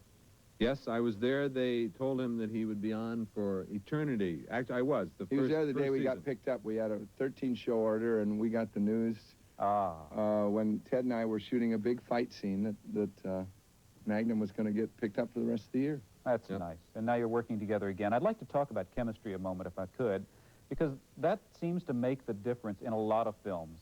And yeah, doesn't it? You work with Leonard Nimoy. Your director was somebody who ought to know something very much about that, because the chemistry of Star Trek is what made that work. In your own case, you had chemistry? You know, chemistry is something that you can talk about after you've seen it. It's kind of hard to talk about it beforehand. But what you do is you have fun with each other, and you share with each other those things that the other guy needs to work with you, and you have fun. It's also like sports in my mind. It's like if you enjoyed sports, then you know how to play on a team and have fun. Yeah. It's something you can't, you try and get it, but you never know till the people actually mix together what's going to happen. Ted and Steve and I really got along real well, and I think it does show on film. Teamwork reminds me of something you did, Tom, that I know you're particularly proud of. I'm not sure everybody knows about it. It had to do with a stadium and some balls that traveled. I know you're proud of it. Tell us. It was last year, actually. I was on my way back from a drug abuse thing that I did, and stopped off at Tiger Stadium and took batting practice with the Tigers, which is where I was born. And I did. I hit a couple out. Actually, 2 fair and 5 foul. Wow. But who's counting? I am. Ted and Tom, the 3 of us are fathers, and that, of course, is a very important thing. If there aren't many films around that have anything to do with that bonding, does that message mean something to you? Yes, I did it not because of the message, but because the script was really good, and it was a great love story between 3 men and this, 6-month-old beautiful baby, and it was funny. But I do like the message. It was interesting to me, Ted, that you said that you don't really act with the kid. You may think you do. You may have planned to act with a baby, but no. What do you mean by that? That means that if you do act when you're holding a baby, you look like a doofus because there's a baby being very real, you know, and you're off.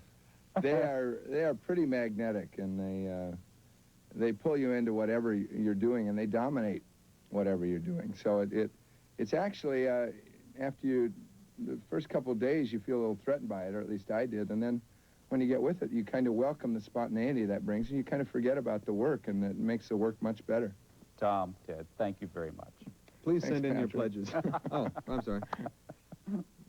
With Tom Selleck and Ted Danson, I'm Patrick Stoner. I hate to leave you, but I really must say, good night, sweetheart, good night. WTVI presents An Evening with the Charlotte Symphony Orchestra. This program features Symphony No. 36 by Wolfgang Amadeus Mozart and Symphony No. 1 by Johannes Brahms. Watch the Charlotte Symphony Orchestra February 17th at 9 o'clock, only on WTVI Channel 42, now in stereo.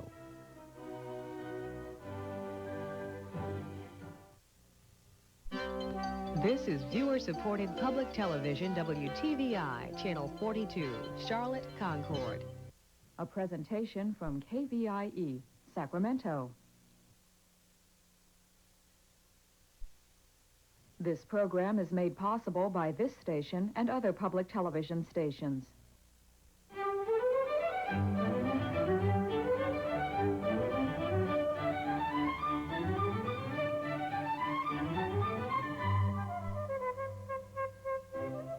From Sacramento, California, Public Television presents Together with Leo Buscaglia.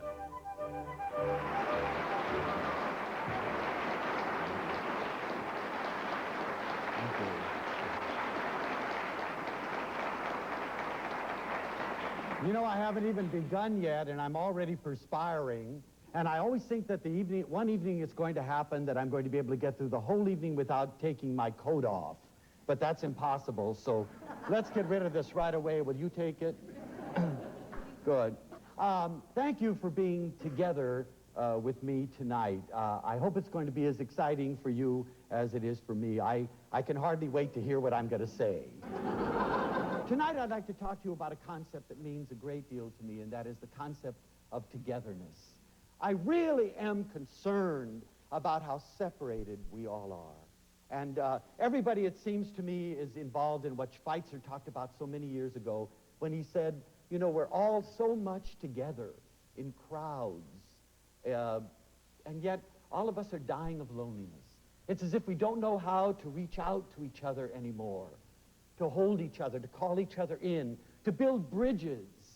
And so tonight I'd like to talk about togetherness, you and I, and some crazy ideas that I have about maybe building some of those bridges so that you and I can get a little bit closer. And I think it's personified, that loneliness and that despair, by what happened to me recently when I was traveling across country. And so many things happen on airplanes. I just love airplanes. You meet old friends you've never seen. You make new friends. Because people know they may never see you again, it's like true confessions. They tell you about their wives and their husbands. And I'm a real people person, as you know, and I love to hear about wives and husbands and children's triumph, tears, all of the wonderful things that make us human. And there was this man, as I walked in, we were in a section in a 747. We were lucky to have just 2 seats. At least I thought it was very lucky. He was at the window, and as I walked to him, I said, hello, which I always do, thinking, well, we can start things going if we're going to be together for 5 hours. You know, we might as well say hello, even though some people won't answer. But nevertheless, I said, hello, and he said, oh, damn. He said, I thought this seat next to me was going to be left empty so I could stretch out. And I said, oh, I promise you, then, as soon as we get in the air, if there's an empty seat, I'll let you have it. You know, and then I sat next to him, and I got my little seatbelt tightened. And a woman came in with a little baby. And I couldn't help thinking, isn't it lucky that we have airplane travel for women who must travel with babies. I think of Mama when she had little Vincenzo in her arms and traveled across the country. For 7 days it took her with a baby. And here this same woman would make it to New York in just about 5.5 or 6 hours. And I was thinking this positive thing when he said, "Oh, damn." He said, "Look, there's a woman with a baby." He said, "The baby's going to squawk all the way to New York." You know, that was number 2. We hadn't even taken off yet. Number 3 was the hostess got up and she announced that there was a no smoking section in rows. You know how they do this? And he said, "Smokers should be shot." I said, "All of them?" I know some very nice smokers. I don't happen to be one, but I wouldn't want them all shot. Then they gave us, and isn't it amazing that you can fly across country and they not only feed you, but they give you a menu. And on the menu, you have a choice of 3 entrees. That's phenomenal. And he looked at everything. He said, "Oh, God, they never have anything good on these damn planes." You know, imagine. We still hadn't taken off yet. And then the hostess got up there and she started saying, you know, there are 2 exits in the rear and 2 exits in the front, and you know, that kind of thing. They have to do that. He said, "Look at those stupid dames."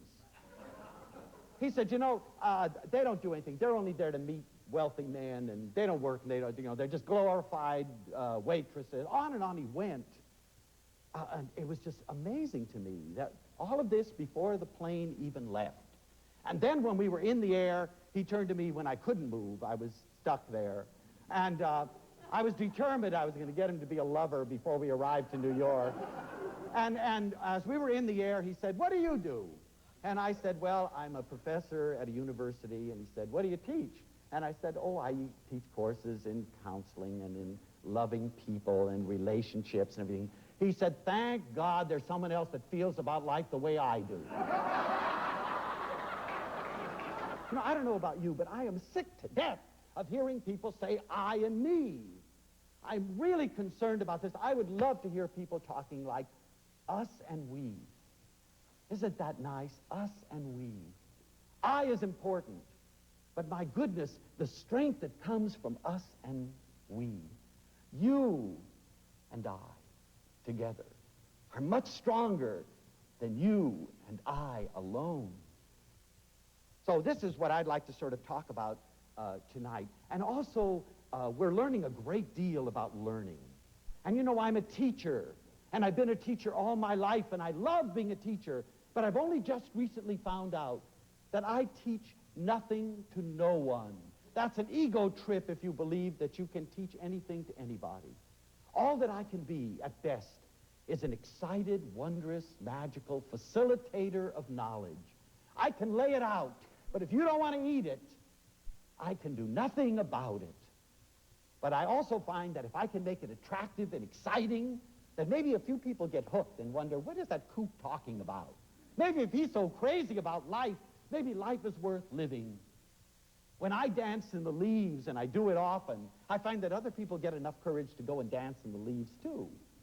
And that's good. If I can teach someone to dance in the leaves, I'll run the risk of being called crazy.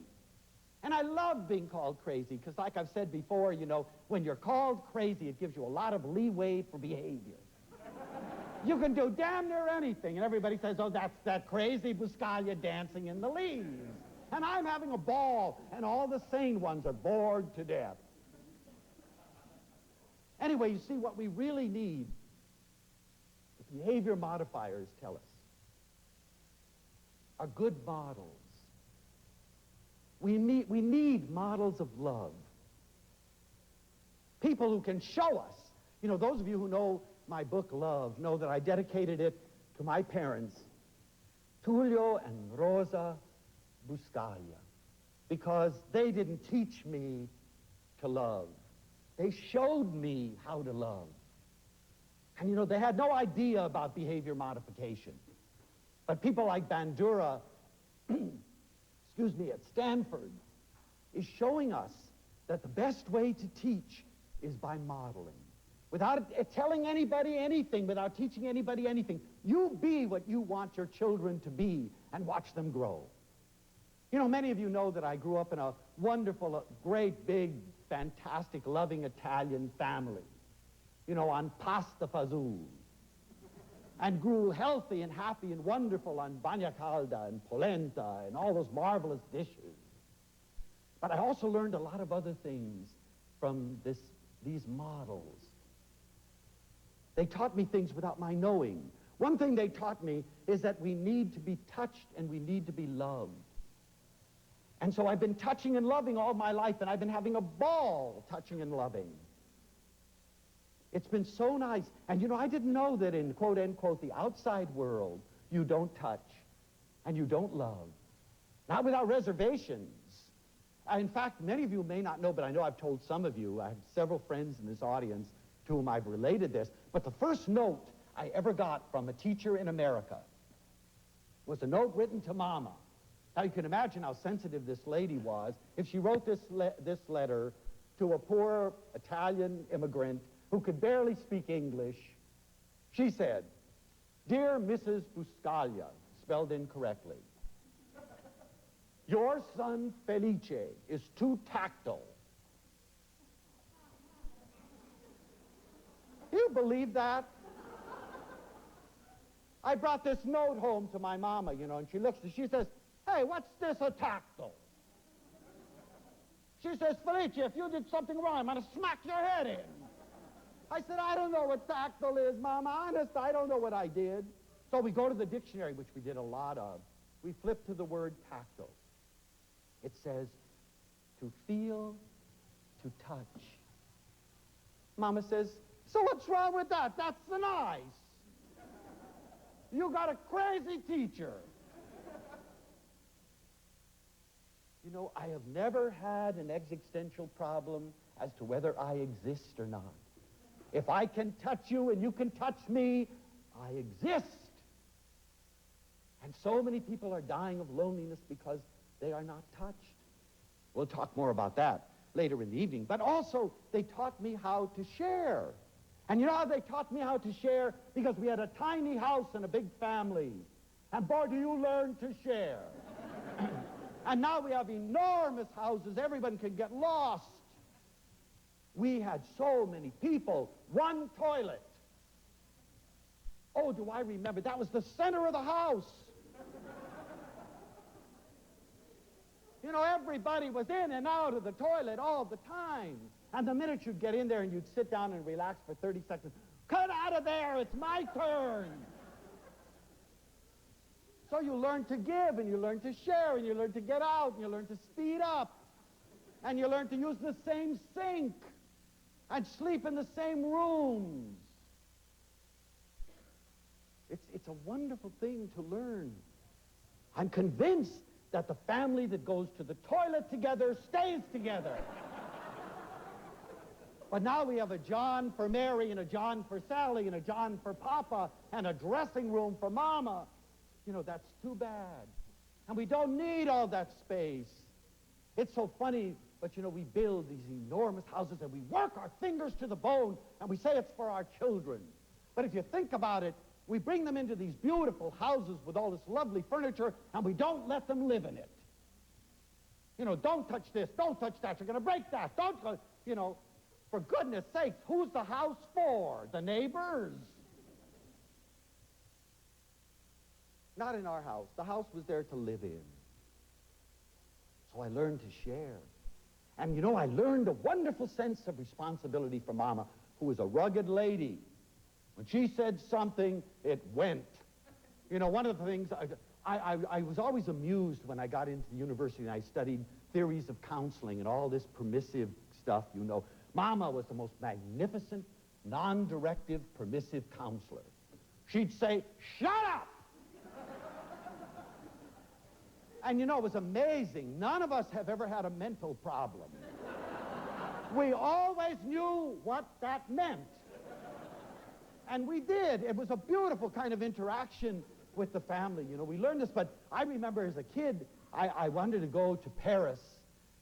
She says, "Felice, you're too young to go traveling now." "But Mom, I want to go." At that time, Jean-Paul Sartre, Simone de Beauvoir were all involved in this wonderful concept of existentialism. And Felice wanted to go there because he heard that everybody was in misery. And he wanted to go there and be miserable. I wanted to try everything. Mama says, okay, you go. But if you do, you're declaring yourself an adult, and don't ask me for anything after that. You're an adult. You're free. Go. Oh, it's fantastic. I didn't have a lot of money, but I had a little bit. And I went there, and I got, everybody's dream. I did. I had this little garret apartment. I had I could see from my skylight all the rooftops of Paris. And I sat at the foot of people like Sartre and de Beauvoir. Didn't understand a damn word they said. Loved every minute of it. Suffered. Oh, did I suffer? And it was wonderful. On Camembert cheese and French wines. And pretty soon, there was no money. I had no real concept of money. I was sharing with everybody. I was the last of the big spenders. I always had the bottle of wine. Everyone came to my place to share it. This is the way we lived. My house was out. The postman would come and Papa would pour him a glass of wine. Hey, poor man, he's working all day. He needs a good glass of wine. We would say, Papa, don't give him wine. Oh, it used to kill us when the teacher came to visit and Papa offered her wine. The teacher won't drink wine. Then we were shocked when the teacher drank wine. She was no kook. It was good wine. But I remember getting to the point where I really had very little money, almost none. And I thought, well, I'll just wire home, that's all. And to save money, I went to Western Union, or whatever the telegraph thing is in Paris, and I said, I'm going to send a telegram, and I just put, starving Felice. One word, significance. It went. 24 hours later, I had a telegram from Mama in my hand. It said, starve, Mama. The moment of truth. The moment of truth. At long last, I was an adult. What was I going to do now? I'm going to tell you what that taught me. It taught me about hunger. It taught me about how cold a place can be, not only physically cold, but when all of a sudden you don't have the bottles of wine anymore to share, and these people that call themselves your friends don't come around anymore. It taught me a lot, and I never would have learned it if she had relinquished and sent me a check. And I stayed there just to show her I could do it. And when I went home many months later, she said to me one evening when we were just talking, as we did, that was the hardest thing I ever had to do. But if I hadn't done it, you would never have grown to be my Felice. And it was true. So through modeling, they had taught me so much about being together. And I'm often asked to be on rap shows. And some of you have heard them. I've done them right here in Sacramento. And it always interests me that every other call, if not every single call, has to do with loneliness. What do I do? I was married, I had kids, and now I'm alone. I'm in a little old apartment house. What's happened? I would love to make friends with my neighbors. I'm scared to knock at the door. I walk down the street and I see attractive people and I try smiling at them, but I'm scared. We're teaching everybody everything there is except what's essential. And that is how to live in joy, how to live in happiness, how to have a sense of personal worth and personal dignity. And those things are taught and they're learned.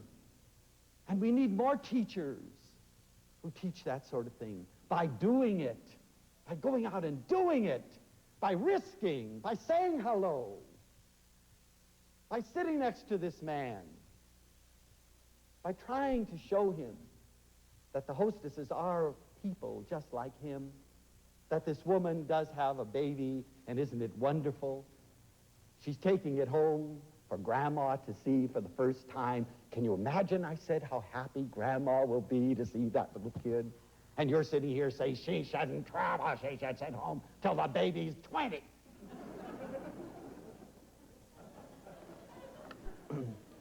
Recently on a rap show, I heard a woman say, and it was incredible, an intelligent lady. It's only that we really don't listen to ourselves very often. She said, you know, I've spent the last 20 years trying to change my husband, and I'm very disappointed in him. He's no longer the man I married.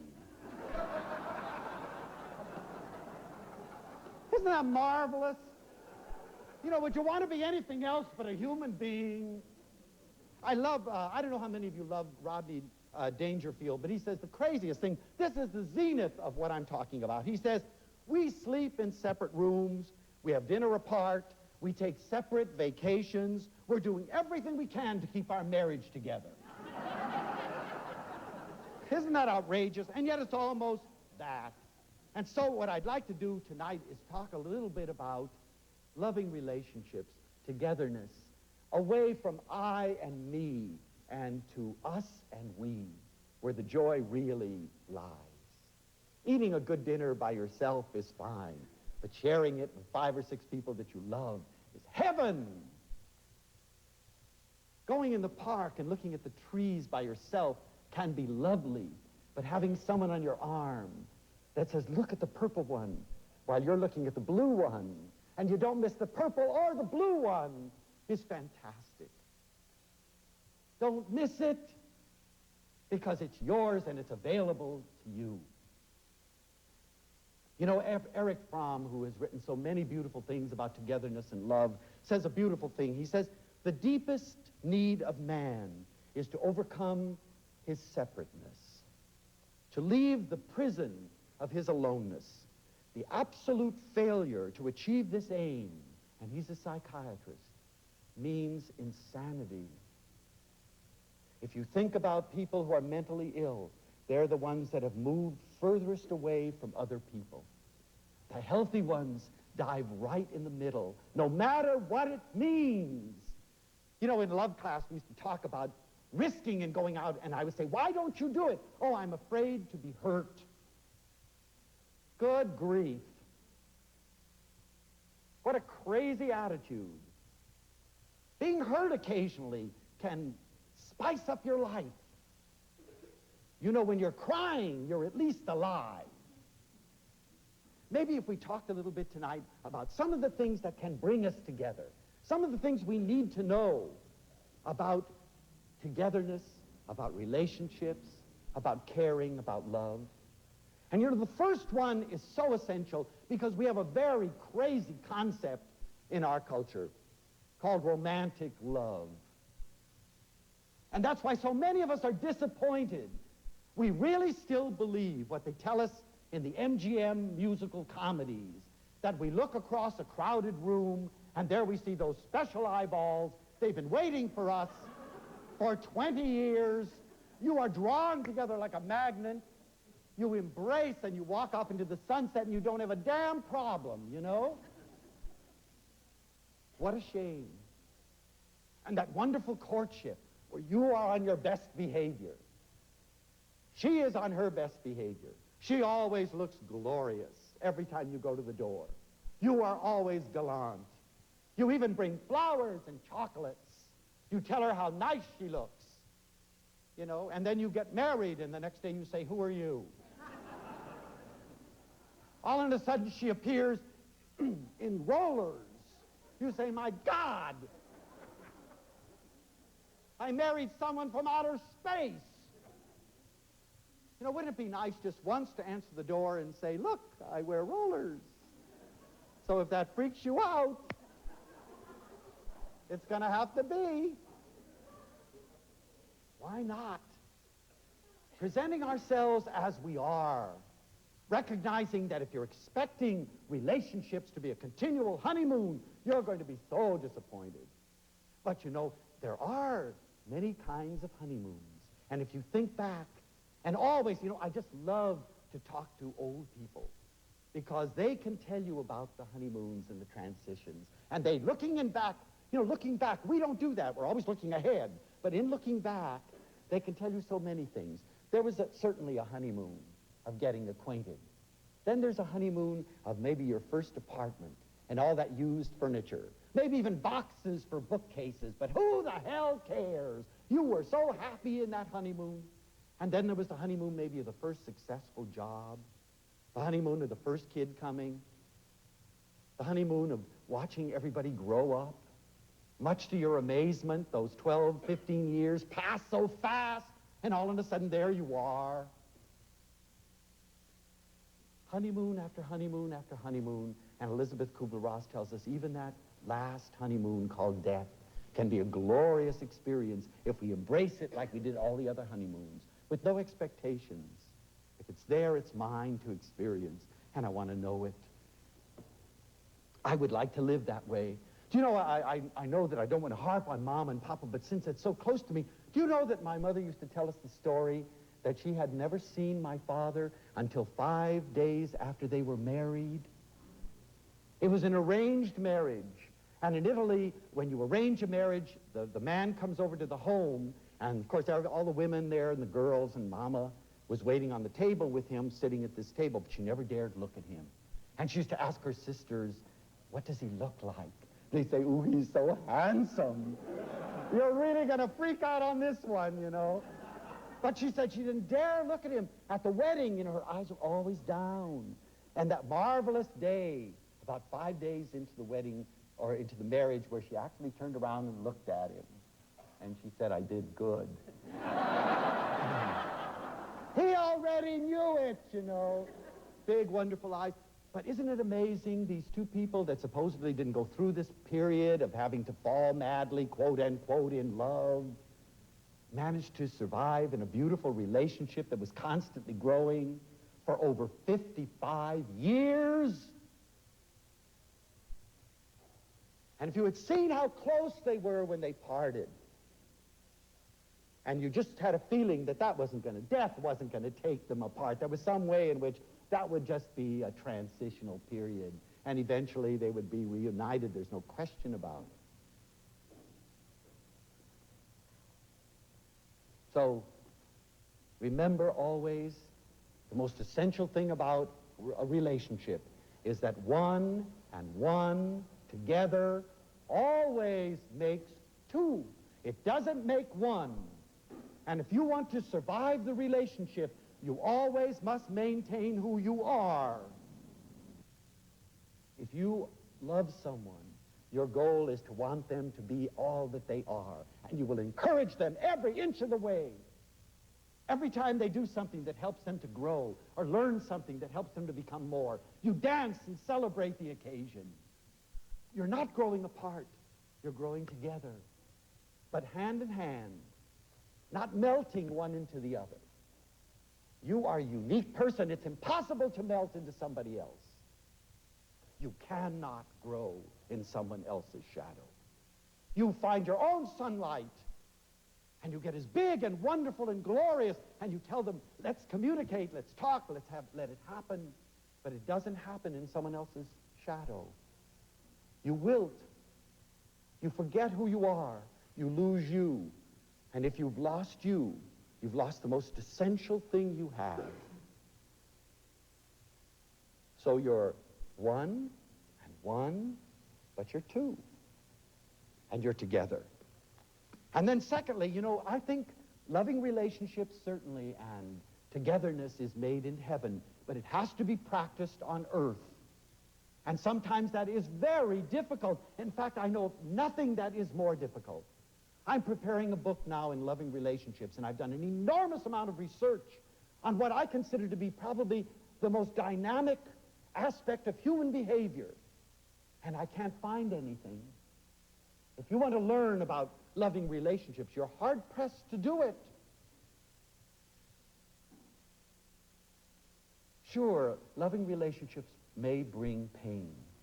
Coming together and having to give some of yourself up may bring pain. But you can also learn from pain. And it really annoys me when in our society nobody wants any suffering at all. The minute you begin to suffer, you start popping pills or drowning yourself in alcohol. Not knowing that some of the greatest learning can take place in pain and despair. The difference is you experience it and you don't cling to it. It's sick to cling to despair. You experience it and you let it go.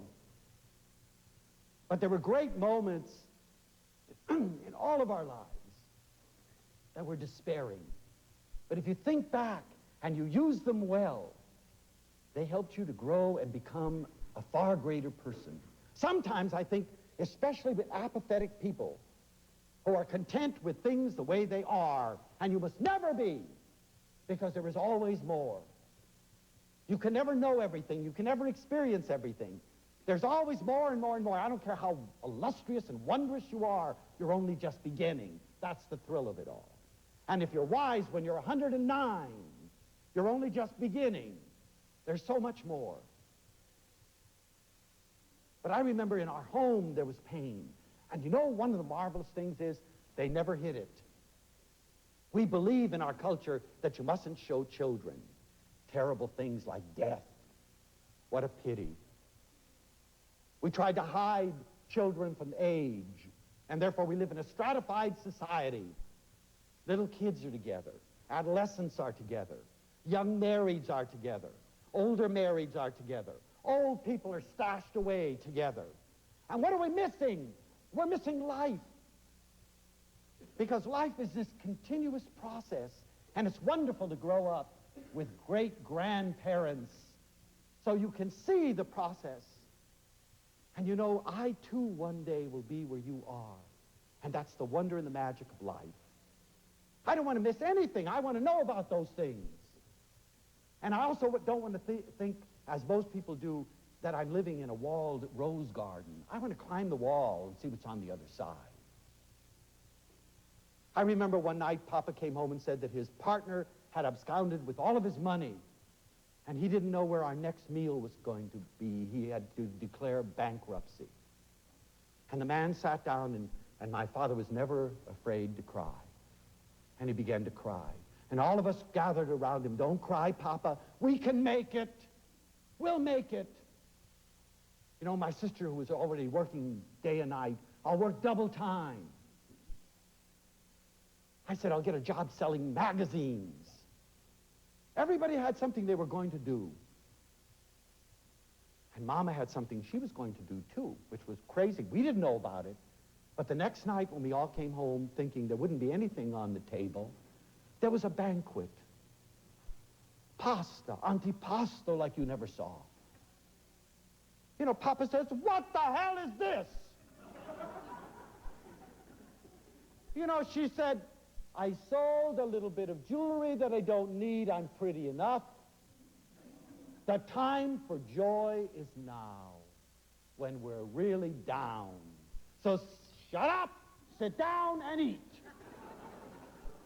You know, we call that Mama's misery dinner. We've forgotten a lot of meals that have cost $100. But I'll never forget that dinner. We laughed and we relished it and we cried and we got excited and we overate. And tomorrow took care of itself. I'm still here. You know, once I had a little dog, and it was a very brilliant, wonderful dog. And I had a little doggy door. And, you know, in a city like Los Angeles, I'm sure it's the same with you, you can't let dogs just go. You've got to have them fenced in. And so this little dog, right from the very beginning, I don't know where he got it, but he had a concept of toilet training. You know? Never once did he poop in the house. And every time he'd just take his little bod out, run out into the patio, poop. You know, it was amazing. But my job was on Saturdays, because I cared about my neighbor, was to get out with the rake and rake up the poop. And, you know, I have so little time to spend the day raking poop. It's outrageous. And so I'd really gripe. I'd be out there with my rake, you know, saying, you stupid old dog, can't you do it in a box? You know, the dog thought it was the happiest day. Saturdays were really his days. And when I'd get out to get the rake, his tail would start wagging. And we'd start actually playing hide and seek. You know, he found the most unique places to hide his poop that I ever saw, you know, under bushes. And I know I was getting there because he'd be following me in his tail and get really fast. Yeah, you're getting there, Buscaglia. You know, and once he took me way to the back of the yard, and I was out there saying, where is it? You know, and he went,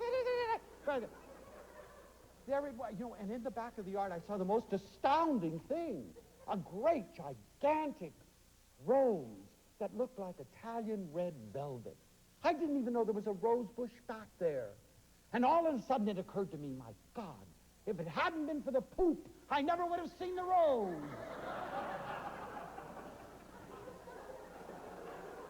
You know, don't be afraid of a little poop.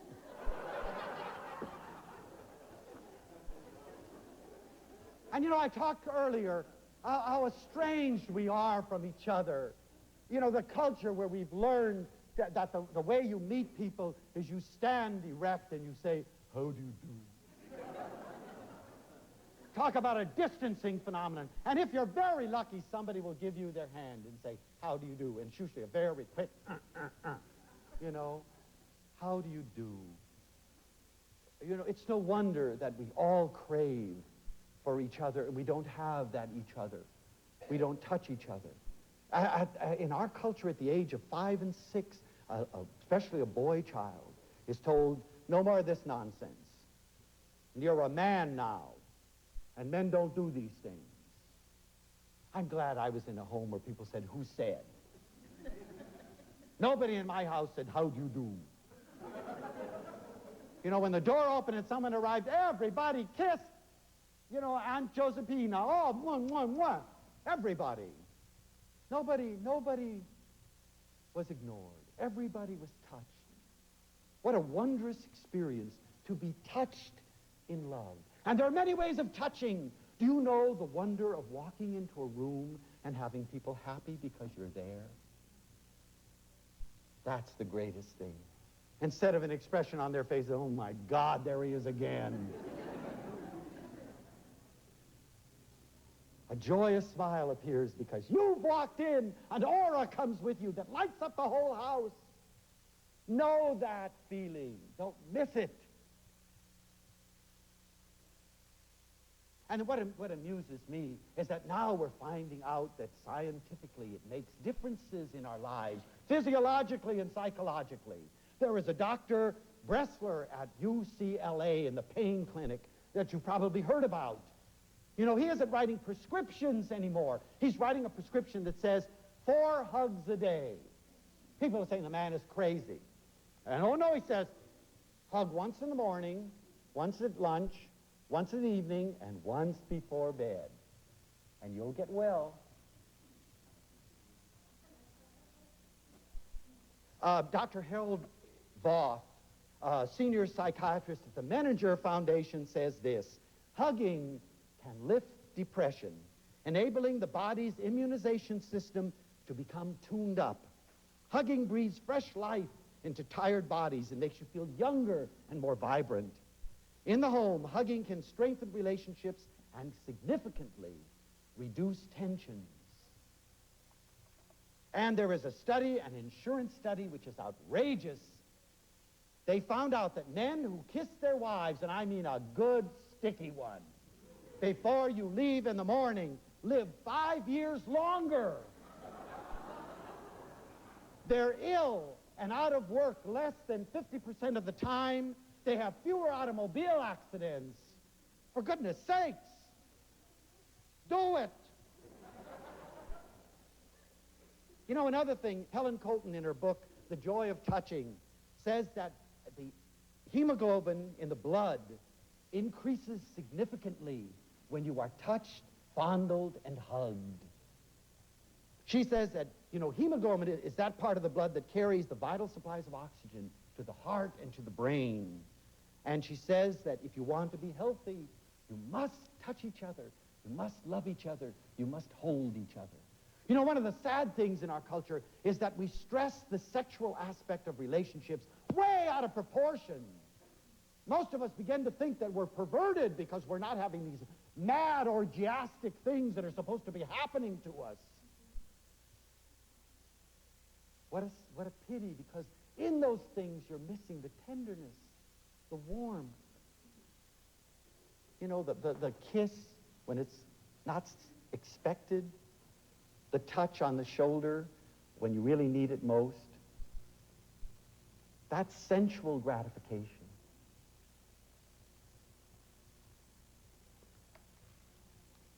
Jim Sanderson, I don't know if you get him up here, but he's sort of a syndicated columnist that writes nice things in the LA Times, had recently a letter that I just loved. I was so excited to read it because he says it came from a woman who just gave her name as Margaret. She was 71 years old, and she said, but she wasn't really 71 years old, she was 71 years young, And she said that her son came to see her one night on a visit and burst into the house without knocking. You know, what nerve. Burst into the house, and there was Margaret on the couch, really having a blast with one of her boyfriends from the senior citizen. Do you know that this boy was so horrified to see his mother kissing a man on the couch and smooching that he turned on his heels and said, "That's disgusting," and left. What an ass. So poor Margaret says, "Did I do wrong?" And you know what he answered her? I've got to read this because it's so beautiful. He says, "The best things in life, Margaret, go on forever." You bet. Every human being requires conversation and friendship. But why do we assume that the needs of older people stop there? The body may creak a little, but there is no arteriosclerosis of emotions. While older people literally hunger for caring and affection and physical touching, just like anybody, adult children and other family members seldom provide anything more than starvation rations, an occasional kiss. We know that sex is perfectly feasible at any age given good health, but even when this does not seem appropriate for various reasons, why should there not be a little latter-day romance, a little love, a little innocent contact, a stolen kiss, a gentle massage, a caress on the cheek, one hand fondling another? Men and women of your age, Margaret, often feel strange and alarming stirrings within themselves, feelings that may not have surfaced for years. This is the life force coming to your rescue to remind you that you are a male or a female, not just an all-purpose senior citizen. Rejoice in this, Margaret. You've had enough bad news.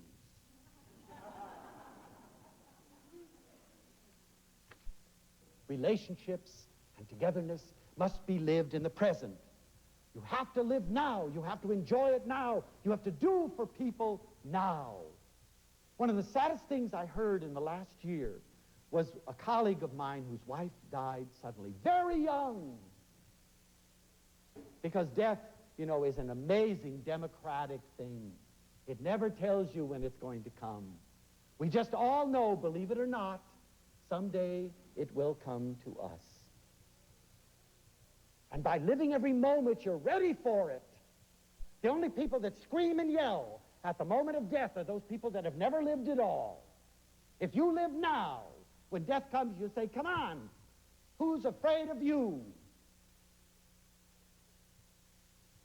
But his wife had always wanted, he told me, a red satin dress. And he said, "I always thought that was really stupid and in bad taste."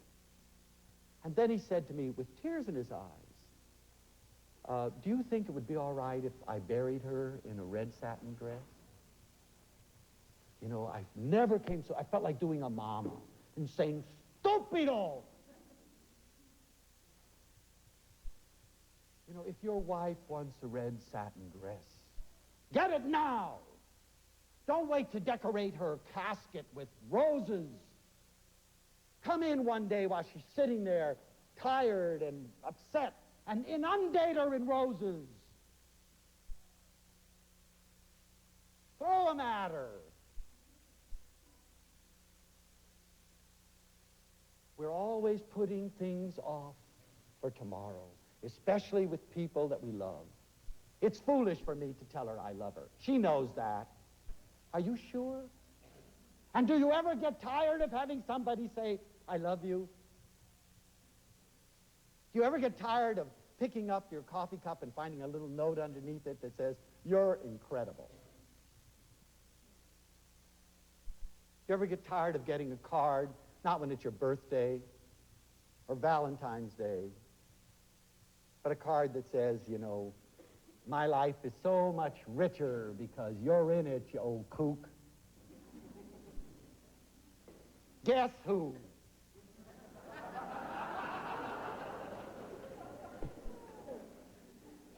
The time to buy the dress is now. The time to give the flowers is now. The time to make the phone call is now. The time to write the note is now. The time to reach over and touch them is now. The time to say to them, you're important to me. You know, sometimes I seem to forget, but I don't. My life would be pretty empty without you, with no strings attached,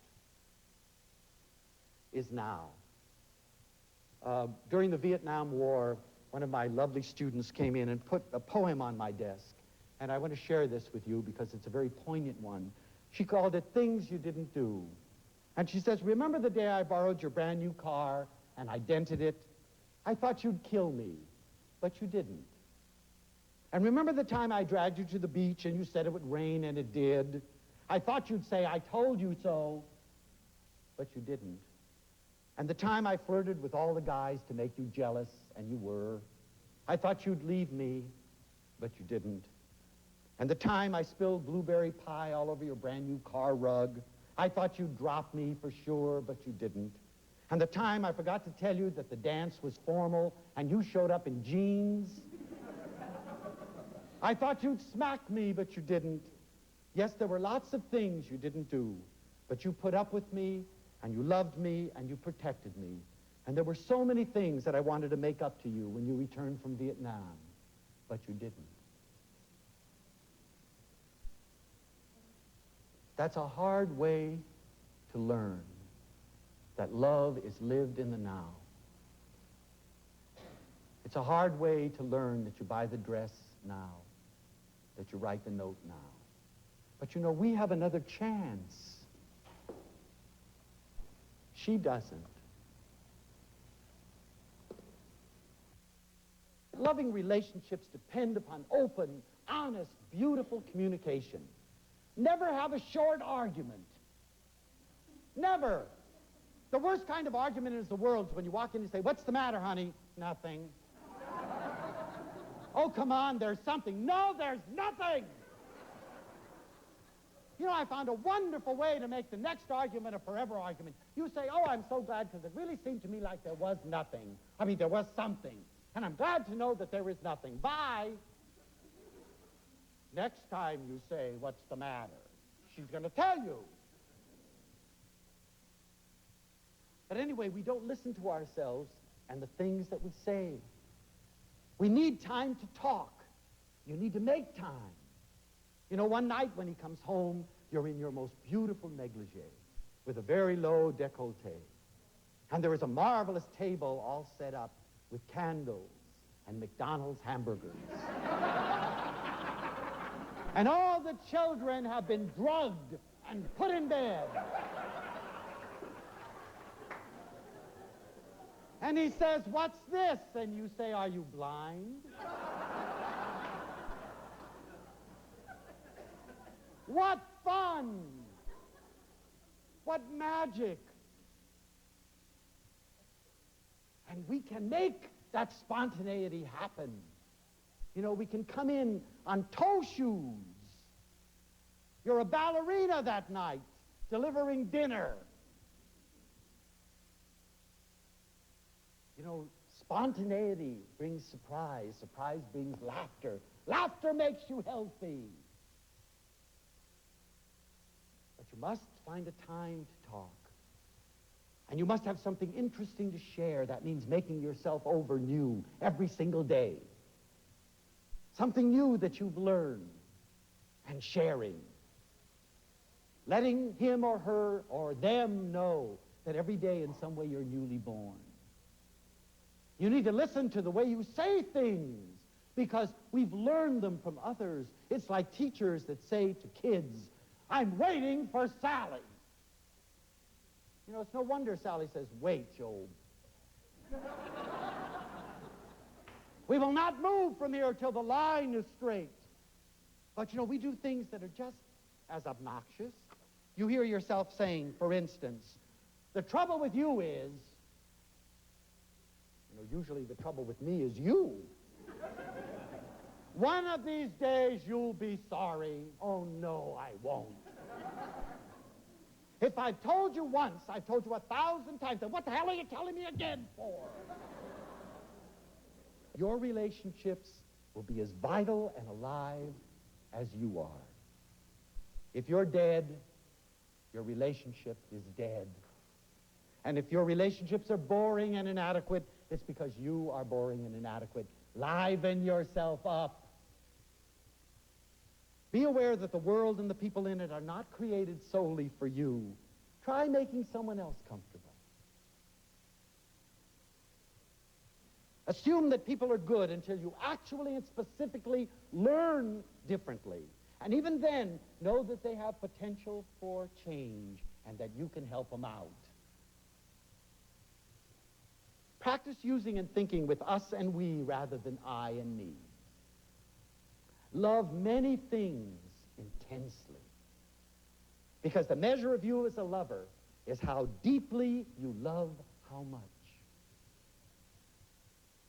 Remember that all things change, especially human relationships, and to maintain them, we must change with them. Make the change in growth. Make sure that you're constantly growing together, but separately. Seek healthy people in your life who still remember how to laugh, how to love, and how to cry. Remember that misery doesn't only love company, it demands it. Have none of it. You know, an Italian poet, Quasimodo, who won the Nobel Prize for Poetry, wrote a little poem that says this: each of us stands alone in this vast world, momentarily bathed in a ray of sunlight, and suddenly it's night. The poem is called Ed è subito sera, and suddenly it's night. If you stand together with me, we can share the sunlight, and believe me, the night won't seem so frightening. Come on. Thank you.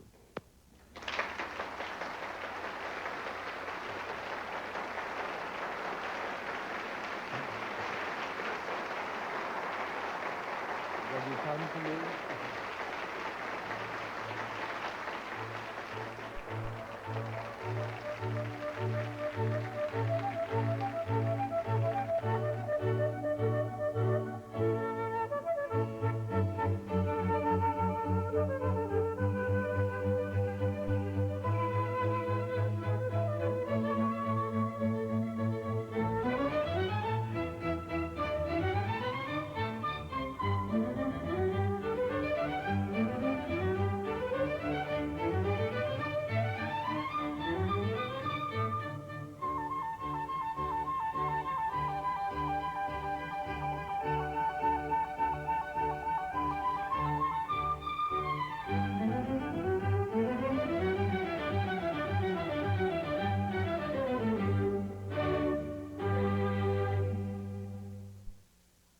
This program is made possible by this station and other public television stations.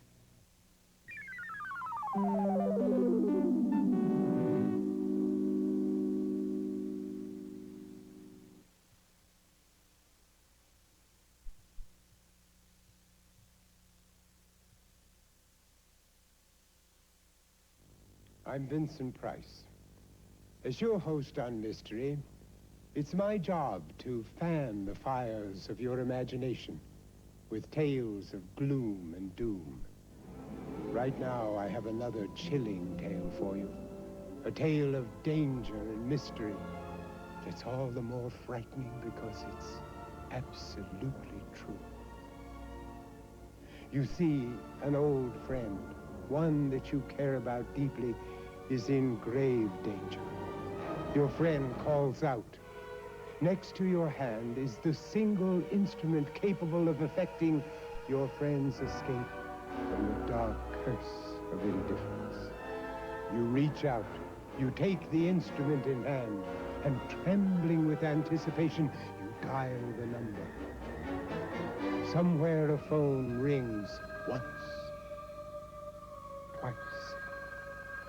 Then a reassuring voice answers, speaking the words you were desperate to hear. This is your public television station. May I take your pledge? The tension snaps. Almost giddy with relief, you pledge 50, 75, no, $100. And for the first time in ages, you sleep in peace, knowing that everything was done that could be done to save a valued friend. The only mystery is, what took you so long to come to the rescue?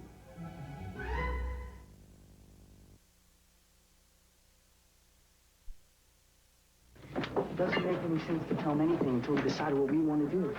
Besides, it's Thanksgiving. How can you tell them on Thanksgiving?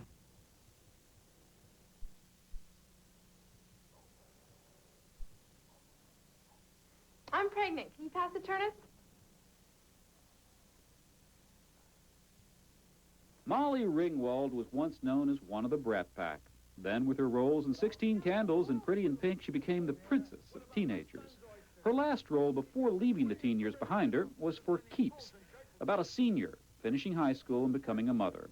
I met with her in San Francisco and found a young woman who's thought much about the problems of teenage pregnancy and her responsibilities as an actress. One of the reasons why I was first attracted to the project was its subject matter, teenage pregnancy, which is a problem in our society that is getting far too out of hand right now. I mean, 4 out of 10 women between the ages of 15 and 20 are pregnant every year. And really? Why is that? I mean, those are the actual statistics. And there's some reason for that. And I think, for myself, I think that people really don't know. There isn't enough on television or definitely in films dealing with this subject. So I thought that this was sort of a new approach on Do you worry, teenage though, pregnancy. that if you're an attractive couple in the film, Mhm. do you worry at all that this might actually encourage, in a sense, more teenage pregnancy? Well, of course, that was a concern of mine going into the film, and as it is now. But I feel that the most important thing is to really open up a discussion about a controversial subject, which it definitely does do. I mean, when you do anything that deals with any kind of controversy, you have to take a stand. And it does. I mean, these kids decide to keep the baby, and it sort of goes from there.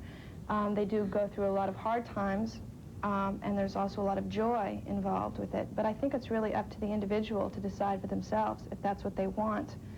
And for me, I can only say for me, being there every day, dealing with children, and playing this character, it really became very real for me. Had you had that much experience working with children? No, I've never worked with a baby before. And I'm the youngest of 3 kids, so I never really had a younger brother or sister or a niece or anything. So it was a completely new experience for me. It's odd, isn't it? I mean, if for nothing else, they just feel differently than you think they're going to feel, right? Oh, the first time I did a scene with a baby, I mean, we rehearsed a lot with a fake baby, a doll, and that was a piece of cake. I mean, I didn't have to think about it at all, and all of a sudden, we did our first scene with a baby, and they said, okay, here she is, and she was sleeping, and I was like, help! What do I do? It moves. It yeah, beats. and it happened to be a scene where I was screaming, and I found myself holding back because I didn't want to wake the baby up. You know, so what do? You really just have to take it moment by moment. If you watch old films, let's take a classic actress. Do you have one that you would model? Now you don't have to worry about your contemporaries flattering or hurting anybody's feelings. but pick one that really you'd love to end up being thought of as. Off the top of my head, I would say Myrna Loy. Beautiful, isn't she? Yes. Incredible. And stayed beautiful for years and a great deal of class. Molly, thank you very much for giving us your time. Thank you. With Molly Ringwald in San Francisco, I'm Patrick Stoner. You guys look at the camera? We want to look at each other. I do this 100 times a night, honey. Come on, over here. Come on, look at the camera. Take the picture, please. Looking pretty foxy, that tux boy. Doris, behind. I haven't seen you in so long. Oh, my God, you are huge. Hi, I'm George Page for Nature. And here in Hawaii, there are more than 6,000 species of plants, animals, and insects found only in the Hawaiian Islands. This time on Nature, we celebrate the flora and fauna of our 50th state, which Mark Twain called the loveliest fleet of islands that lies anchored in any ocean. Thursday night at 8, Producer. Producer. One who assumes the responsibility for the financing of a stage, screen, radio, or television production. Well, here at WTVI, we depend on thousands of producers, viewers, just like you, who know what they like, know where to find it, and know how to keep it. Viewers who assume the responsibility of producing the television that they enjoy. You know, a responsible producer does everything he can to put the best possible programs on the air. And a responsible viewer does the same. Invest in TV worth watching, TV worth paying for. WTVI, 42 Coliseum Drive, Charlotte, 28205. Your financial support determines just how good WTVI can be. After all, public television without the public is, well, just television.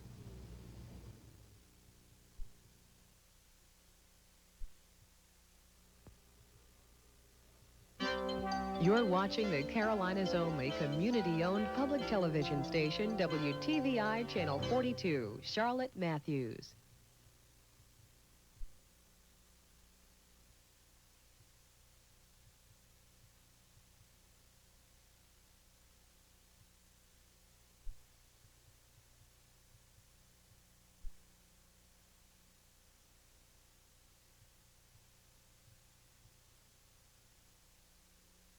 A presentation from KVIE, Sacramento.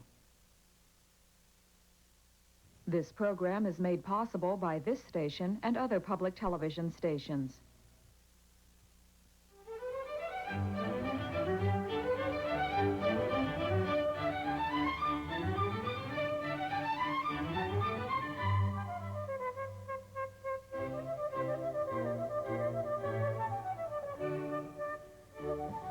It's wonderful to have you here with me this evening. I have been promised for years now, since I've been working with National Public Television, that I would have the privilege of bringing people in and sharing ideas with me. Up till now, I've done these lectures, and personally, I'm more excited that I have been able to form a little love class of people whom I know and who have been with me. Some of you have been in my love classes, other people I've known for years. And the one thing that we all have in common, and that I brought you together for, is because we're all, in the first place, beautiful, struggling, wonderful human beings.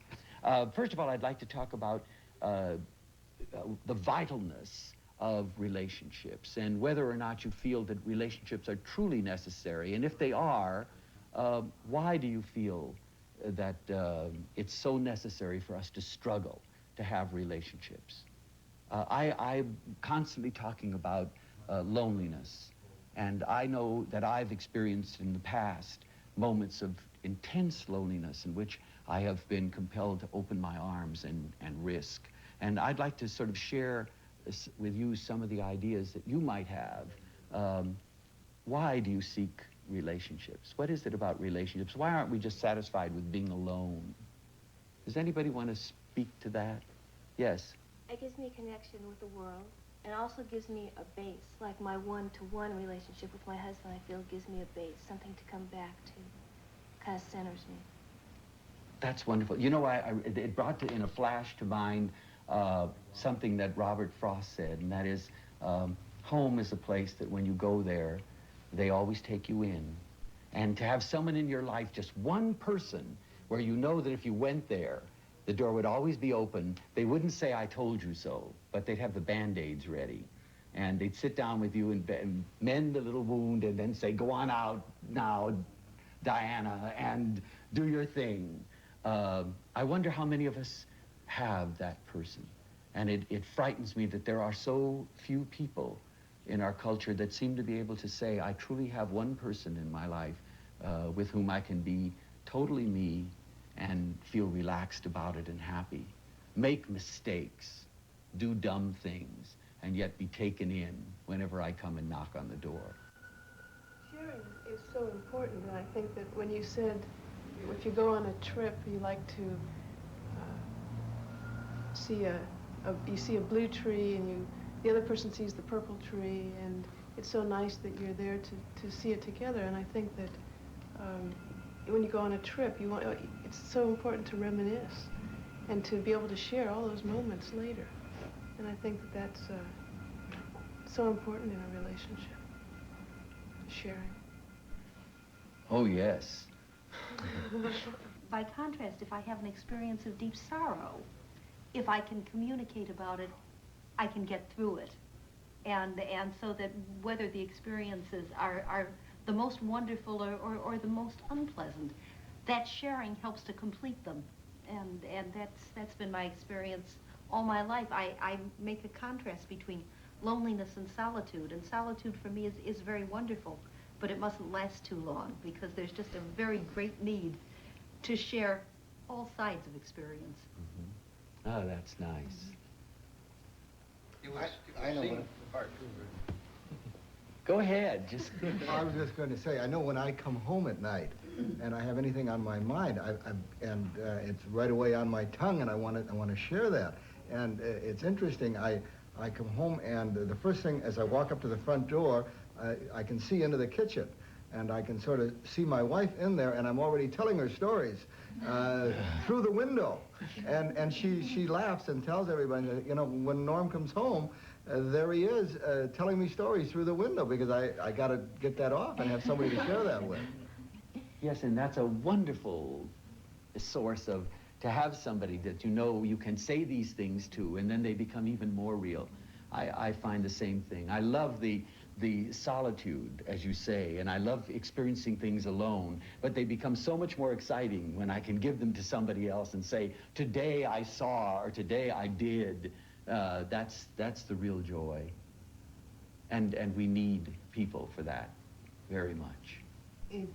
It's nice, and people are all so different that their reactions to you help you in a lot of ways, and you hear a lot. I never know if when a guy looks at me, for example, is he looking at me because I'm different or because he likes me? You know, so to begin, it's kind of hard because you have to risk more than the other person does in finding out. And then if you're rejected, then you can't hide behind a reason why you were rejected. It's up front. You know, you can't discard it and become somebody else.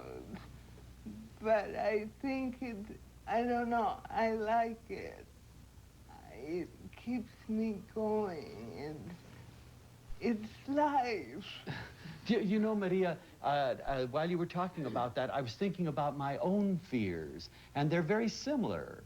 I don't know when people look at me, if they're looking at me because I'm a kook, or if because they're attracted to me. I really don't know. I mean, maybe you feel it's more dramatic because you have a wheelchair or whatever, but I think, am I wrong to say that all of us wonder about this? And we have the same fears and the same insecurities. I would love to say hello to this person, but will they reject me because I'm not exactly what they expect me to be? You know, and it's a very interesting dynamic that you should mention this, because I think it immediately lit in me. That's funny, because I feel the same thing. Yeah. It's like magnifying everything. I understand what you're saying. Yeah, but it's nice. How do you break this down? How do you find out whether they're looking at Maria because she's different, or they're looking at Maria because they really would like to know this girl? Well, I guess I take that time to find out. How do you do it?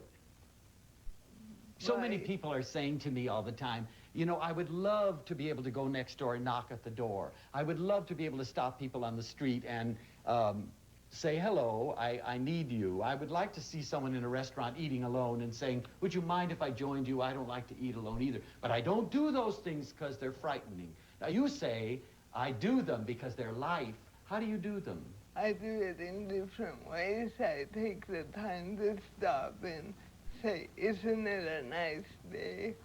Or always smile and choose to think that they look at me because, yeah, I'm different, but I'm also attractive in that I don't yet sit back or stay hidden somewhere or be meek.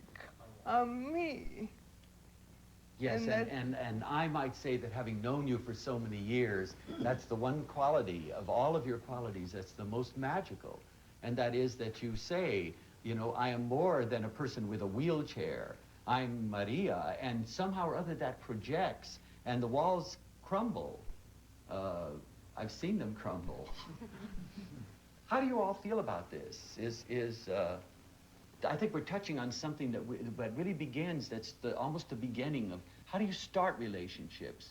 I know I get letters all the time. I receive many letters from women or men who have just lost their partners through death, let's say.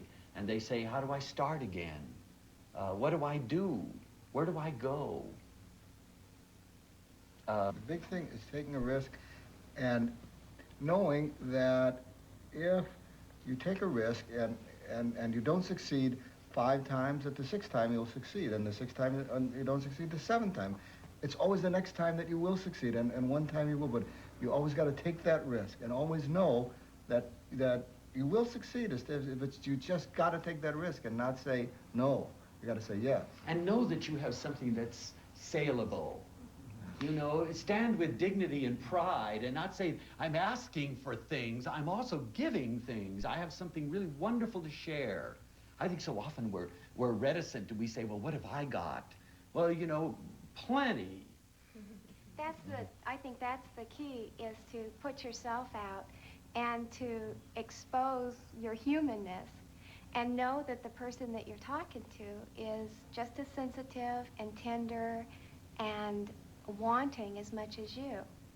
And when you start taking that step, it opens up a world that you can start sharing with each other. I think it gives you courage. I think if somebody starts sharing with me, then it gives me the courage to share myself. If she's been, you know, open and shared herself this way. Yes.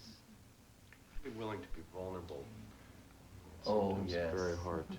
Oh, I think that's one of the keys to relationships, and that is vulnerability. If those of you, I think you've probably all read Love, and you remember that I finished that book by saying, the only thing that I really have to give you in love is my vulnerability, because love demands all of your vulnerability. Every time you step out, there's a possibility of your being smacked, but so what? You know, William Faulkner said, if I had to choose between pain or nothing, I would always choose pain. And so would I. I don't want to go through life dead. I want to experience it, and if it means getting smacked, then I'm going to recuperate from getting smacked, and I'm going to get up and try again, just as you said. It's got to be. To sit back and wait for people to come to you.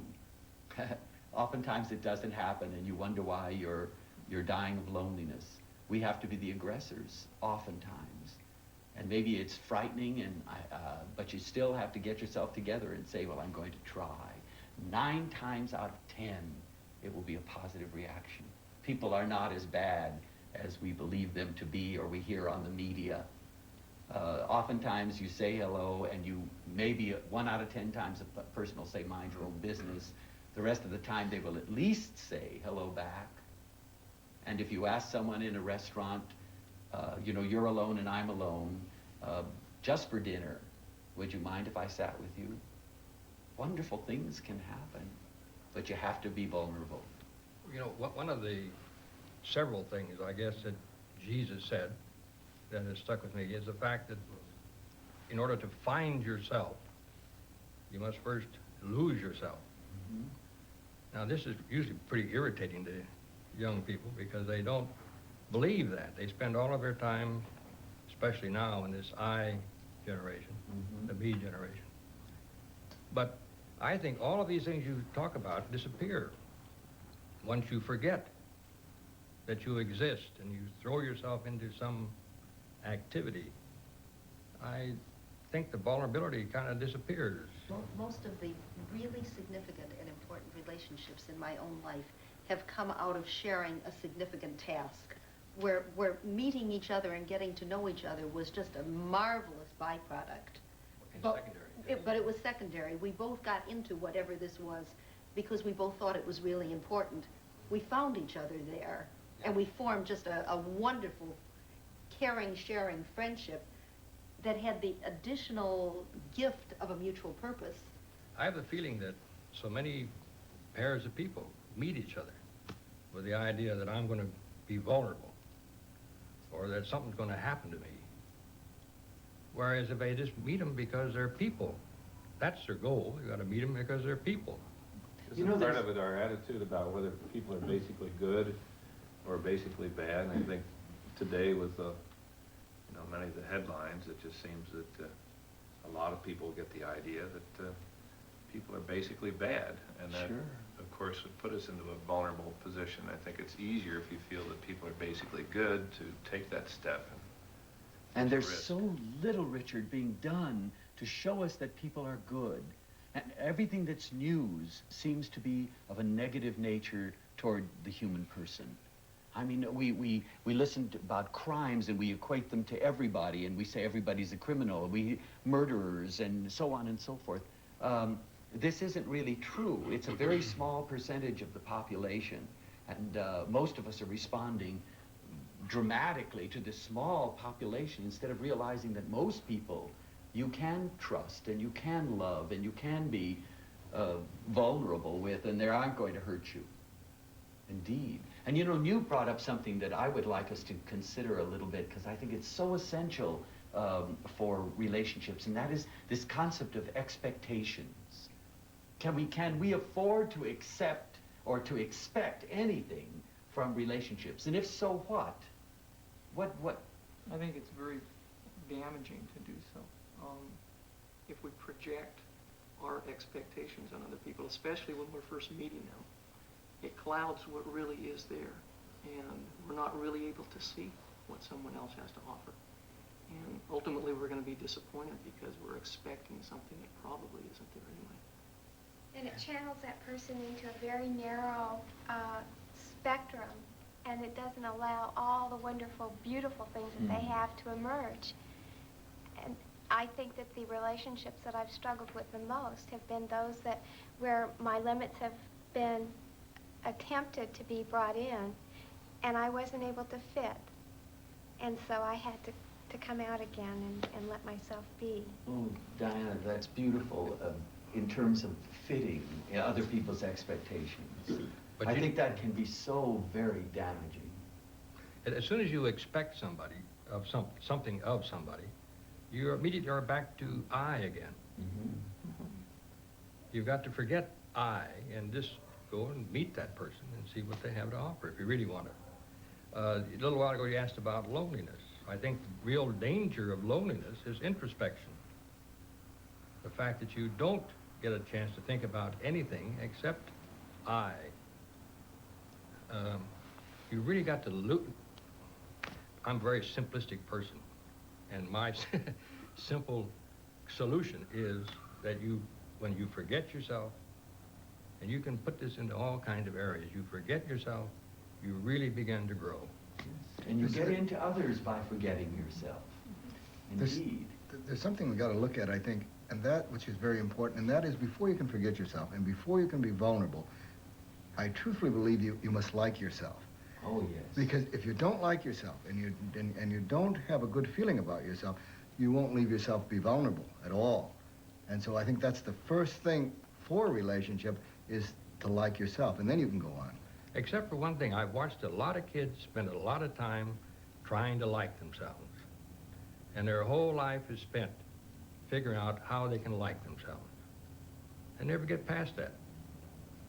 I think that in a relationship, through that relationship, you can learn to like yourself. Waiting to like yourself, I think may waste time and energy. Yes, living into the process, Yeah. rather than just sitting down and Yeah. centering yourself and saying, I'm going to spend the next 20 years loving myself. I was thinking about the issue of expectations and the loving relationship between parents and children and parents, and the terrible degree to which expectations get in the way of that loving relationship, because as growth happens and as children become the people that they will be, inevitably, they do not exactly meet the parent expectation. I don't know if you're still guilty of it, but I still find myself trapped sometimes by maybe unconscious expectations of behavior. When I say hello to somebody, I expect them to say hello back, and when they don't, I get hurt. I have all kinds of, and I still have to deal with this, you know, and I was interested, Gene, in your comment when you said, let go of expectations. That's a beautiful expression, but I would like to get more deeply into that, because I think there are a great many people concerned about how do we do that? How do we let go? And do we have any right to expect anything in a relationship? And if not, how do we ever learn that we don't? How do we let go? Well, I think the first place to start is just with myself and trying to let go with all the expectations I demand of myself before I can go out and do that, and just, you know, seeing that I'm okay, just like this anyway, before I can even move out. Or you'd be like Don Quixote and have great expectations for somebody that maybe doesn't have any, but they live up to it. So you mean sometimes we should expect, and then these people will respond to our expectations? As a teacher, you know that. If you go into the classroom expecting big things, you'll get them. It's interesting, Newt, that you picked my favorite character of literature to make your, I think, your excellent point. The thing that Don Quixote had that I think many of us don't have in terms of expectations, he also had no disappointments. If Dulcinea didn't meet his dream, it was all right. She was fine, she was wonderful. He just expected her to be a great lady, and eventually she came around to become one, but he was never disappointed. You see, too many of us get into the trap of saying, I expect something from you, then you don't give it back to me, so then I say you're no damn good. But you see, Quixote never did that. Well, he always accepted. I think the wrong word is expect somehow. He just assumed, I think. Yeah, he was certain of it. Yeah. You are the perfect you, and therefore all I need to do is wait and believe it, and it will happen. But that's a very high level of maturity. Well, and there was never any talk, I don't think, on the part of Don Quixote about himself.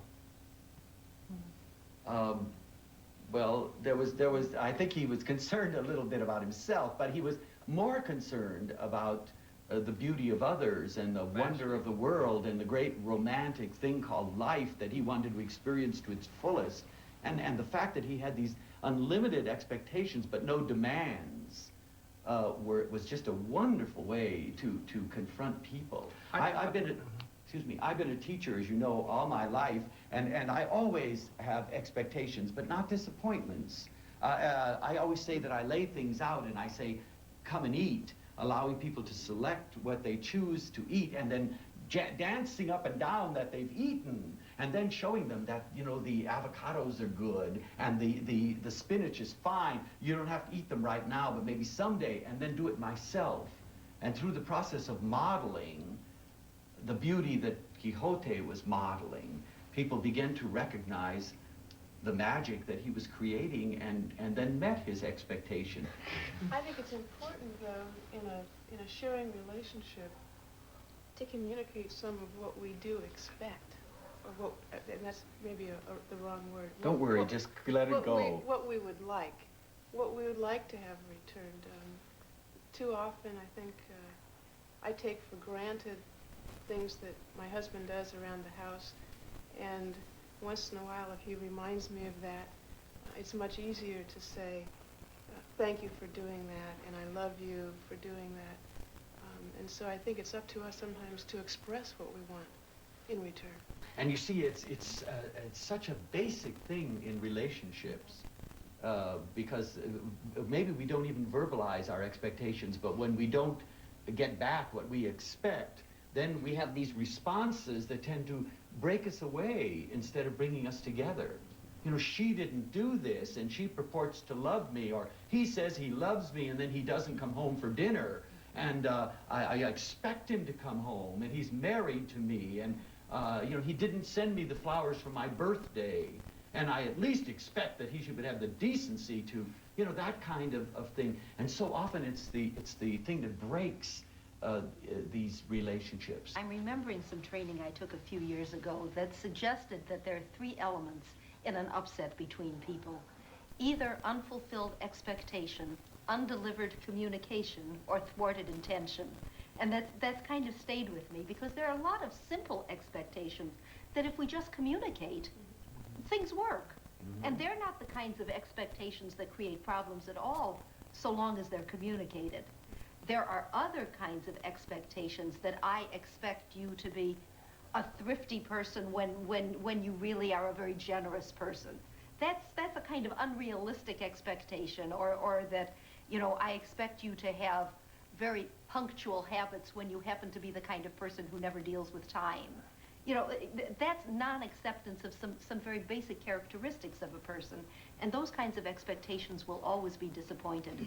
But I think if you say, you know, I expect to meet you at 10 o'clock tomorrow, and someone else agrees, yeah, I'll meet you at 10 o'clock tomorrow, that's a realistic kind of communication. I'm always looking at statistics, they fascinate me. Something like married couples really communicate as little as from 10 to 20 minutes a day.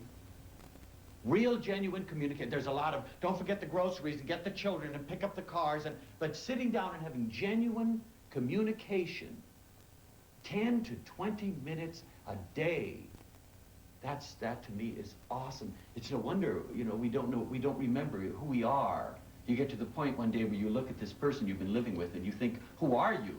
Because certainly something's happening, you're growing, and if you're not communicating your growth, you're growing apart. It's essential that we do this. Please, I'm sorry to interrupt, but it touched a button that I feel very strongly about. I think it's almost essential that 2 people in a relationship, whether it be a marriage or just any relationship, that they sit down and communicate verbally.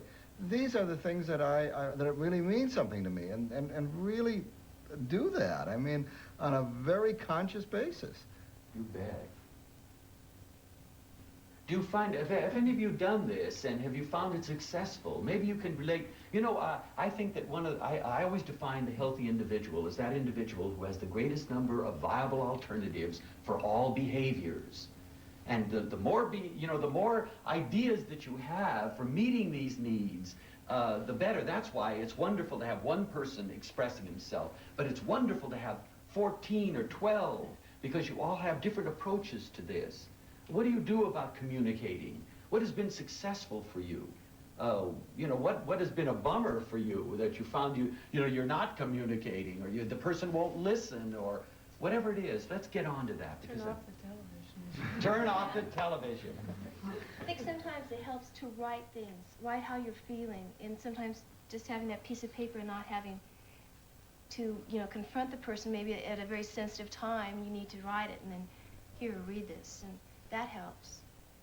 Yeah, another thing with communication is to have special time with your other people every single day. It's the most precious and rewarding opportunity that you may have. And so often we neglect that, and no one is more precious to me than my family, my children. Yes, we need to learn how to talk to each other. I think the point that she just made, it takes a conscious effort to do that, is something that we forget a lot. Maybe somebody's been together for 5, 10 years. They think, well, I don't have to put as much energy into it anymore because I know what's going on in that person's mind. That's not the case at all. Oh, never. You know, the minute we believe that we have security in a relationship, we're in danger. You've got to keep growing, and you've got to keep investigating, and you've got to keep asking questions, and how are you feeling? And there is no permanence in these things, because all of us are changing every day in some way. We're different, and we have to communicate that difference, our difference in ideas and feelings. And I found I just happened to have with me something that I found written by Anne Murrow Limburg. If there's ever been a person who has learned about communicating feelings and had to adjust to all kinds of changing feelings, and talked about the impermanence. She did. And I brought the quote with me because I hoped somebody would talk about that, and I haven't done that before. Just a very short one. She says this: "The life of our emotions and our relationships is always intermittent. When you love someone, you do not love them all the time in exactly the same way from moment to moment. It is an impossibility, and it is even a lie to pretend that you do. And yet this is exactly what most of us demand of each other. We have so little faith in the ebb and the flow of life, of love, of relationships. We leap at the flow of the tide, and we resist the ebb of it in terror. We are so afraid that it will never return again. We insist upon permanency, on duration, on continuity, when the only possible continuity in life as in love is in growth, in fluidity, and in freedom. In the sense that dancers are free, barely touching as they pass, but partners in the same patterns." Isn't that wonderful? Because we always are demanding that a relationship be what it started as. Well, it will never be that. If you're expecting that, you're going to be very pained. But if you are constantly aware that everything is in change, everything is in flux, all of us, when we leave this evening, will be different than what we came in. Maybe even on an unconscious level. But the fact that we've experienced each other, that we've experienced this experience, has given us something more. And it's that we need to communicate in growing relationships all the time, or you find yourself miles apart. She's dancing on this stage and he's dancing on this stage when they started the same ballet. And you wonder what's happened, what's gone on with us. So as Diane said, taking the time, sitting down and saying, you know, what happened? Norm's yelling what he had to say through the kitchen window because he can't wait to say it. I have that same feeling. I think that all the communication, being a teacher, you have an insatiable need to communicate everything you know. You don't care if people pick it up or not. You need to say it, you know, and that's what makes it exciting. So this whole process of learning again to communicate, to let people know who you are, what you are, at all times in your life, and never assuming that the person knows, never wearying of saying, I care about you, I love you, you're important to me, doing it, certainly acting it out, but also verbalizing it. It's very essential. There are certain times where just out of the clear blue, something will come up and you just reach this incredible communication. And it's like having a planned lesson. You plan it and it goes all right. But if you don't plan something and it just comes at the spur of the moment, it's like the most beautiful lesson. And it didn't even have to be planned or pre-prepared. Oh, Joanne, that's wonderful. Because I think some of our most magic moments, in fact, I think in my life anyway, the most really, the peak experiences in my life have always been a spontaneous sharing, a very deep moment where two people really touch deeply. And that's something that you leave knowing that there's something different, there's something magical, and you grow, you leave those points change. You know, the existentialists used to talk about those moments as being existential moments. Moments in which you were congruent with yourself and someone else. Moments when you heard your own footsteps and you know they were your own. And you heard other people's footsteps and you know they were your own. And it was like a dance. And then you left that experience having been more, knowing the other person will be more too. And sometimes brief contacts, you form relationships that maybe it doesn't matter about the quantity. Maybe it's that marvelous quality that we need to experience too. And we always have to have room in our relationships for spontaneity. Planning everything moment to moment can be pretty deadly. A lot of times those spontaneous moments come when you go away. Outside of the routine of your home, to take a couple of days or go up in the mountains or take a walk on the beach, they seem to come when you're out of your routine.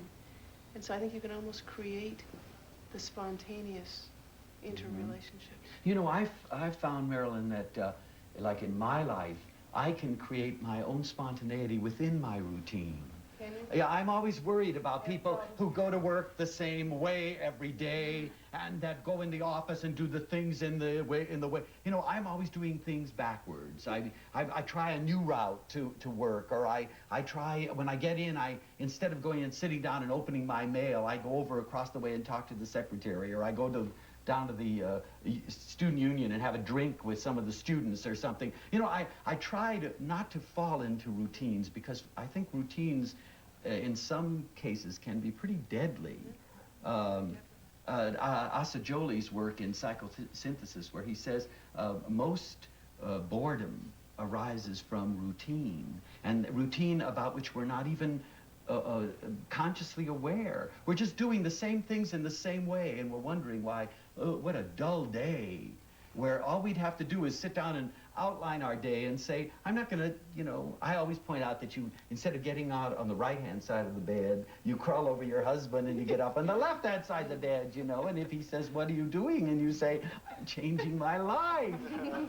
You know, I'm growing, I'm doing something different. That kind of thing. And then that produces the surprise, which produces the joy and the magic. Those are the kind of people that I find I like to have in my life.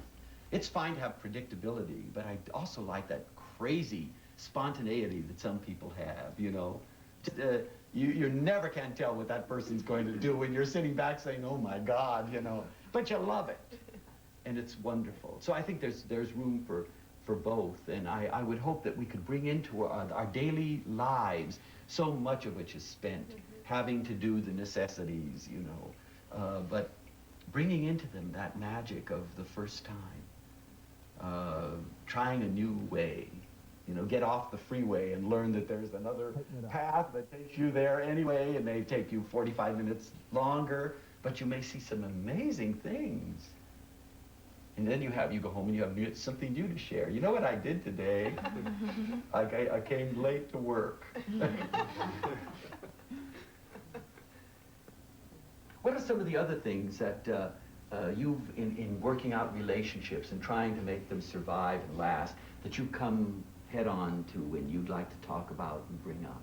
I think there's something that I've been working on just recently with my relationships with other people, or I've had ongoing relationships and they're getting to a point where they're getting pretty comfortable, but there's areas that I need to confront, and I'm starting to confront a little more.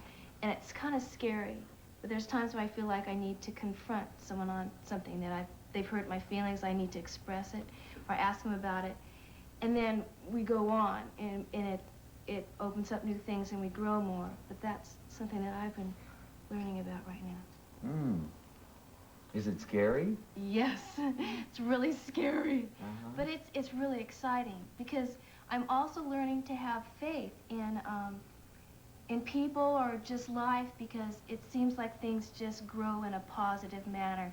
It's kind of scary at the time, you think, oh boy, I'm gonna die. But it just, I've been noticing for a long time that things just do go in a positive manner. And these confrontations and this honesty that you're striving for is cementing those relationships or breaking them apart? Both. But cementing, I think the greatest growth comes from that, or else you have the stagnant, same old. It's cozy, it's comfy, but if you want to get somewhere and really, you know, get some depth and start really sharing, then I think you need to confront. How do you feel about that? Does that make you feel uncomfortable or comfortable, or? It goes back to communication, I think, and the heart of communication for me is your feelings. And once you communicate, you make a commitment. And if you follow that commitment with honesty and are not afraid to say, oh, you know, I made a mistake, I'm sorry, it really helps. But at the same time, I like to say what I feel. And if I don't say it, I get very nervous, you know. But say it in a constructive way. Does someone want to comment on that? Maria's comment, go ahead and say it, but say it in a constructive way. In a gentle, loving way. I'm trying that. Diplomacy. Yeah. You don't want to destroy, you want to build, and you want to say, well, maybe it's not right now, or I've changed, or let's look at it another way, you know. Yes, we don't want to put people in corners, and we don't want to devastate them, but we do want to express ourselves and our feelings, and I think that's there are millions of ways of doing that without being destructive. Saying just a simple statement like, yes, you may be right, but do you know how I feel at the present time? Is enough of an out, so that you're offering them the, you know, rather, I've seen people say, that's ridiculous. You know, what do you say to that when somebody says that's ridiculous, or that's the stupidest idea I've ever heard in my life? Well, just a presentation that there may be another idea that also has validity, but in a soft, I don't think we should ever do those things in anger. That's easy to say. Leo, very often I don't believe it's necessary at all times to even talk these things out with friends, and you can sense things with one another.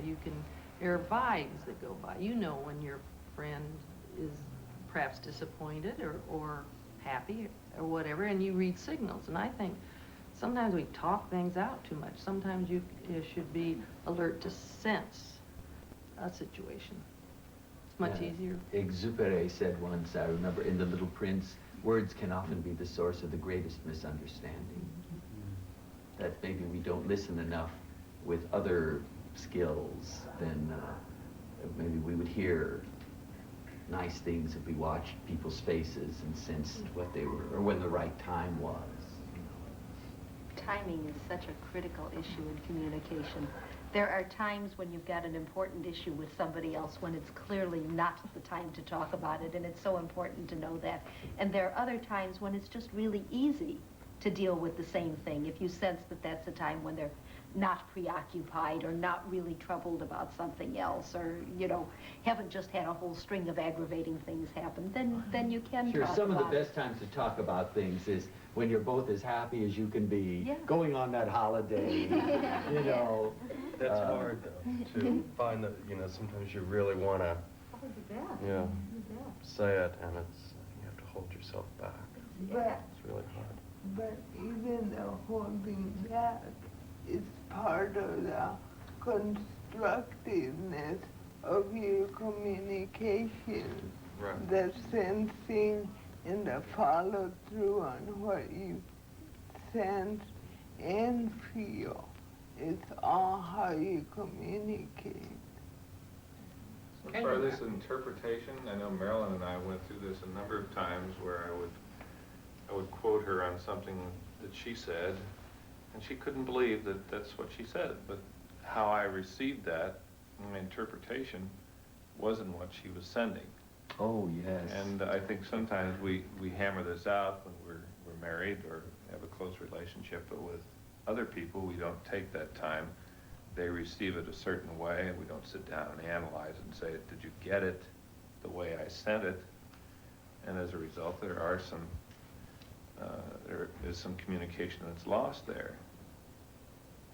Yes, you know, I often say, people say, well, but you're not asking people to define love or define relationships because that delimits all those things. And I say, well, maybe not define in that sense, but I know that oftentimes when I say to you, I love you, I know precisely what I mean, but you believe it's what you mean, and then communication breaks down. So maybe to some extent we need to define our terms and to say, I don't quite know what you're saying, please tell me or show me or whatever. You know, that's because we need that to bring us together. Otherwise, we're going to be constantly at a loss. What precisely did she mean by that, or did she say? It doesn't mean you're asking when someone says in a great passion, I love you, you say define your term. But I mean, you certainly should be aware that this thing is going on.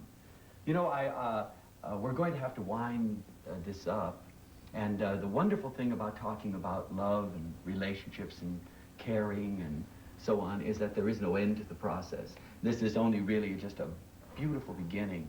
And I read something the other day again that I'd just like to share with you that I just happened to have brought.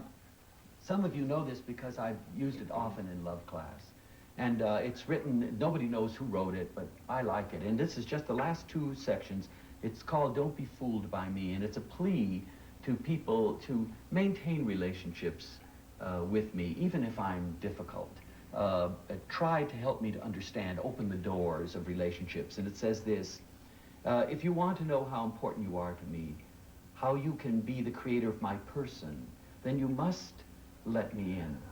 You alone can break down the wall behind which I tremble, and you alone can see behind the mask that I wear with discomfort. You alone can release me from my shadow world of panic and of uncertainty, from my lonely person. Please don't pass me by. I know it won't be easy for you at times. A long conviction of worthlessness builds strong walls, and the nearer you approach to me, the blinder I may strike back. You see, I seem to be fighting against the very thing I want the most. But I'm told that love is stronger than walls, and in this lies my only hope. I think that's a very beautiful place to say, you know, I love what the semanticist does. The true semanticist never ends anything with a period. They always end with and etc. And so I would love to end this evening with and etc. But before we do that, I'd like to also make a real physical connection. Can we just take our hands and appreciate each other?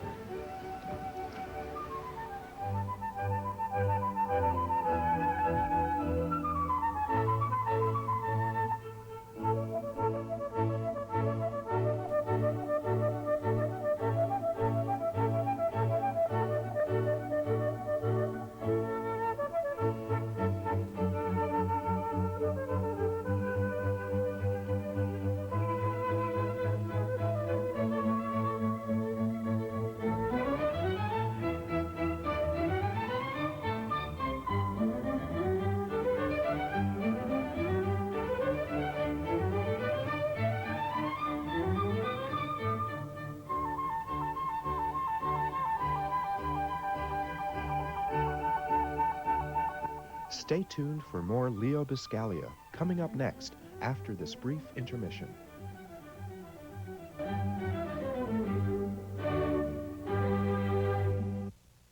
This program is made possible by this station and other public television stations.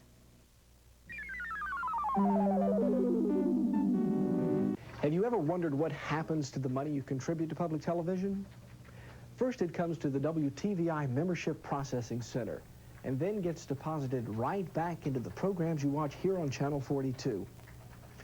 Now, we talk a lot about tangible benefits of contributing to public television, commercial-free programming, the monthly program guide. But consider for a moment the intangible benefits, the satisfaction of knowing that something you value will continue, the opportunity for a particular subject to be explored, even if it doesn't appeal to a mass audience, and the knowledge that your gift will make quality television accessible to everyone in our community. Give something back to the station that's given you TV worth watching, and a whole lot more. Invest in TV worth watching, TV worth paying for. WTVI, 42 Coliseum Drive, Charlotte, 28205. Consider for a moment how public television isn't just superb entertainment. Consider also how proud it makes you feel. Proud that you have the intelligence and good taste to watch programs that enhance the world, that thrill your senses and grasp your emotions. It's television that inspires the heart and challenges the mind, that artfully balances fact and fancy, accomplishments and dreams. Public television is entertainment that you and your family can enjoy with pride. But remember, we need your support to keep it that way. Become a proud participant in programs worth watching. Call right now with your pledge.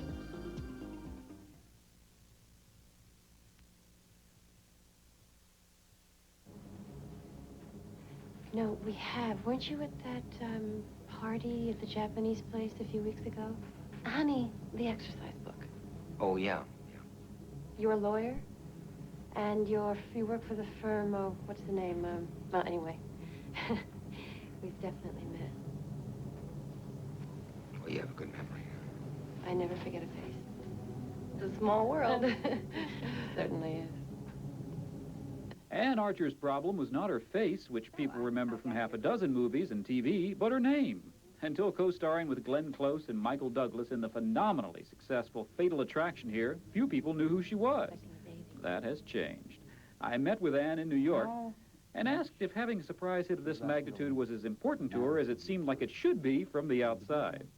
Absolutely. I think I've always wanted to be in a very good film that I could be proud of, and hopefully it will make a difference in the sense that I'll have an opportunity to play better roles in better scripts, in better movies. Let us go into the life of a professional actress to the extent of just finding work. To what extent does Hollywood always look to the last thing that you've done to make its current decisions?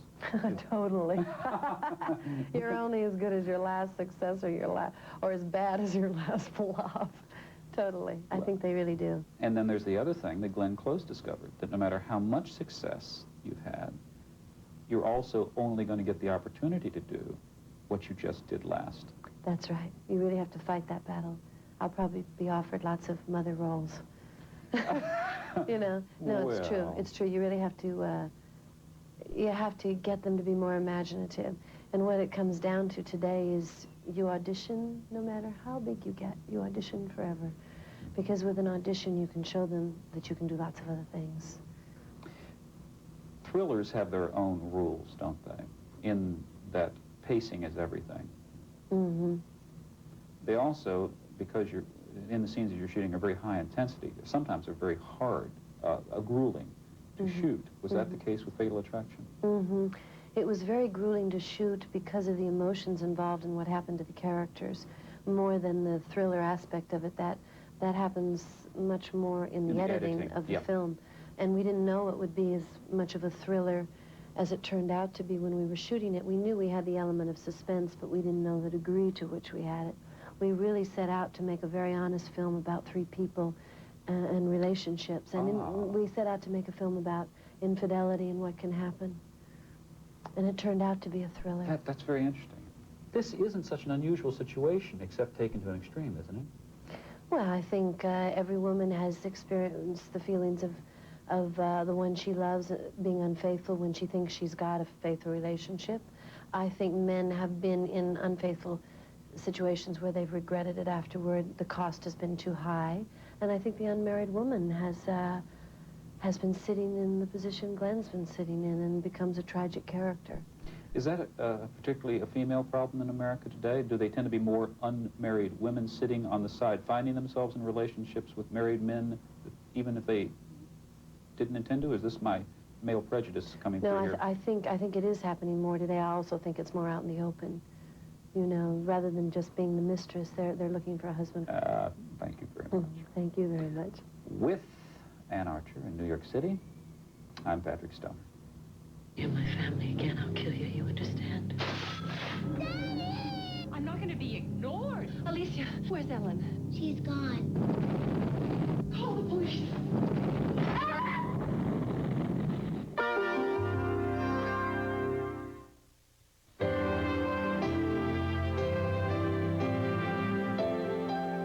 This program is made possible by a grant from the Christian Brothers Winery, Napa Valley, California.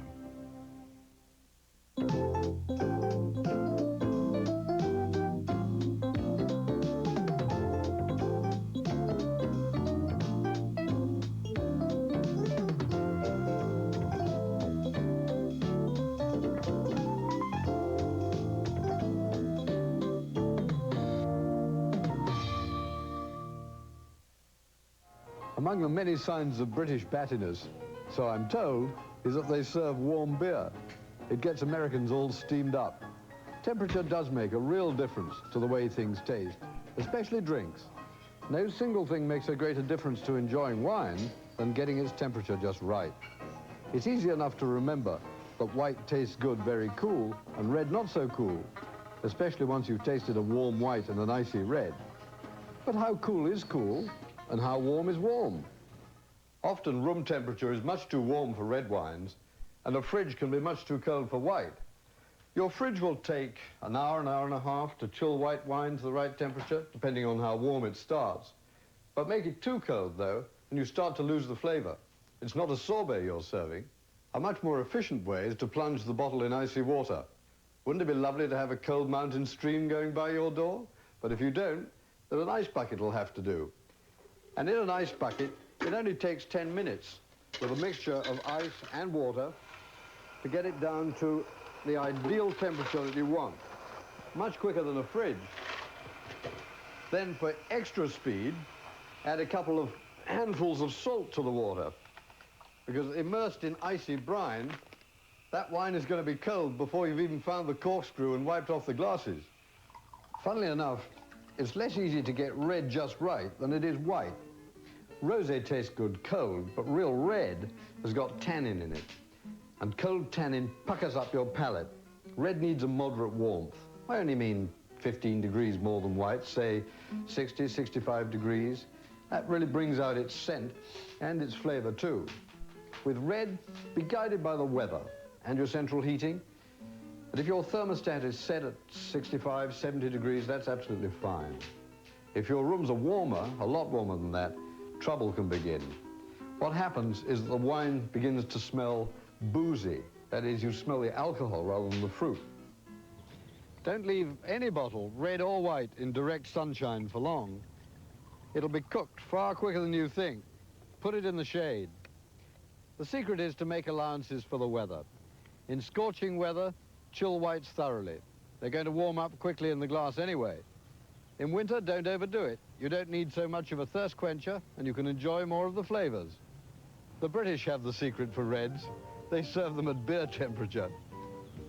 But think of all wines as refreshment, and you can't go far wrong.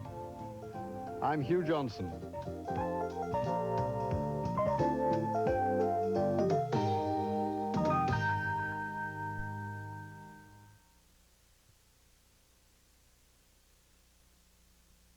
It doesn't make any sense to tell them anything until we decide what we want to do. Besides, it's Thanksgiving. How can you tell them on Thanksgiving?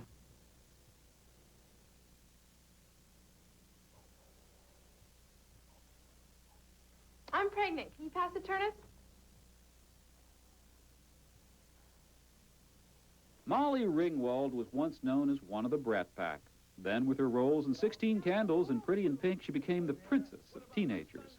Her last role before leaving the teen years behind her was for Keeps, about a senior finishing high school and becoming a mother.